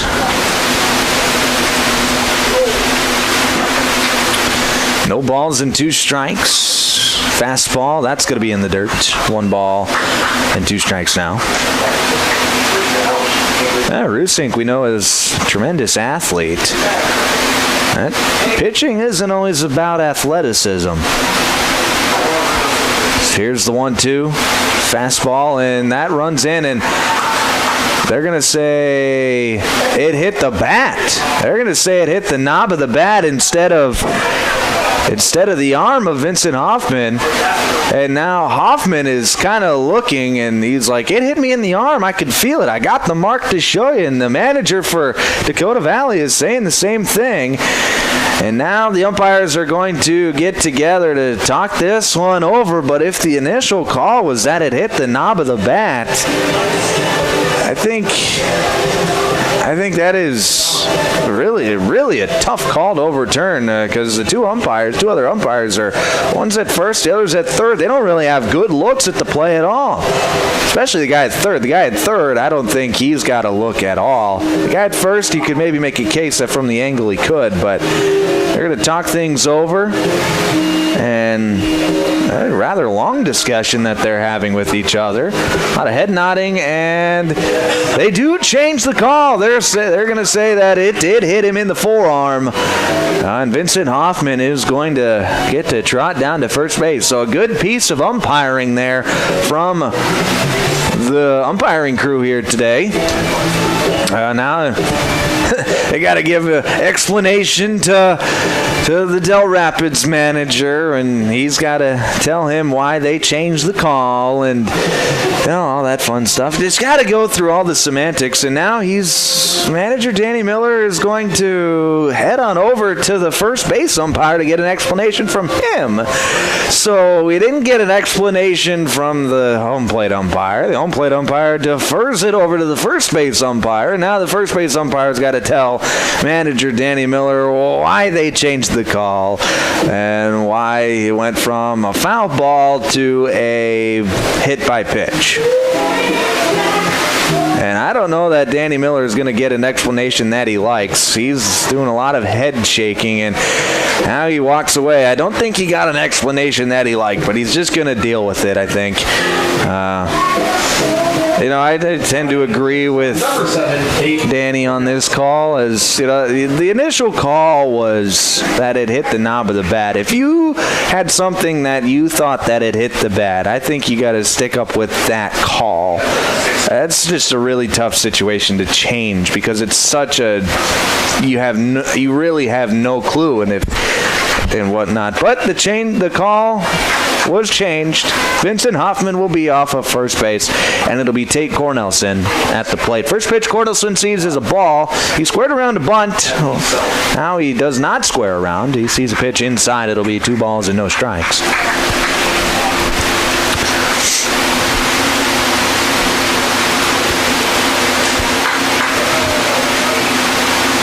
Here's the 2-0 pitch. That's going to be low and away. That's going to get to the backstop. So Hoffman will advance to second base, and it'll be a 3-0 count now to Tate Cornelson. And I do think that's as good of a piece of umpiring as it gets. Just talk things over. See what everybody else saw. There's 3 of you out there for a reason, as there's a strike on the inside corner. It'll be 3 balls and 1 strike. Like I said, there's 3 of you for a reason. You all see things from different angles. You're all looking at the same pitch, just from a different perspective. And to get with each other, that's why you have each other. If one guy isn't actually sure, there's a pitch outside. That'll be a walk to Tate Cornelson. That'll bring up Jake Pick with runners on first and second. That's why it's an umpiring team. It's not just individual umpires. They're an umpiring team. There are 3 teams on a field at all times, regardless of sport. It is Team A, Team B, and then Team C is the umpires. It'll be Jake Pick. He squares around to bunt, gets it down, and it's popped up, but Rusink actually dropped it, not on purpose, and Vincent Hoffman thought that it was caught. He had slipped down trying to get back to second base, and that allowed time for Rusink to get the out at third base. So Hoffman is out on the 1-5. There's one down. Runners on first and second after Pick reaches on the what is going to be scored as a fielder's choice. That'll bring up Will Schneebel. First pitch to Schneebel. Fastball in the dirt. 1 ball and no strikes.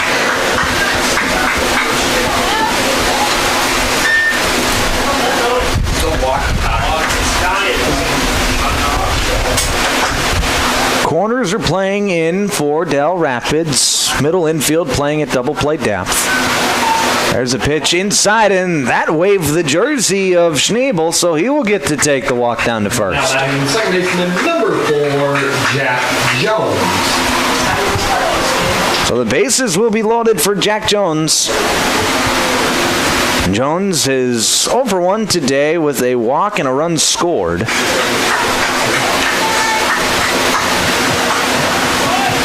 Bases are loaded here in the 4th. 7-4 your score.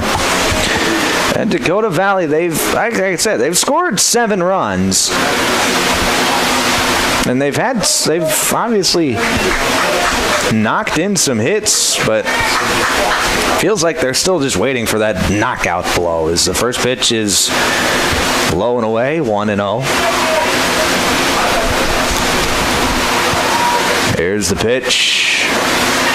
Fastball on the corner, called a strike. It's 1-1. So just waiting for that knockout blow to where it really puts this game out of reach and away. They could do that. Here's a pitch high. It's 2 balls and a strike.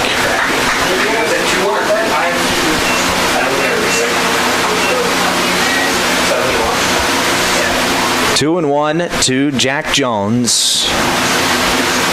Here's the pitch. That's going to be hit back up the middle. Rusink, he caught it. Throw back to first. He's safe.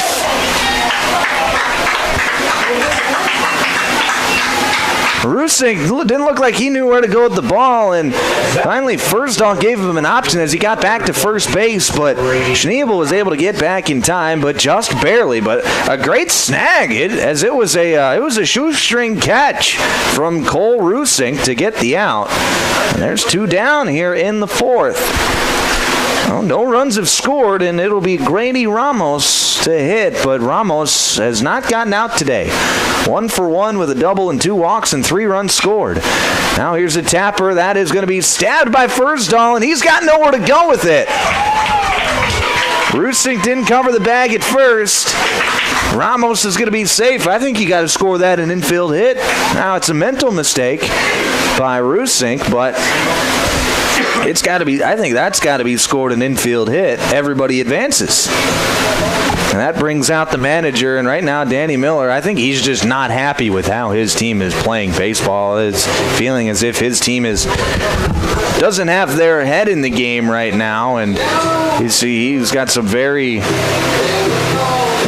gestured motions, very eccentric gestures out there on the mound. We hear of coaches chewing butt down in the locker room, but rarely do we see it on the mound. And I think right now the Del Rapids Phils are getting a bit of a chewing.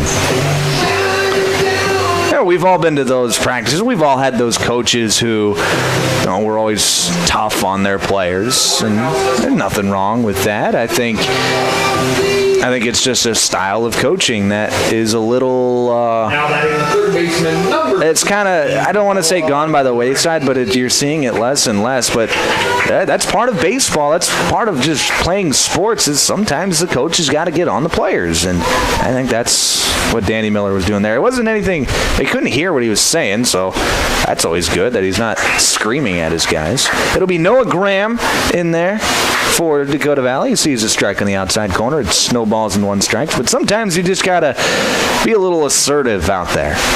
Here's the 0-1, swing and fouled. It'll be 0-2. But you can't see that. I mean, like I said, Del Rapids, this game means something because if you win, you get to tomorrow, and you don't have to, or you got to be beat twice. And that pitch runs inside, and that is going to hit Graham right on the side, so that'll drive in another run. Hit by pitch, the catcher, number 8. The third hit by pitch in the inning, and it is now 9-4 in favor of Dakota Valley, and Jack Weesey to the plate. Weesey, he has not gotten out today. He's 2 for 2 with a walk and a triple and a run scored.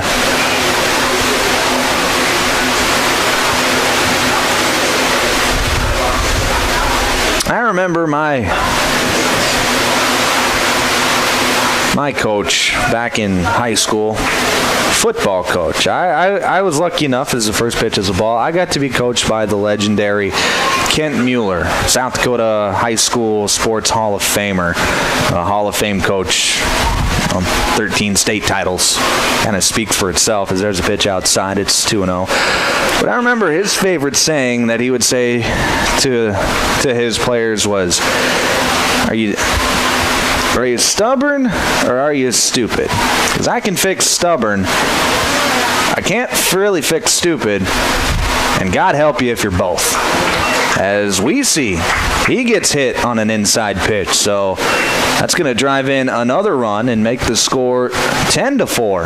Now batting the pitcher, number 8, Sterling Shaw.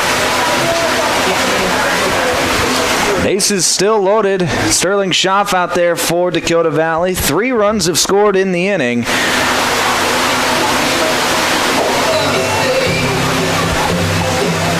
And we're going to have another meeting on the mound, this time just a players' meeting as the entire infield converges, and they're just giving their guy, Rusink, they're just giving him the confidence, like, hey, man, just keep throwing it in there. Just keep throwing strikes. We'll get outs for you.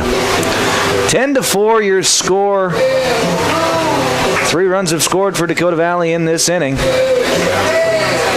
All on either a walk or a hit by pitch.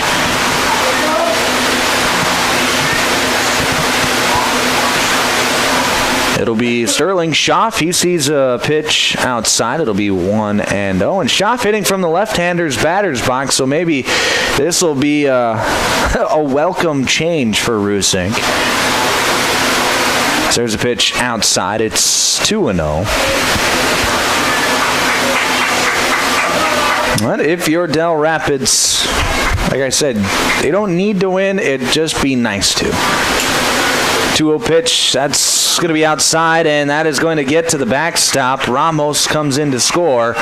Everybody advances. It's now 11-4 on the scoreboard. 3-0 count to Sterling Schaff as well. There are 2 outs, so Del Rapids is just 1 out away from getting out of this inning, but it has been a tough one. 4 runs in, 2 runners still out there. There's a strike on the outside corner. 2-1.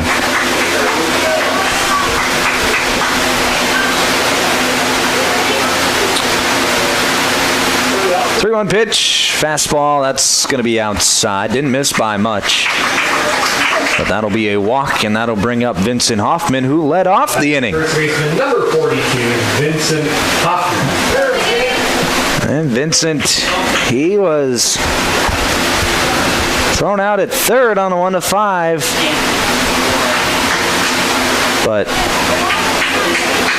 he'll be looking to maybe drive in a run or two. We talk about putting out a knockout blow. Here's pickoff attempt at first, and he's safe. Close play at first is Fursdahl. Circled back around the runner, trying to just catch him off guard. A really nice play for Del Rapids. That's a really nice play to try and steal it out. But getting back in safely was Sterling Schaff.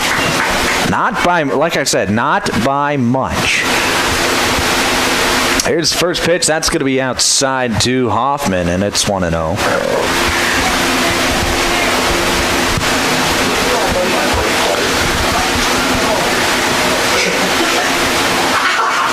Here's the 1-0 pitch. Tapped foul. 1-1.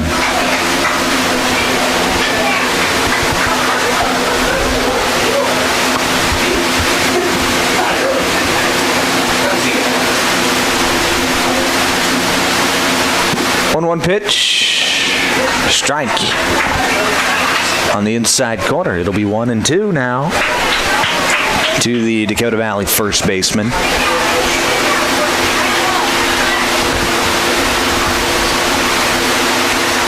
And the 1-2. Fastball just misses outside. It'll be 2 balls and 2 strikes.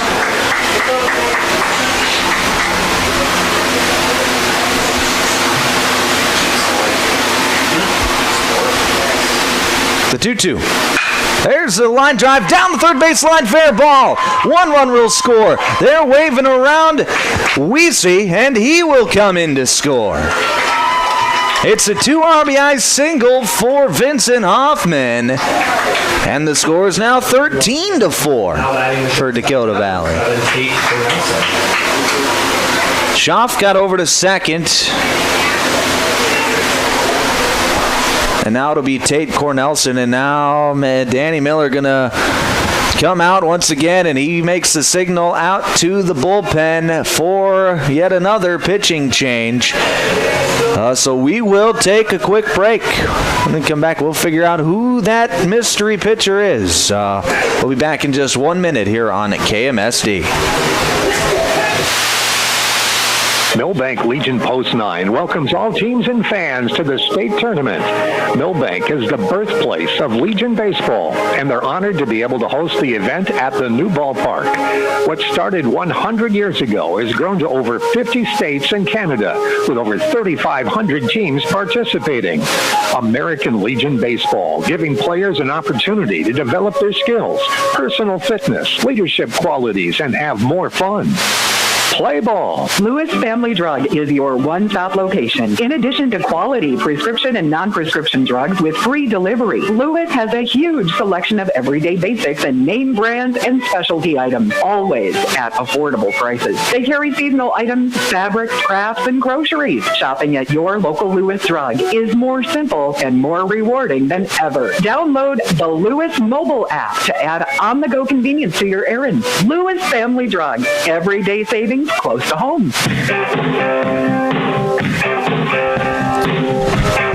Back here on KMSD, the new pitcher for Del Rapids will be Tommy Lavoie, coming in off the bench. He will replace Talon Milage in the batting order. And Cole Russo Lusink. He will go and play third base, it looks like, for Your last call for the final 50-50 draw. Del Rapids. So those are the pitching changes and defensive switches for Del Rapids here in the top of the fourth. You know, we came into this inning saying Dakota Valley hadn't really given that knockout blow quite yet. Well, they're getting dangerously close to the knockout blow as they've scored 6 runs in the inning. They lead 13-4 here in the top of the fourth inning. And we talk about Del Rapids not having to win today. They've already punched their ticket to tomorrow. It looks like they will be playing in that. It looks like if the score stands, we will have 2 games here on KMSD tomorrow. The first one at 1 o'clock, the second one 60 minutes after that. Obviously, still some baseball left to be played, but it'll be Tate Cornelson to see Lavoie. Just first pitch from Lavoie is low. It's 1-0. Swing and a miss. 1-1. And, you know, we talk about the tournament just being set up this way and how it's difficult. Teams got to have to have depth at the pitching on their pitching staffs. But, you know, I think a fair criticism as that pitch is popped into the air, giving Chase his first ball, but he can't quite get there. It'll be 1-2. Jackson Pepple also giving chase.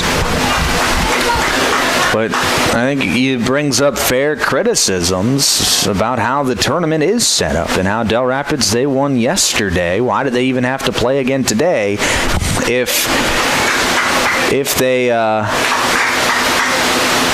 the only team out of the 8 to go 3-0?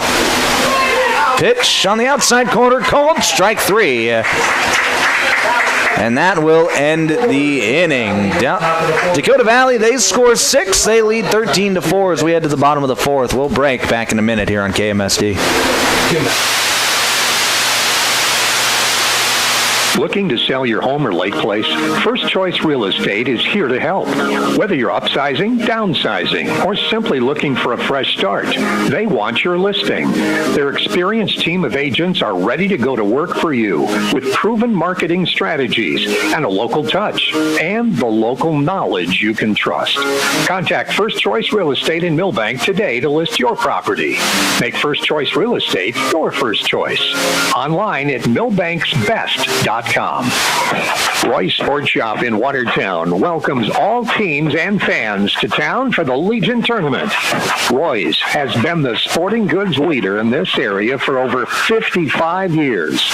Uniforms, sports equipment for baseball, softball, hockey, and more. Plus, clothing and footwear, too. Get in the game. Get into Roy's Sports Shop on Highway 212 in Watertown, across from Watertown Ford. Shop weekdays 9 to 6, 10 to 3 on Saturday.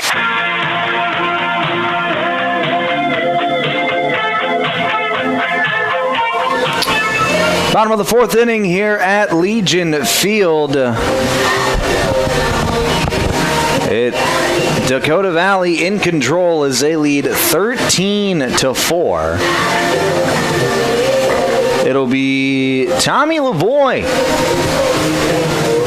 to lead things off for Del Rapids here in the fourth. Lavoie seeing his first plate appearance of the day, first plate appearance of the tournament as well. Well, we'll see what he can do against Sterling Schaff, still out there for Dakota Valley. First pitch from Schaff, fastball on the outside corner, called to strike. It's 0-1.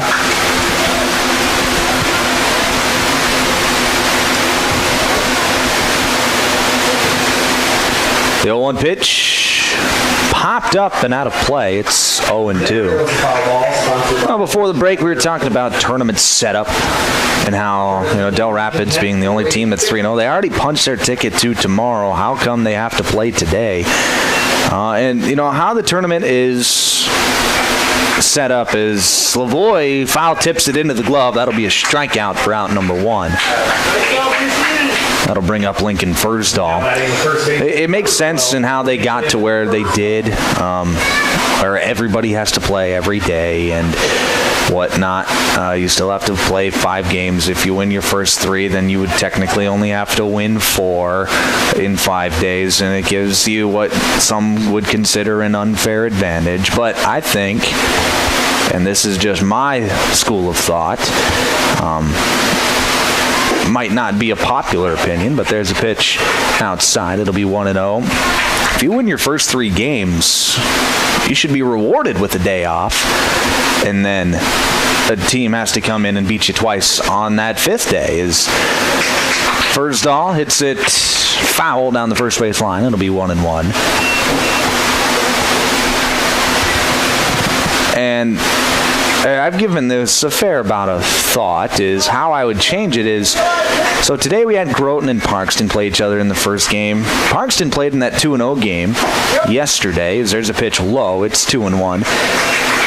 Since Parkston had lost that game, they should be playing in the second game tonight, and then it would be Groton and Dakota Valley playing in the first game for a chance to play Parkston in the second game of the night. As that pitch also dips low, it's 3-1.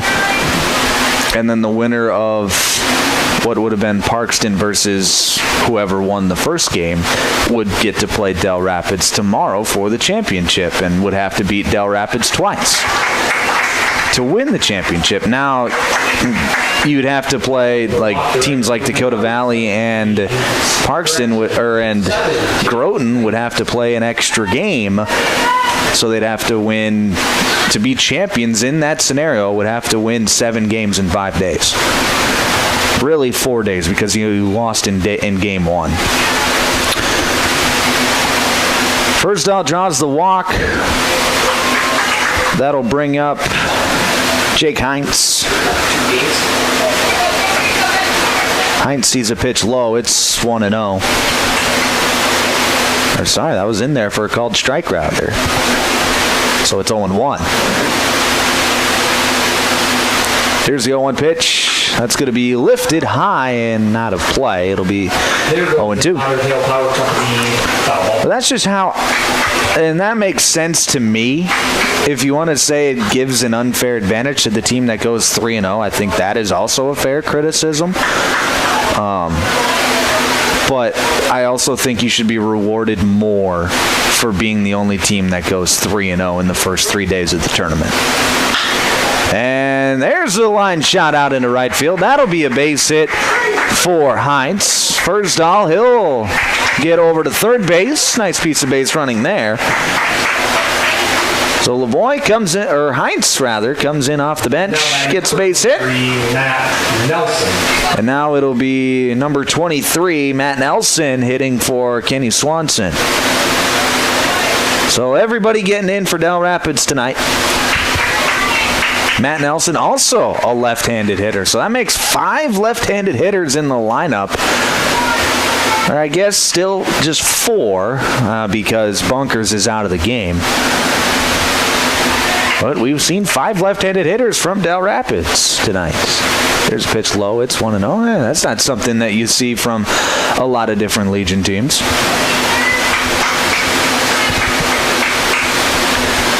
(13-4) your score here in the bottom of the 4th.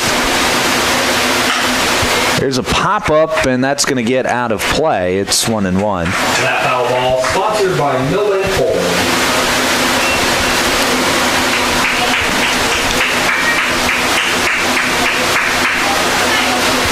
Ninth hitter in the lineup up next, it'll be Cole Rusink. And that pitch, that's going to run inside. And that got it. So the bases will be loaded for Cole Rusink, who has already hit an inside the park home run today. Well, we'll see what Rusink does here. He sees the bases loaded and just 1 out. And his Del Rapids Phil's trailing 13-4.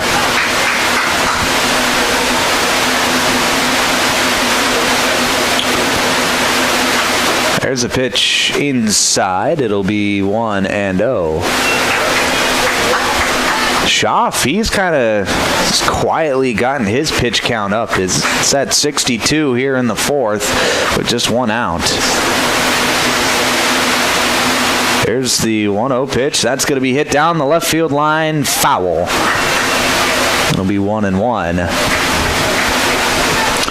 My Giants, I'm a San Francisco Giants fan. Don't ask me how, living here in South Dakota my entire life. But I am. They look like they're on the verge of blowing a lead. Again, there's a pitch hit foul. It's 1-2. They let the Pirates tie it up in the ninth. They're still just one away and 2 runners on in that game. Not that we have to talk about Giants baseball. It's just a depressing topic. Here's the 1-2. Fastball in under the hands. It'll be 2-2. Well, Cole Rusink has put together a pretty nice at-bat here with the runners, with the bases loaded.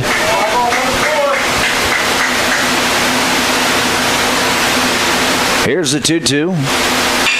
There's a pop fly out into center field. Coming in is Ramos. He makes the catch and the throw home. It is in time. Ramos with the outfield assist cuts Fursdal off at home. And it's a double play to end the fourth. Great piece of defense there from Grady Ramos. And the lead remains 9 for Dakota Valley. It's 13-4 as we head to the fifth. We'll break back in a minute here on KMSD. No runs. Calling all anglers and adventurers. Discover the ultimate convenience store at Jurgen C Store in Wilmont. New to our lineup, live bait. That's right, we've got fresh minnows and wriggling worms to help you hook the big one. But wait, there's more. Our deli serves up savory burgers, mouth-watering Piccadilly pizza, snacks, cold beverages, and a whole lot of yum. And don't forget to top off your tank while you're here. Fill up your car, pickup, and boat with top-notch gas so you can hit the road or the water without missing a beat. For all your fishing and fueling needs, there's only one name to remember, Jurgen C Store in Wilmont. Another great Stills and Oil Company C-Store. Let the adventure begin. Hi, Darren Mertens here from Milbank Ford. We have a great new inventory on hand here, so come in, check them out, take a test drive, and have Chuck work out a great deal for you for some new transportation. We also have a lot of very nice pre-owned units. If you are in the need of service, call in and talk to Gene, Ryan, and they will take care of all your maintenance and repair needs. 605-432-4525 or milbankford.net. Milbank Ford, West Highway 12 in Milbank.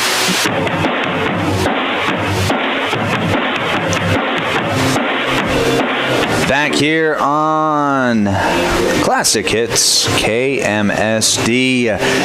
It's the top of the fifth inning. Dakota Valley in front 13-4.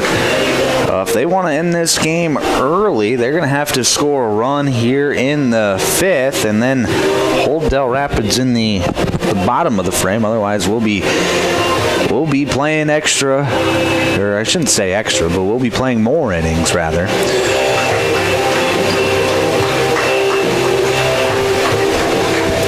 It'll be the 7, 8, 9 hitters for Dakota Valley here in the fifth. It'll be Jake Pick, Will Schneebel, and Jack Jones.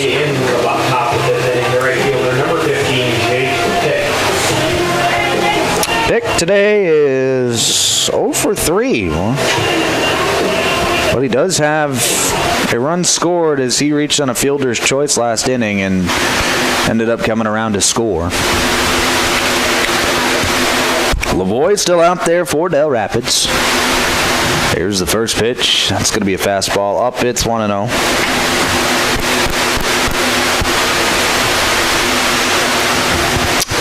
Tomorrow the action gets started earlier than usual, as the first game will be at 1 o'clock, and you can listen to that here on KMSD. Chad Knowles going to be on the call tomorrow for 2 games, or at least what it's looking like is 2 games, as there's a pitch low. It's 3 balls and no strikes to Jake Pick. If Del Rapids can't come back in this game, it'll be 2 games no matter what. If that strike is in there, it's 3-1.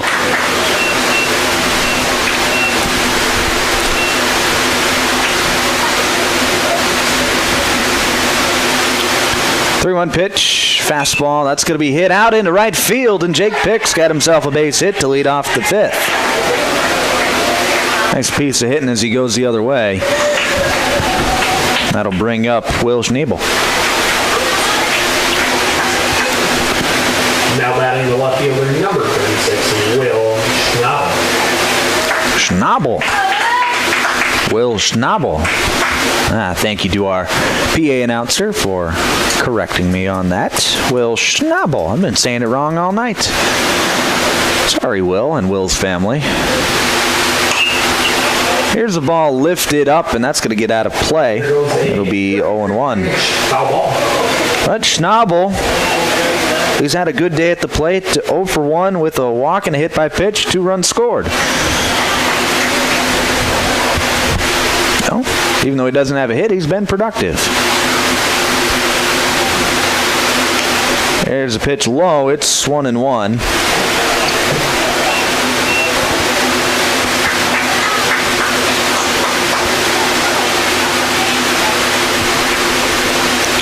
One pitch. That's going to be driven high and deep out to left. Ranging back and making the play is Jake Hines for out number 1. That was well-driven baseball by Schnabel, but Hines had him played. Now it'll be Jack Jones. Jones today, line out to walk. A run scored.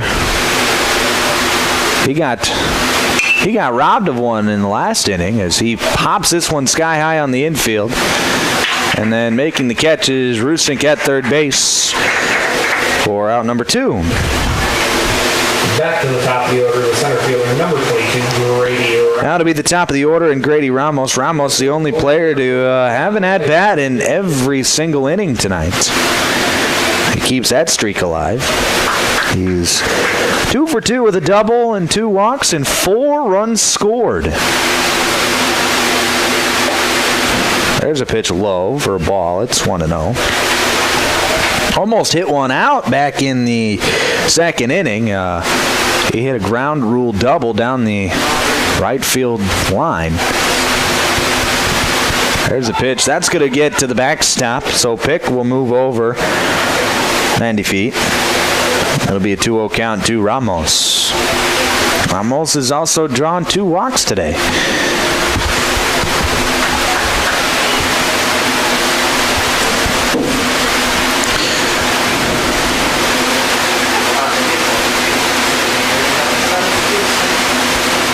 Two-0 pitch from Lavoie. That's going to be outside. It'll be 3-0.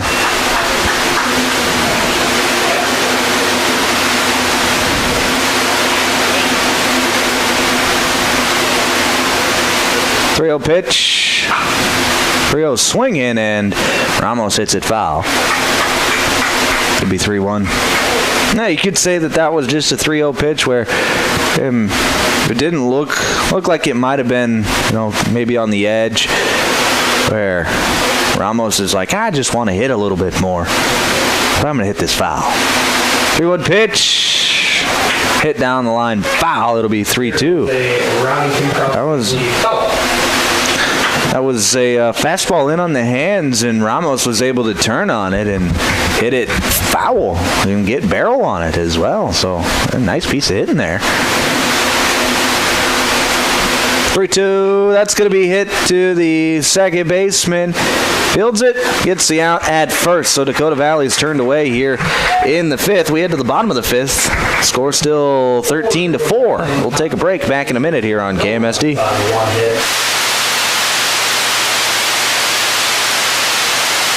Step up to the plate with farm equipment you can count on. From Harry Implement in Bernie, your hometown Case IH and Massey Ferguson dealer, delivering a lineup of tractors, combines, and hay equipment that hits it out of the park. Need parts? Service? We're in your corner. Family owned since 1935. Harry Implement is built on hard work and rooted in the land. Just like America's pastime. Harry Implement in Fernie. Sales, service, and parts that cover all the bases. Harry Implement. Proud to support the Groton Legion Post 39 baseball team at the state tournament. Here's where the good ideas come from. Street Graphics, Main Street, Milbank, working with local schools to provide ideas and solutions for fundraising. They can customize a design just for you. T-shirts, trophies, banners, buttons, contract printing, they do it all. They work in quantities from 1 to 5,000. Printing and promotions, they print on anything but paper. See them at streetgraphics.com. That's graphics with an EX. Main Street, Milbank, South Dakota, streetgraphics.com.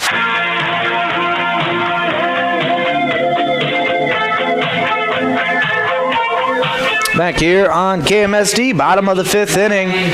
8, 9. Score still 13-4. Bring the ticket over to the tent or the Legion tent. 4 in favor of Dakota Valley.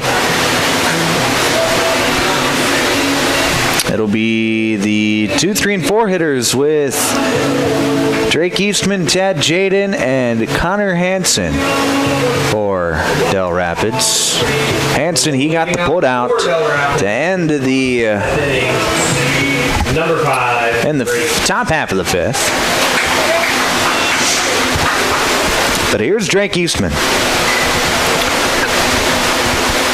Sees a slider inside. It'll be 1-0.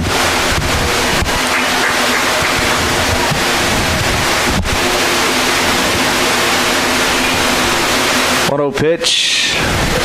Fastball in there, called a strike. It's 1-1.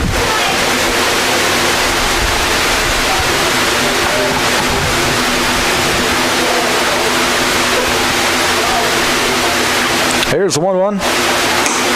Fastball outside, 2-1.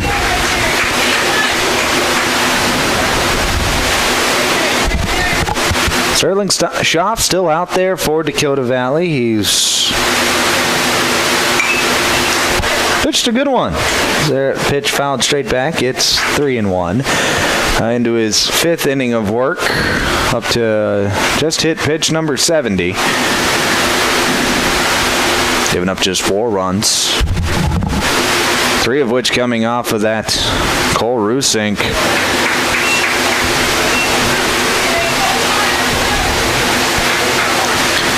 Cole Rusink inside the park home run. Full count pitch. That's going to be up and away. It's a ball. And that'll be a walk to Drake Eastman, and that'll bring up Tad Jaden. Number 13, Tad Jaden.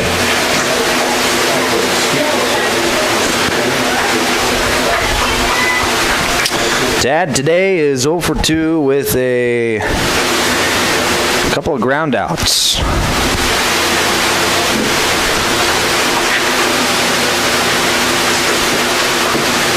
First pitch he sees here is in the dirt. Eastman takes off, and he will be up safely at second base on the wild pitch. Didn't look like he was stealing on the pitch. Looks like he didn't leave until he saw that the ball had already been in the dirt. That's when he decided to take off. So it'll be a 1-0 count now to Jaden. Sees the pitch up. It's 2-0. Right now, Schaff is up to 74 pitches through 4+ innings. Like I said, his pitch count sneaky getting up there. That pitch is outside. It's 3-0. And the only reason it feels like that is because we've had so many different pitchers for Del Rapids tonight. We just haven't seen Schaff pitch that much today. Just because his innings have been quick while the Del Rapids defensive innings have been long. 3-0 pitch. That's going to be low and in, ball 4. That'll be a walk to Tad Jaden, and now that'll bring out the Dakota Valley manager. And, we had kind of saw this from Schaff in his first appearance of the tournament against Milbank on Saturday, where he did not throw very many pitches, and he didn't get very many outs either. He got through, I believe it was an inning and a third, inning and two-thirds potentially in that game. And he threw under his 45 pitches. So in that game against Milbank, Schaff only threw 2 innings, threw 40 pitches, but only 22 of them were strikes. So he's only throwing about half of his pitches for strikes in that game against Milbank Post 9. Tonight, what has he been doing? Schaff has thrown 4 innings, has 4 strikeouts, 4 walks, thrown 76 pitches, 45 of which have been strikes. So he's had a few more strikes tonight than what he did against, a little bit better strike-to-ball ratio, but not much. As the first pitch he throws to Connor Hansen is outside for a ball. Runner takes off, Eastman for third, and he will be up without a throw. Had a big jump on that play. That pitch is outside. It's 2-0. And, part of that is tonight's strike zone has been very tight. Very, very tight. Not anything, really. The umpire's not giving anything off the corners, so the pitchers have really had to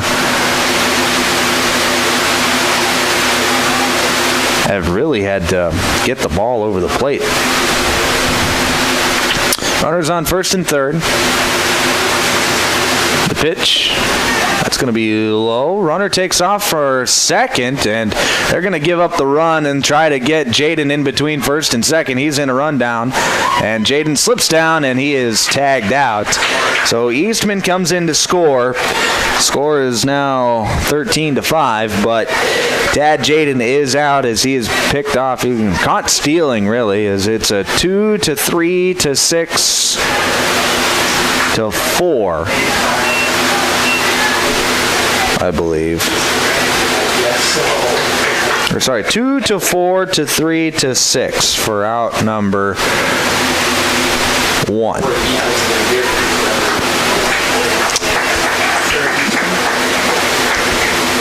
And that'll be a walk to Connor Hansen now. So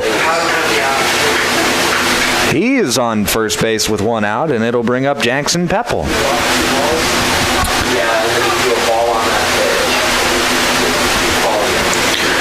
So Jackson Peppel, 0 for 2 today. See what he can do here in the 5th. The first pitch swing lifts it high into the air, and that is going to be out of play, foul ball. Giving chase was the third baseman, Noah Graham, and the catcher, Jack Weesey. And like I said, got out of play, so we will do 0-1 now with Jackson Peppel.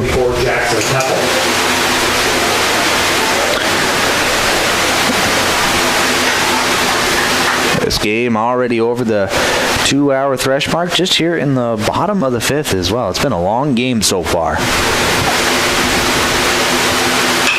There's a swing and a pop-up. And getting behind it and making the catch is Jack Jones for out number 2. So that'll bring up Tommy Lavoie. Lavoie struck out his first time up.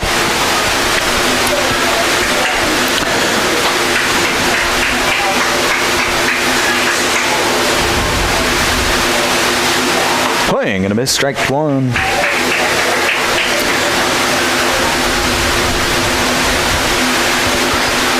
Sun's starting to set here in Milbank. You can kind of see a purple-pink haze among the clouds above the diamond as Lavoie hits this one to third. Fielding it is Graham. Long throw across the diamond in time. Nice play there from Noah Graham to end the inning.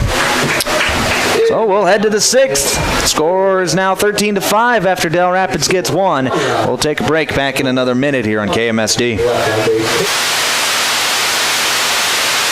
Streaming Dreaming of a getaway? Escape to Schmidt's Landing on beautiful Big Stone Lake. Whether you're casting for walleyes, perch your bass, or just enjoying the stunning view, Schmidt's Landing has something for everyone. Relax in comfortable lakeside suites, or set up your camper or tent for a long weekend. How about spending this summer at your seasonal RV spot? There are also boat and pontoon rentals, plus a fully stocked C-store with bait and licenses. Discover a family adventure or a peaceful retreat at Schmidt's Landing. Visit schmidtslanding.com and like them on Facebook. This summer in Milbank, the crack of the bat and cheers from the stands bring us all together. Whether you're watching your grandkid hustle to first base or catching a game under the lights, Milbank Eye Care is here to help you see it all. No squinting required. From clear glasses to summer shades, they'll help you catch every moment in sharp focus. Swing by to make an appointment for a checkup. Milbank Eye Care. Clear vision, community pride, and baseball memories made sharp.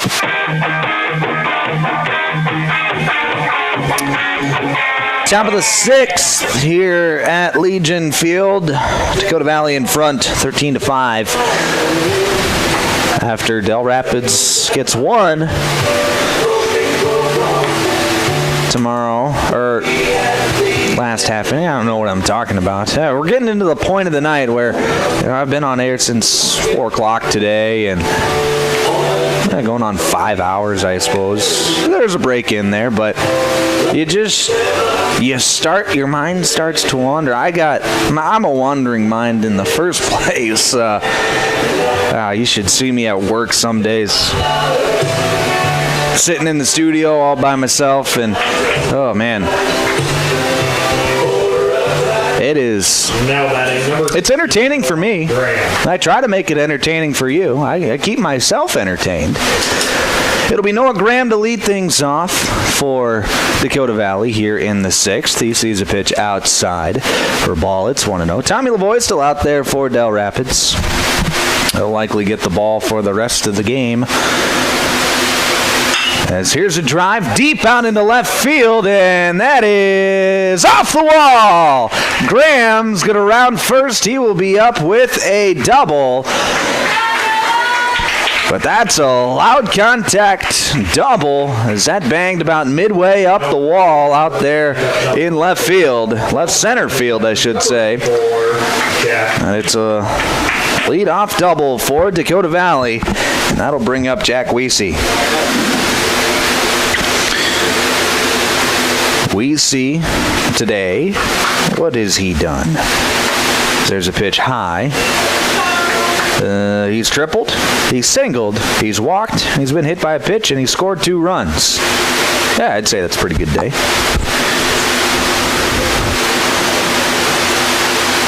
As he hits that one down the third base side, foul. Graham, I think on that last play, I think he might have, on the ball that he hit off the fence, I think he might have thought it was a home run. He kind of started jogging out of the box. I think he felt that it was really good, saw it fly, and maybe thought he had gotten all of it. As Weesey hits one out of play, it'll be 1-2. But he's fast enough, still gets the stand-up double. I think he got about a quarter of the way out of the box, or down the line, and he realized, oh, that's actually not going to leave the yard, and he started to kick it into gear. And he gets up to second base with a double. It would have been a stretch for him to get a triple. As Weesey swings and misses at the slider. Strikeout for Lavoie, and there's one down here in the 6th. I'll bring up Sterling Schaff. Now batting the pitcher, number 8, Sterling Schaff. Schaff today is hit into a fielder's choice, sacrificed, popped out, and walked. Kind of done a little bit of everything. First pitch he sees is a ball. It's 1-0.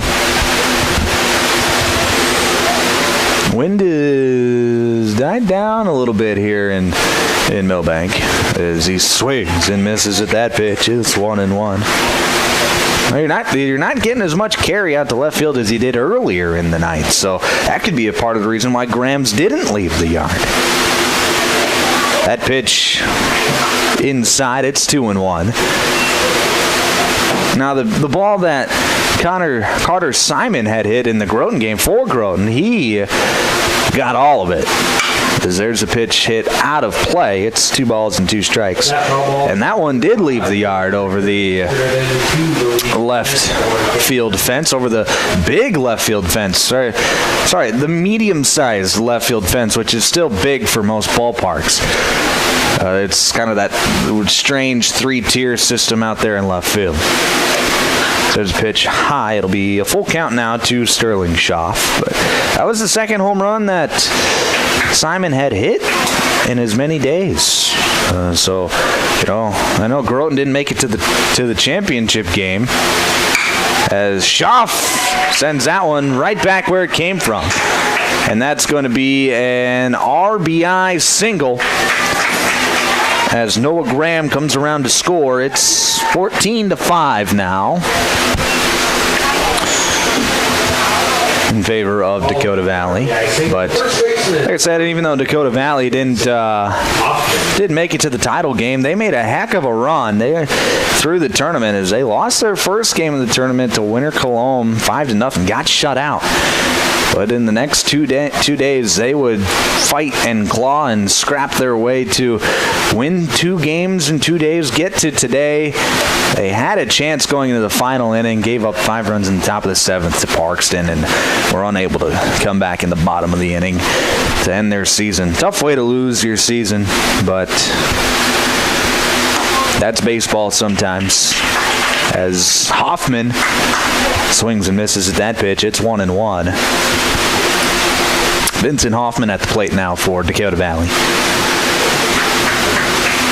There's a 1-1. That's going to be outside. It's 2-1.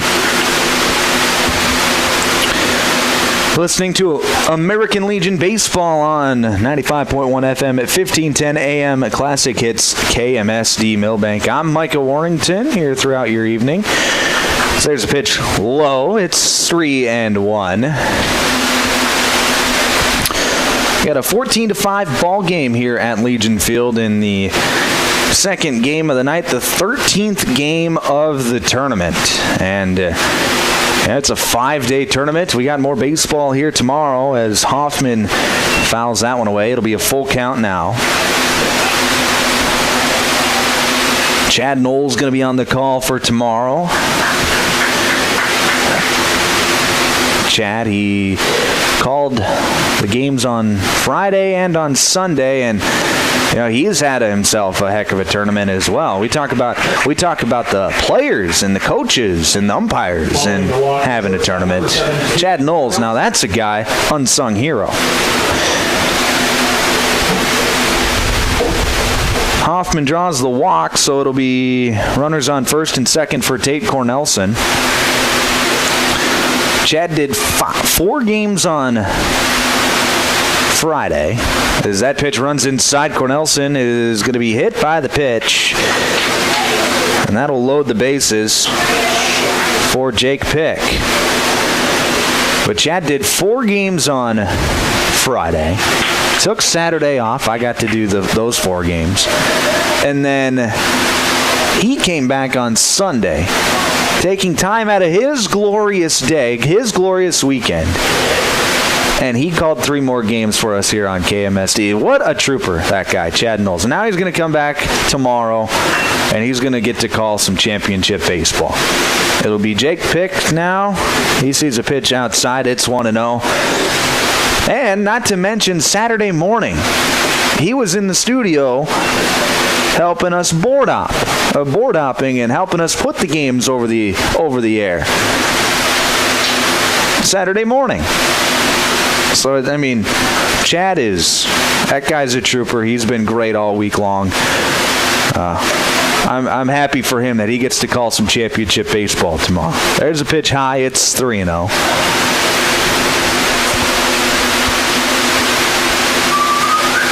I know if he has as much fun as we have listening to him, and he's a pretty happy camper. There's a pitch. There's a pitch in there for a called strike. It's 3-1.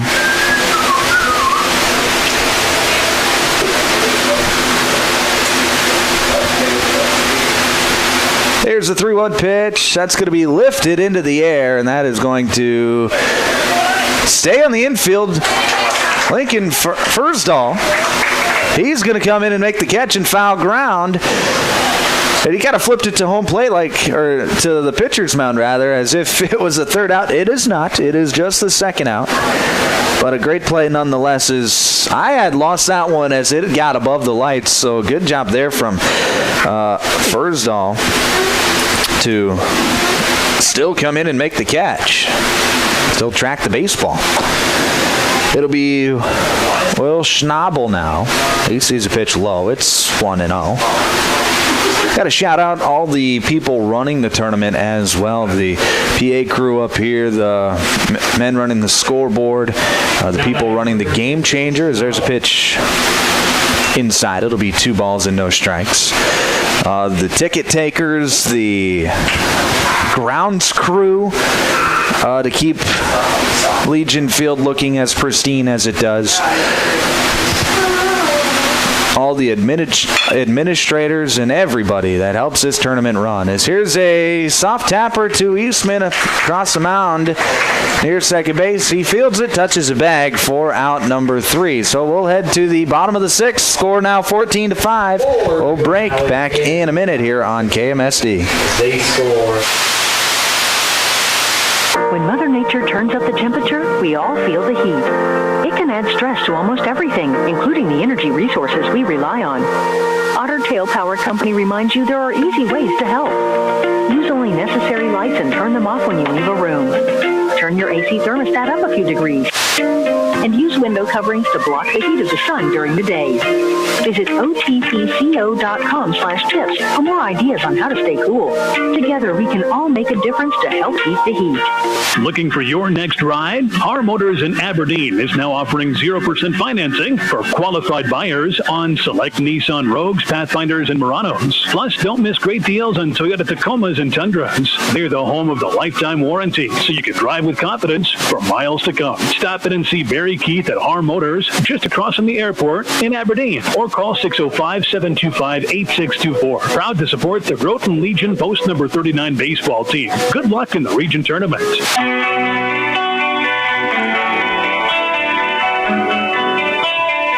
Bottom of the 6th inning here in Milbank. Del Rapids trails Dakota Valley by a score of 14-5. Do it for for Del Rapids. It'll be Fursdahl, Heinz, and Nelson, the 7, 8, 9 hitters in the lineup. It'll be Schaff still out there for Dakota Valley, up to 84 pitches as we start the 6th. As I was before the break, I was giving some thank yous. I want to give another big thank you to Doug back in the studio. He's been there each and every day for the tournament, and he has done a great job getting us in and out of breaks, getting us on the air for here at KMSD. I know he's relatively new to this whole radio thing, but he's done a great job, so thank you very much, Doug. Like I said, he's been doing a great job all week long, and he'll be back tomorrow, it sounds like. So there's a pitch. First pitch to Fursdahl is going to be high. It'll be 1-0. Or maybe he won't be back tomorrow. Maybe Jeff will take that one over, do the one final game for him. I'm not sure how that's all going to work, with it all being during the workday. There's a pitch low. It's 2-0. But if Doug isn't back tomorrow, I'll say this. It is a much-deserved day off. Much deserved, because he's been in the studio each of the last 4 days, taking time out of his sweet day to help us put some games on the radio. There's a pitch on the outside corner called to strike. It's 2-1.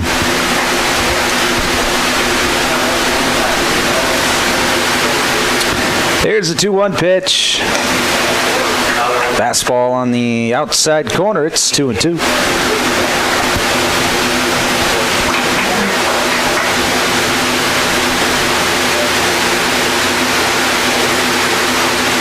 There's a swing and a drive out into right field. That'll get over the outstretched glove of Jack Jones. Firstall. That'll be a base hit for Firstall. There is a man aboard for Jake Heinz. Number 7, Jake Heinz. Heinz today, he singled in his only plate appearance of the day.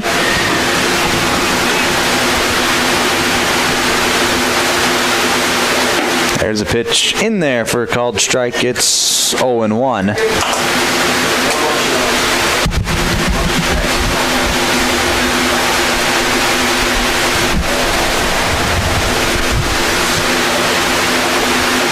Firstall with a conservative leave out there at first as Heinz swings through that one. It'll be 0-2. I just don't want to make any mistakes on the base paths at this venture in the ball game. 91 pitches for Schaff right now. That one's in the dirt. It's 1-2.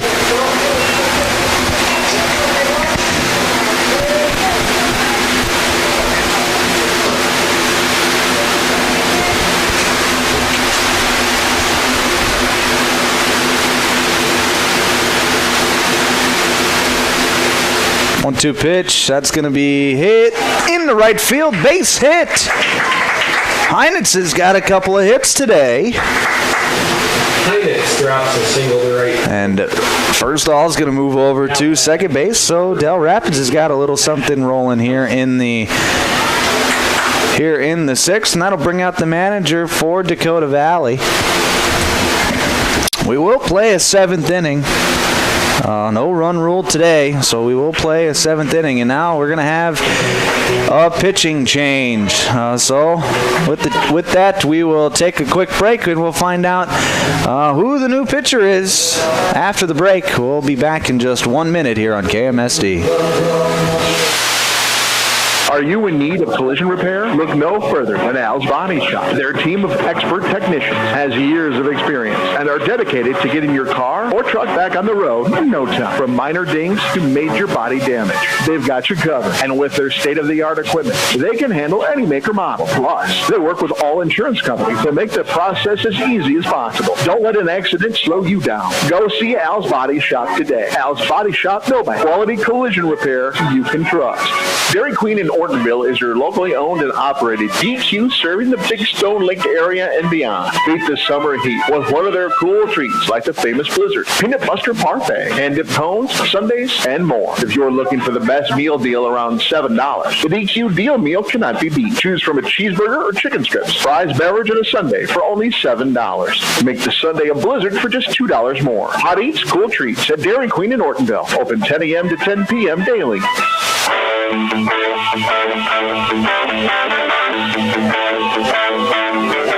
The new pitcher for Dakota Valley is going to be the former first baseman, number 42, Vincent Hoffman. Just a straight switch as Schaff will go out and play first base now. So Hoffman will get the task of getting the final 6 outs of the night tonight for Dakota Valley. He'll have to face Matt Nelson, Cole Rusink, and Drake Eastman, barring a double play, possibly a triple play. Hey, triple play is in order with 2 runners on base, but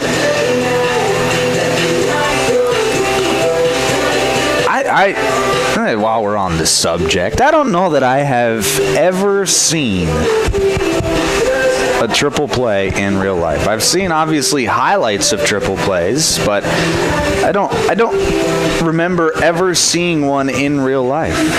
Just one of those rare things. It doesn't happen real often, and if you watch a lot of baseball, it's one of those things where you feel like it's bound to happen at some point, but it's so rare that it just doesn't. As the first pitch to Nelson is in there for a called strike, it's 0-1. Not even in games that I've been watching live on television have I seen one. There's a swing and a miss, strike 2. Just kind of, yeah, I don't know. Just one of those things. I've never watched a no-hitter, even though they happen all the time. It's just one of those right place, right times. As that pitch fouled straight back, it'll be 0-2 again. And my no-hitter, I take that back, actually. This spring, I got to call a no-hitter for B103 when Sisseton was down in Madison playing in the region tournament this spring. Got to call a no-hitter. There's a no-hitter in that game this spring.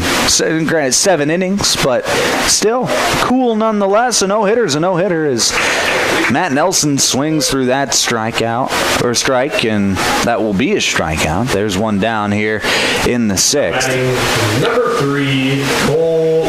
Now it'll be Cole Rusink for Del Rapids. Rusink has already hit an inside the park home run today with 2 runners on base.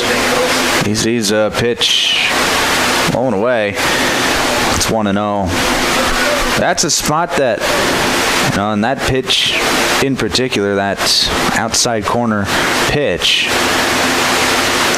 that one's outside. It'll be 2-0. Just hasn't been called a strike from this umpire tonight. He's been consistent with that pitch, but it's a pitch where you see a lot of umpires will give you that call off the edge, but this guy not so much. Rusink pops it up, and that is going to get out of play. It'll be 2 balls and 1 strike. And that's just one of those things with baseball where, at the high school level and probably at the college level too, is always been a part of the game and always probably will be a part of the game. I know at the major league levels, they're trying to do away with umpires. As Rusink hits one into center field, that'll get down for a base hit. Everybody just going station to station as the throw comes into second base. Take it to center field, now batting the shortstop, number 5, Drake Eastman. And now it'll be Drake Eastman with the bases loaded and 1 away.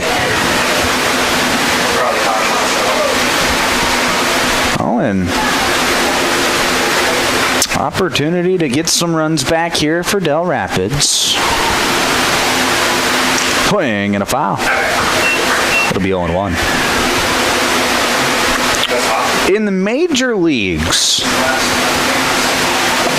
the automatic balls and strikes, the ABS system, is becoming more popular as there's a pitch in the dirt, and that's going to get past Weesey, and a run is going to come in to score as Firstall scores on the wild pitch, making the score 14-6.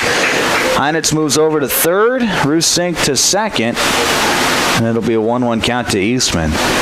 And, my thoughts on the whole ABS system are, I like it. I think umpires at the major league levels have a very difficult job of calling balls and strikes. As there's a pitch low, it'll be 2 balls and a strike. And the strike zone itself is defined in the rule book. It's got a very particular point of how and what should be called a strike. As that pitch is fouled away, it'll be 2 balls and 2 strikes. So if it's something that you can define, then that means that the strike zone is a factual thing. It's so why, and now I know it's been like this since the creation of baseball, and because the technology wasn't there. As there's a pitch in the dirt, Weesey knocks it down. It'll be a full count now to Drake Eastman. Why are we allowing a thing that is up to fact to be judged by an opinion? Because that is all calling balls and strikes is the umpire can say, well, I think it touched the plate, even though it may not have. Or similarly, the other way, as Eastman hits it high and deep to left, it is off the top of the wall. 1 run is going to come around to score. 2 runs will score. Eastman will trot into second with the 2 RBI double. And Drake Eastman, he actually just got robbed of a home run, as that hit would have been a home run had it been about 10, 15 feet to the right, but instead he hit it to the tallest part of the wall, and it banged about 3/4, maybe even 7/8 of the way up the wall, but it banged off the top of the wall. And Drake Eastman's going to roll into second with a double and a couple more RBIs. That'll bring up Ted Jaden. That's pitch outside. It's 1-0. So the score's now 14-8 out there on the scoreboard, and Del Rapids slowly starting to inch their way back. There's a pitch low. It's 2-0. But to finish my thought about the strike zone is, if it's a factual thing, why are we leaving it up to opinion? Especially if we have the technology to make sure that it is correct every single time. And now, traditionalists, as there's a pitch in there for a strike, it's 2-1, will say, because that's the way baseball has been played, it's just part of the game. And to a certain extent, they are correct. So here's a 2-1 pitch. That's going to be fouled back. 2-1. Or sorry, 2-2. But just because it's been part of the game and that's how the game is, doesn't mean that the game can't be changed. We see it with the pitch clock, and a lot of traditionalists saw the pitch clock as a not good thing, as there's a pitch outside and it'll be 3 balls and 2 strikes. But I think if you watch Major League Baseball now opposed to 5 years ago, it's a much more watchable product on television. It's a much more listenable product on the radio. As Jaden fouls a pitch out of play, stays tough with 2. We'll do a full count again. So it's just one of those things where baseball is an evolving sport at the major league level, and you'll have traditionalists say it's evolving in the wrong direction, but you'll have progressive people say, hey, baseball is heading in the right direction. As Jaden draws a walk on a pitch low, it'll be Connor Hansen now for Del Rapids with runners on first and second. And that is just a matter of opinion.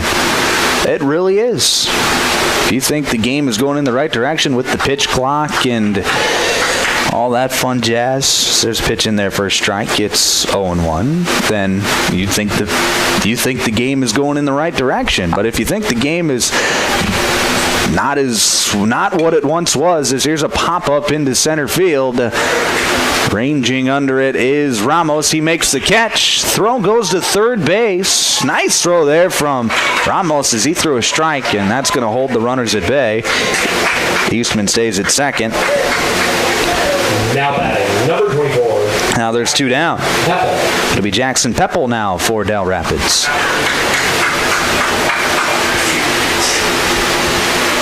It's all just a matter of opinion. And I'm not here to tell you whether your opinion is right or wrong. Your opinion is your opinion. And if that's how you feel, that's how you feel.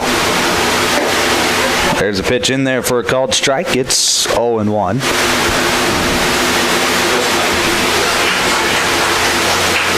I think when it comes to the ABS system, though, I do kind of value the challenge system, as there's a ball hit into left field. That'll get down for a base hit as it sneaks through the left side of the infield. So Peppel gets a single. Bases are now loaded again for Tommy Lavoie. So Del Rapids is, after being down by 9, they've cut the lead down to 6, and they're searching for more. There's a pitch high. It'll be 1-0. But I personally like the ABS challenge system, where you still have the umpire there calling balls and strikes. He's still a part of the game, but a pitcher or a hitter could, one time per at-bat, if he doesn't like a call and he thinks it's going to change the at-bat, as there's a pitch in there for a strike, it's 1-1. could tap their head, call for the ABS challenge. And if they're right, well, they get to keep their challenge for the at-bat, I believe, or it changes the outcome like it does with a normal challenge. And likewise, if you get it wrong, then you kind of just look stupid, especially if you're wrong by a lot. 2-1 to Tommy Malloy. The base is loaded and 2 outs. Here's the pitch. That's going to be across the knees for a strike. It's 2-2. So the deuces are wild out there on the scoreboard. Lavoie in a big moment right now. He's going to lift that one out into right field, giving chase, and making the catch is the right fielder, Jake Pick. Beautiful play by Jake Pick to make the scoop catch on the run, and that is going to end the inning. But Del Rapids, they get 3. Score is now 14-8 on the scoreboard. We'll break back in a minute here on KMSD. Dakota Country Ag Service in Milbank is your local Pioneer seed dealer. Dakota Country is now offering soil testing, and they have winter wheat and rye available. Dakota Country also has inoculants for hay silage, both soluble and dry, and inoculants for baling hay as well. For more information or to schedule an on-the-farm visit, call Paul 605-467-0715 or Riley 605-949-417. Dakota Country Ag Service, your local Pioneer seed dealer in Milbank.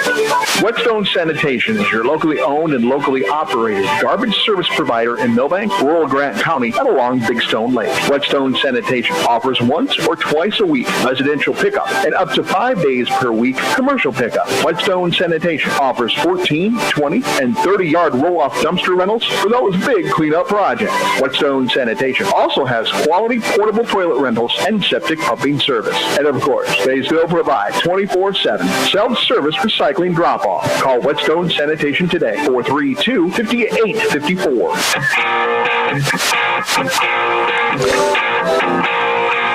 Back here on Classic Hits KMSD.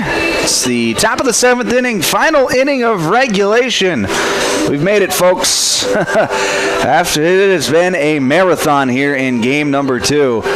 If you're still tuning into this one, thank you and congratulations. You have been a part of what has been my longest broadcast as a broadcaster, I believe. I think this is going on to be the longest single game that I have called. There maybe has been a football game that has been longer, but this has definitely been the longest baseball game I've been a part of. We're approaching 3 hours in this game, as we got started about 6:45. Is the, I believe 6:45 I believe was first pitch. So we're just 15 minutes away from making it 3 hours. It'll be Jack Jones to lead things off for Dakota Valley here in the 7th. First pitch he sees is a strike on the inside corner. It'll be 0-1. Yeah, we've been here since, or at least I've been here since 3 o'clock. There's been people who have been here longer than I have, as that pitch is fouled down the third base side. A lot of people who have been here a lot longer than I have, and credit to those people. They are the true heroes. I'm just a radio guy. I just show up, talk a little baseball, and go home. As here's a drive out into left field, and Jones is going to be retired on the flyout. Nice play there from the left fielder, Jake Heinitz, to get under that ball, and there's one away. Following the lineup, the center fielder, number 22, Grady. And, you know, the way that this game has been played is Ramos steps to the plate for the 6th time tonight. Yes, you heard me correctly. The 6th time in 7 innings. First pitch is high. It'll be 1-0. Only inning he did not get to bat in is the 6th. Is the 6th inning. It was close, though. He was close. Just 2 batters away. Here's 1-0 pitch. That's going to be lifted out to Heinitz in left field. He comes in, and he will make the catch again. Well, Heinitz, a couple of put-outs here in the 7th. We'll bring up Noah Graham. Now batting the third baseman, number 16, Noah Graham. And Noah Graham hit one off the wall his last time up. We'll see what he can do here. Game 2, so this is his second appearance.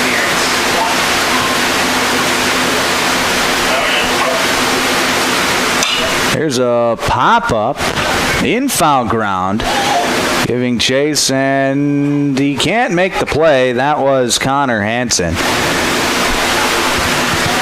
Coming in from his third base spot. Just overran the ball. That can happen every once in a while. He might have not even lost it a little bit. That was sky high. Might have got up above the lights. And if it gets above the lights, it's virtually impossible to see as the lights shine down on the field, not up into the sky.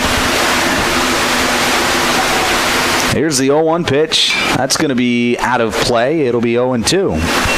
Credit to the kids who were chasing the foul balls and have been chasing foul balls all day long as well, all tournament long. I mean, it's almost a part-time job if you can get here all tournament long and then chase after foul balls. You could really make enough money to set yourself up for the next summer.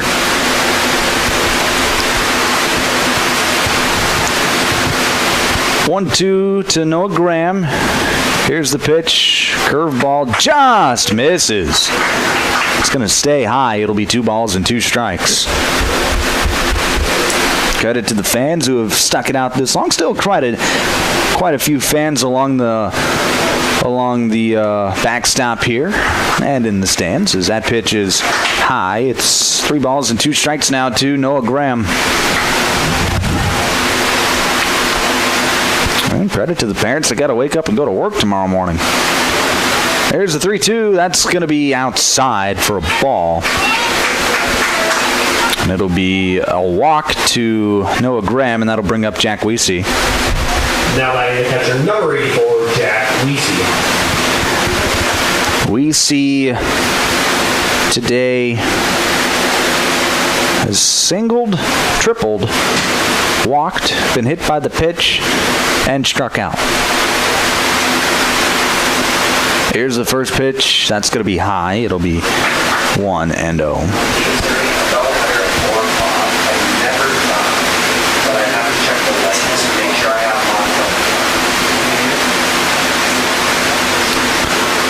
Pitch, fouled straight back. It's 2-0.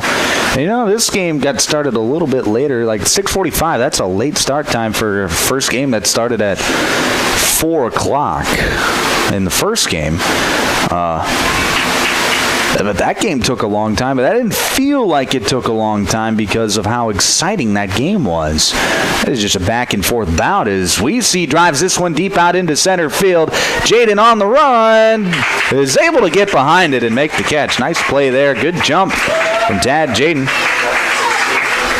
And that'll end the inning. So we head to the bottom of the 7th. Final chance for Del Rapids. They need 6 to keep it going. We'll break back in another minute here on KMSD. No hits. As the temperatures rise this summer, the Millstone Family Restaurant in Milbank has decided if you're melting, we're melting. With their all-new summer menu featuring all things melty. Start with the chicken parmesan melt with crispy chicken, deep-fried mozzarella cheese on toasted Texas toast. Yum! The cheesy taco wrap and elevated super burrito with Monterey Jack cheese sauce. So cheesy. The super quesadilla, a classic cranked up a notch. And the cheeseburger salad just may be your new favorite. If you're melting, we're melting. At the Millstone Family Restaurant, East Highway 12, Milbank. Pro Image Partners. Pro Image Partners. So many reasons why you can turn to us. We'll help you show your pride. You want the best for work or play. We're your one-stop image shop. We'll help you show your pride. ProImagePartners.com.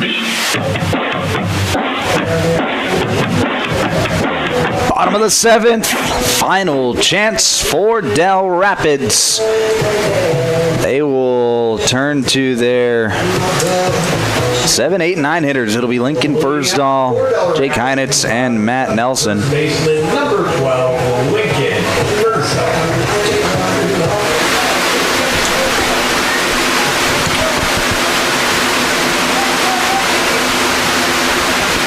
Fursdahl, he led off the last inning with a single. He would later come around to score. He'll see a strike on the outside corner. It'll be no balls and 1 strike. So Noah Graham came in to close out this game. He is up above his 30 pitch threshold, so he will not be available for Dakota Valley tomorrow. It'll be 1-1 to Fursdahl. Here's the pitch outside, 2-1. And that is something that can be a bit of an oversight for these managers, is just pitch counts and where their pitch count where their guys are at in terms of pitch count. Is there's a pitch low, it's 3-1, where how they want to use their pitching staff. That can sometimes be an oversight for some of these managers. Not saying that not having throwing Noah Graham out across 30 pitches is a bad move. I don't know what Dakota Valley has for the rest of their pitching staff and how they want to use it.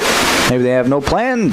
They didn't have any plans to use Graham tomorrow. Batting number 7, Jake Heinitz. As Fursdahl draws the walk. But I've always been an advocate for just leaving your options open. As Heinitz, first pitch swinging, pops it up into the air. Jack Jones behind second base, makes the catch. 4 out. Now batting number 1. Matt Nelson. Now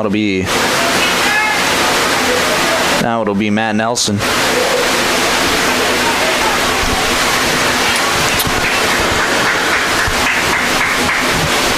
Nelson, left-handed bat. See what he can do. As he sees a pitch high for a ball. It's 1-0.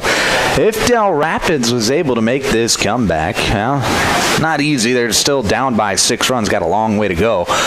But they'd be doing it with a lot of their bench players, their substitutes. As Nelson swings and misses at that, it'll be 1-1.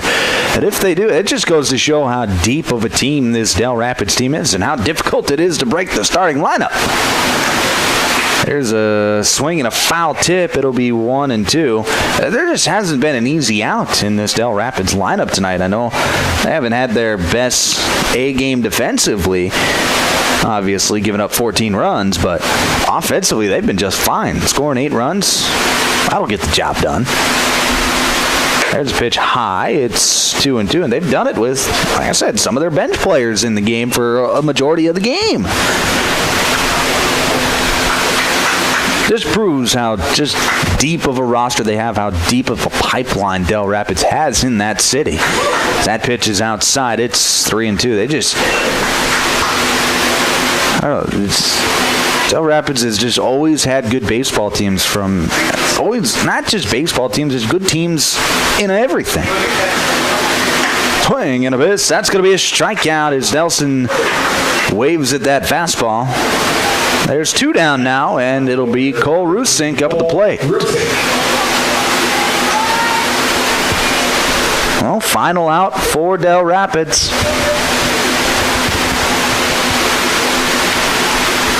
First pitch to Rusink's going to be a fastball, low and away. It's 1-0.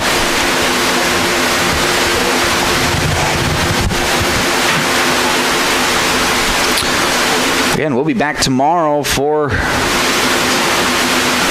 the final day of the Legion tournament as Rusink hits that one out of play. It'll be 1-1. The final day of the Legion tournament is tomorrow. Chad Knoll's going to be on the call. We'll have the first game starting at 1 o'clock. That pitch runs high. It'll be 2-1. Del Rapids down to their final out of the night.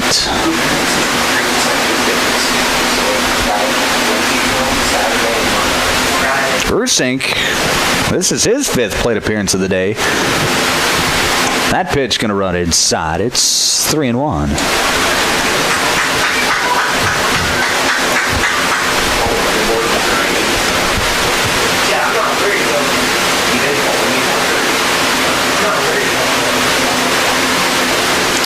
The 3-1, that's going to be lined foul down the third base line. We'll do it again. Or that'll actually push the count to full. Yeah.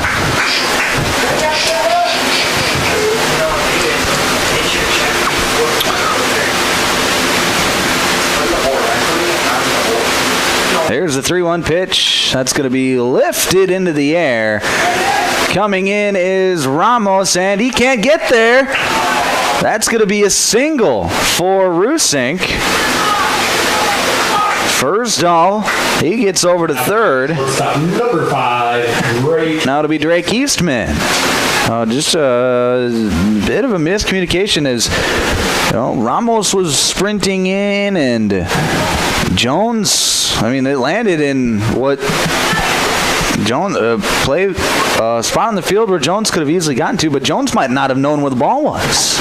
Those pop-ups get above the lights and you lose them. It can be really hard to track them down again as Drake Eastman swings and misses at the first pitch he sees. Here's the 0-1. Fastball just misses. 1-1. Give the umpires a lot of credit. The players, they can go back into the dugout when their team is hitting. They can sit down for a little while. Umpires, they got to stand up for the whole game. They got to give these guys a ton of credit. Here's a tapper out to Cornelson. Cornelson goes to second and gets the out there. And that is the ball game. Dakota Valley, they are going to advance to the title, or the first game of the day tomorrow, not the championship. They got to still play their way into the championship. It'll be Parkston versus Dakota Valley in what will be another doubleheader tomorrow night. We will play a full 15 games in the tournament this year at the Class B American Legion Baseball Tournament. Del Rapids, they will automatically go to that game 15, and they will get home field advantage in that game. Dakota Valley, they will play Parkston tomorrow at 1 o'clock. Again, you can catch all that action here on KMSD. We'll also have our live stream up and running at BigStoneRadio.com. But Dakota Valley, they win this game a score of 14-8. 1 o'clock. Again, 14-8, your final score. Dakota Valley over Del Rapids. It'll be Dakota Valley versus Parkston at 1 o'clock tomorrow afternoon to find out who will play Del Rapids in the winner-take-all championship game in the second game of our doubleheader tomorrow. Again, all that action here on KMSD. I want to thank Doug back in the studio. It's been a long night for him. Thank you very much for being our board op back in the studio tonight. I want to thank our sponsors for being sponsors to allow us to put these games on the radio, and thank you to the listeners. Thank you for tuning in, not just tonight, but all tournament long. One more day. Just hang with us one more day. Chad Knowles will be back for those games tomorrow. All right, for everyone at KMSD, I'm Micah Warrington.